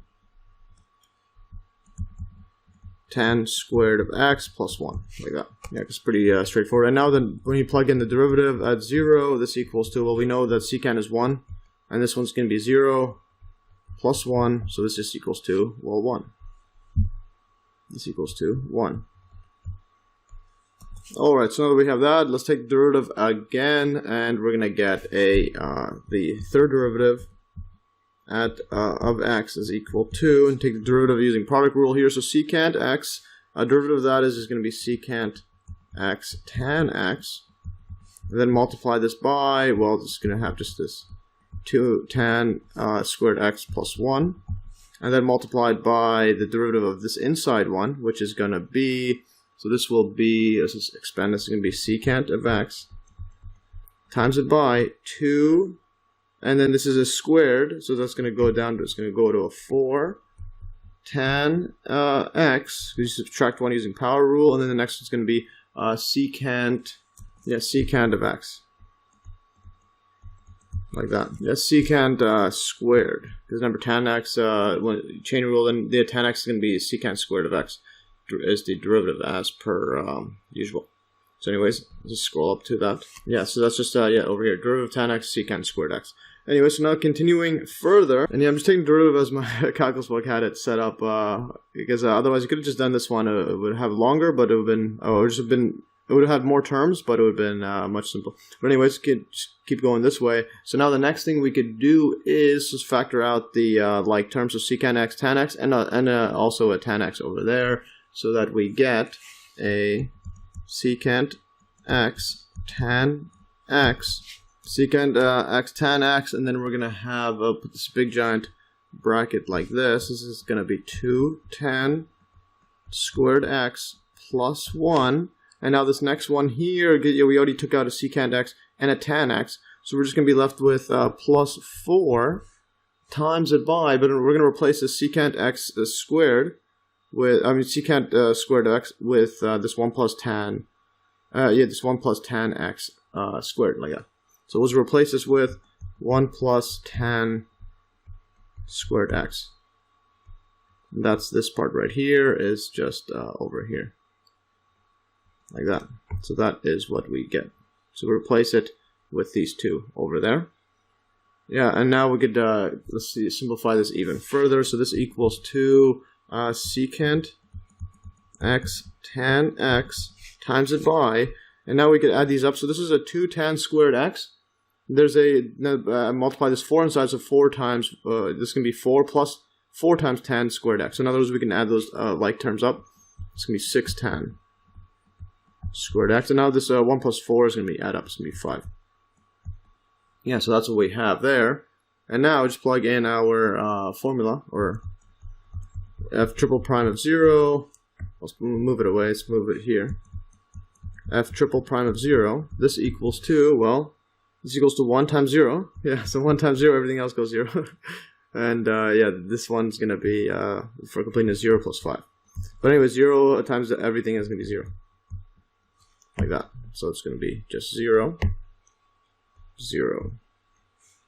Alright, so now that we have this 0, so we go from 1, 0, 1, 0. Now let's do one more derivative. It's going to be a pretty fun one.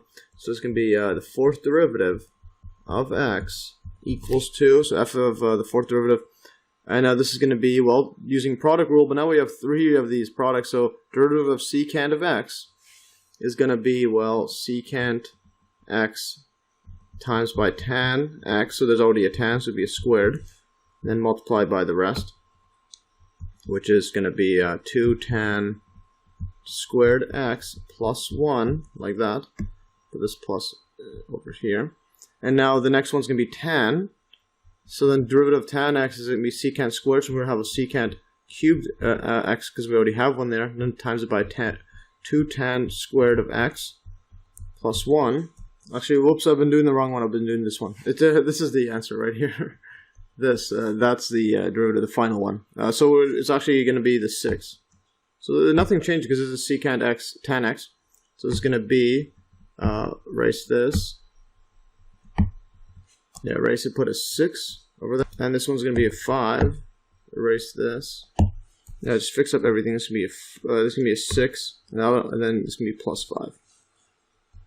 Like that. And yeah, that's what we have over there. And then continuing on, so now we take the derivative of this inside, this one here. Yeah, so this looks all right, because yeah, nothing changed besides these, this number 2 and 1. And then take the derivative of this one, and then these ones are going to remain the same, so it's going to be plus secant x tan x. Now the derivative of the inside is going to be, well, 2 goes down, it's going to be 12 tan x times it by derivative of tan x secant squared of x, and a derivative of 5 goes to 0. So that's what we have there. Alright, so now what I'm going to do now is I'm going to take out the like term, and that's only one that's like is the secant x, because there's no other secant in this one. So we'll just take that out and see what we can find. So secant x like that, and times it by a big bracket like that, and multiply this now inside. So this tan squared, multiply this inside, so we get a 6 tan 4 of x plus 5 tan squared of x. And now this next one's going to multiply this inside as well. And yeah, might as well multiply everything. So we get a, well, we're taking out a secant, so we're going to get a secant squared. So we're going to get a 6 tan multiplied inside squared secant, yeah, tan squared x, secant squared of x, and then this is multiplied inside plus 5 secant squared of x. And continuing further here, so remember we took out the secant of x over there, so we're just going to multiply this tan inside. So plus 12 tan squared of x times secant squared of x. Alright, so now the next step is, well, we can add these up, this 6 tan squared secant squared, and with this one right here, 12 tan squared secant squared. So we could add up this, and those are exactly the same one. So let's just do that. And also replace all the secant squareds with our handy 1 plus tan squared of x, so that we get all tans inside here. So we get secant x like that, plus, times it by bracket, 6 tan 4. Yeah, there's no other yet to the power 4. Plus, now it's going to be 5 tan squared of x. You know, plus now 18. Yes, so plus 18. Write this better. Yes, keep going. So it's going to be plus 18. So 6 plus 12 is 18. Tan squared of x times it by, well, secant is going to be equal to 1 plus tan squared of x. Like that. That's just this part right here. And then plus this 5 times it by, well, 1 plus tan squared of x. Like that. Now this equals 2. Let's keep going further. Secant x. Now this is going to be, let's just write a really long one. Let's move this over so that we can get it all in one line. So it's going to be secant of x times it by 6 tan 4 of x times, this one's going to be a plus. Forgot to do a plus here. So move this over. Yeah, because there's a plus over there. So this is going to be plus 5 tan squared of x plus 18, multiply this inside, 18 tan squared of x plus 18 tan to the power 4 of x, so we'll multiply that inside, and then plus 5 tan squared. Tan squared, like that. Put a bracket, we're going to put a regular bracket over here. Alright, so let's continue further. Now we just I'll move it all over here. Now let's add up all the like terms. So this equals to secant x, and I'm going to put the biggest powers first. Biggest powers to the power 4. Yeah, so 18 plus this 6 right there. This is a tan 4. That equals 24 tan to the 4, like that. Yeah, of x, like that. Now the next one's going to be the squared. So we have this 18 plus this 5 tan squared. Yeah, so this right here, this, and this right here is a tan squared. And those are 5 plus 5 is 10, plus 18 is 28. Yeah, plus 28 now. Yeah, plus 28 and tan squared of x. And now the next one's going to be, well, all that's left is just 5. And that is what my solutions manual had. Anyways, so this is what we have. And now we just plug in our f of 4 at 0. The easy part is plug in 0. So 1 is there. Now secant is just going to be 1. Now this one's going to be 0, 0, and then a 5. 0 plus 5. This equals to 5. Like that. Yeah, so now that we have all this, let's just now use our Taylor approximation. So thus f of x, which equals to the secant of x, and we're just going to use the secant of x. This equals to, approximately equal to, let's just look at the 4th degree Taylor polynomial, and this equals to 1 plus, so the 1 plus 0, so let's go up here, so this next one's going to be 0, because we have this memorized by now, 0 times it by x to the 1 over 1 factorial, plus the next one's going to be 1. So it goes to, the next derivative, second derivative is, so we have 1, 0, then 1, 0, then 5. This is going to be 1 times by x squared over 2 factorial, plus, now the next one's going to be, I'll move this over here. Yeah, just move this over here to have more room. Now the next one's going to be, well, 0 times by x to the 3 over 3 factorial, then the last one's going to be a 5. Times x to the 4 over 4 factorial. So yeah, we're only looking at 4 terms like that. Yeah, and this one's going to be 1, this one's going to be 2, this one's going to be, well, 3 times 2 is 6.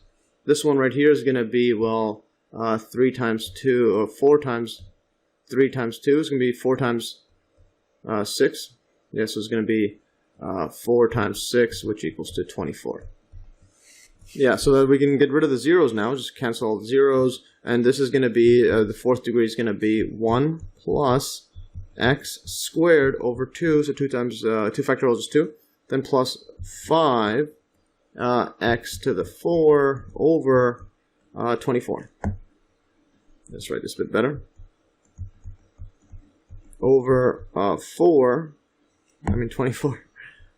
24. So that is our 4th degree approximation. And yeah, now that we have this approximation, now we can just plug our approximation into the result from part A. And remember, part A is scroll up a bunch of derivatives. Yeah, remember part A is just we proved this one here. So the correction equals to R secant L over R minus R.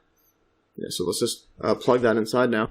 Yeah, so thus we have C is equal to R secant L over R. Alright, keep going further. Secant L over R, let's put it like that, and then minus R. Yeah, now this is approximately equal to, and plug in our function. Remember, this is approximating secant of x. So this is going to be L over R now. Secant, yeah, so this is going to be R times, and now just plug in this entire thing in there. So it's going to be R1 plus, remember, the whole idea of Taylor approximations is to remove functions such as these that are hard to work with, like secant or other trig functions or other functions, and just replace them with just these simple polynomials. So 1 plus x is going to be in our L over R. So this is going to be, let's put this 1 over 2 in front. Yeah, put the 1 over 2 in front. Now it's going to be L over R squared, and then plus 5 over 24. And now we have L over R to the power of 4, like that. Yeah, now this equals to, this R is going to be now, yeah, so now we can just simplify this further. Yeah, but also we forgot the minus R at the end. So we have the minus R over there, and now when you multiply this R inside, what we're going to get is, well, this R will cancel with this one here. Well, actually, before we get to those, just expand this as much as we can. So it's going to be equal to R multiplied this inside plus, it's going to be 1/2 L squared over R squared, but then R is going to, one of them is going to cancel. So we're just left with that. Or for completeness, I'm just going to write R there. So we'll put R there, and just so that we can cancel that after. So L squared over R squared, like that. This will cancel with this. Plus 5R over 24. This can be L to the 4 over R to the 4. So this cancels, become the 3. This cancels. And then a minus R. This cancels with this one. So now what we're left with is this equals to L squared, or 1/2 L squared. 1/2 L squared over R plus 5 over 24 L to the 4 over R3. And yeah, that is what we have. And let's put a like that and block this out. And yeah, so this is what we have. And this is in fact exactly what we had earlier, and we could double check that. Yeah, and we could double check that by scrolling up. So this is 1/2, this is 5 over 24, then we have L squared R, L4, R3. So let's just scroll up. And where is our question? Yeah, so right here, yeah, so we're going to use a Taylor polynomial to show that C is approximately equal to L squared over 2R. Yeah, that's our 1/2. This could be now our 524. And then times by L to the power of 4 divided by R3. So yes, exactly as we calculated or determined. So now let's look at the last part of the last question of the last exercise of the video. So part C, compare the corrections given by the formulas in parts A and B for a highway that is 100 kilometers long, and take the radius of the Earth to be 6,370. Yeah, that's just pretty much the radius of the Earth. Anyways, let's just, yes, 6,370 kilometers, and let's just jump right in and then compare these parts A and B. So this is the exact correction. This is the approximation. So let's just keep going further. All right, here we're going to do similar as before. I'm just going to do a bunch of calculations. So taking L equals 100 kilometers and R equals 6,370 kilometers. The formula in part A says that. And just a MES note, the built-in OneNote calculator is in degrees, or yeah, that I'm using right now. Is here by default, and there isn't a secant function, but there is a cosine function. So I'll have to do 1 divided by a cosine for all of the secant functions. So if we look at the part A one, which is the exact one, and let's just scroll up to part A, which is this one right here. So C equals to R secant L over R minus R. So let's just see the correction given our 100 kilometers and R is 6370. So we have C equals to R times by secant, which is just 1 over cosine, times by 100, which is L, which is 100 divided by R. And then I'm going to have to multiply this by radians to get this into radians. So we have to multiply by 180 degrees divided by pi. So you have to convert to radians. And then also you have this 1 over cosine, which is secant. And then minus r, which is 6370. And then this equals to, I'm just going to leave that over there. I'm just going to put space, equals to, 785, 0.785, etc., dot, 00. I'm just going to, so these are exactly as is. I'm just going to make this by 3 so it's easy to read. Yeah, so that's what we have. 0.785, 0.009, and then 965, and then 44 kilometers. So basically 0.8785 kilometers. And the formula in part B says that, and this is part B, so using this correction instead, so we're going to have 1/2 times L divided by R plus 5 over 24 times by L to the 4 divided by R to the 3. This equals 2, and this equals to this part here. We could just do the whole thing. This equals to, actually, it only gets to this part here, which is interesting. Just undo. This is what my calculus book has it, but yeah, this is so my calculus book gets all the way to here, and also if you use a search engine calculator or a more advanced calculator. But here's just a double check 0.785, and yeah, so you can trust that the rest is going to be correct. So the difference between these two results is so just subtract these two. So this 1.785, and then minus this part right here. This is larger, so it's minus that. That's the exact one. Minus this one right here. What we're going to get is, so this is what we're going to get. So I'm going to put this space. Yeah, equals this. Yeah, so delete this here. Let's see what we get. Press space. We get this 8.08 to the times E, capital E, negative 9 kilometers. In other words, 8.08 times 10 to the power negative 9. So in other words, writing these out in zeros, we get, well, 300, so 9 decimal places. So 3, 6, and this is the 9th one. That's why it's the negative 9 like that. So 0.00000008008 kilometers. So that's the difference between these two calculations when you use more accurate calculator than my OneNote. But anyways, it's 0.785 is good enough to to assume it's true. The solution is binding. So this is an accuracy. This is in kilometers. So this is an accuracy of only 0.000000808. Or 0.0, yeah, this is meters, so that's meters, or 0.00808 millimeters, 0.008, so 8,000ths of a millimeter. So yeah, this is some pretty accurate stuff. Remember, that was the exact one, the secant formula, using that one, but now you could just replace that with just a simple polynomial and get the the exact same answer. Anyways, that is all for today. Hopefully you'll learn and enjoy this. Another epic, long video, which is absolutely mind-boggling. Anyways, yeah, so I started doing these kind of videos, the super long ones, to get all the information condensed, and so I can learn super fast and I could focus on other things, especially what's going on in the world. Anyways, that is all for today. Let's just scroll all the way up.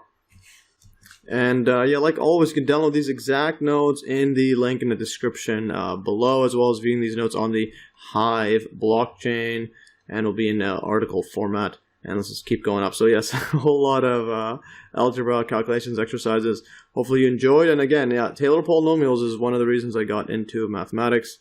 Just Taylor approximation, because you can approximate any function using just basic polynomials, and using the same step-by-step method of taking the derivatives, getting the Maclaurin or Taylor values of them at A, and then you can center it, and then you can start finding exact values. So instead of working with this exact function, we could just work with approximations that we can determine pretty easily.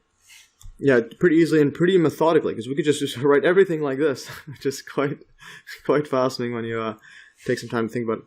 Alright, let's keep going up, and yeah, so this is a whole lot of calculations, and let's just scroll up further and further.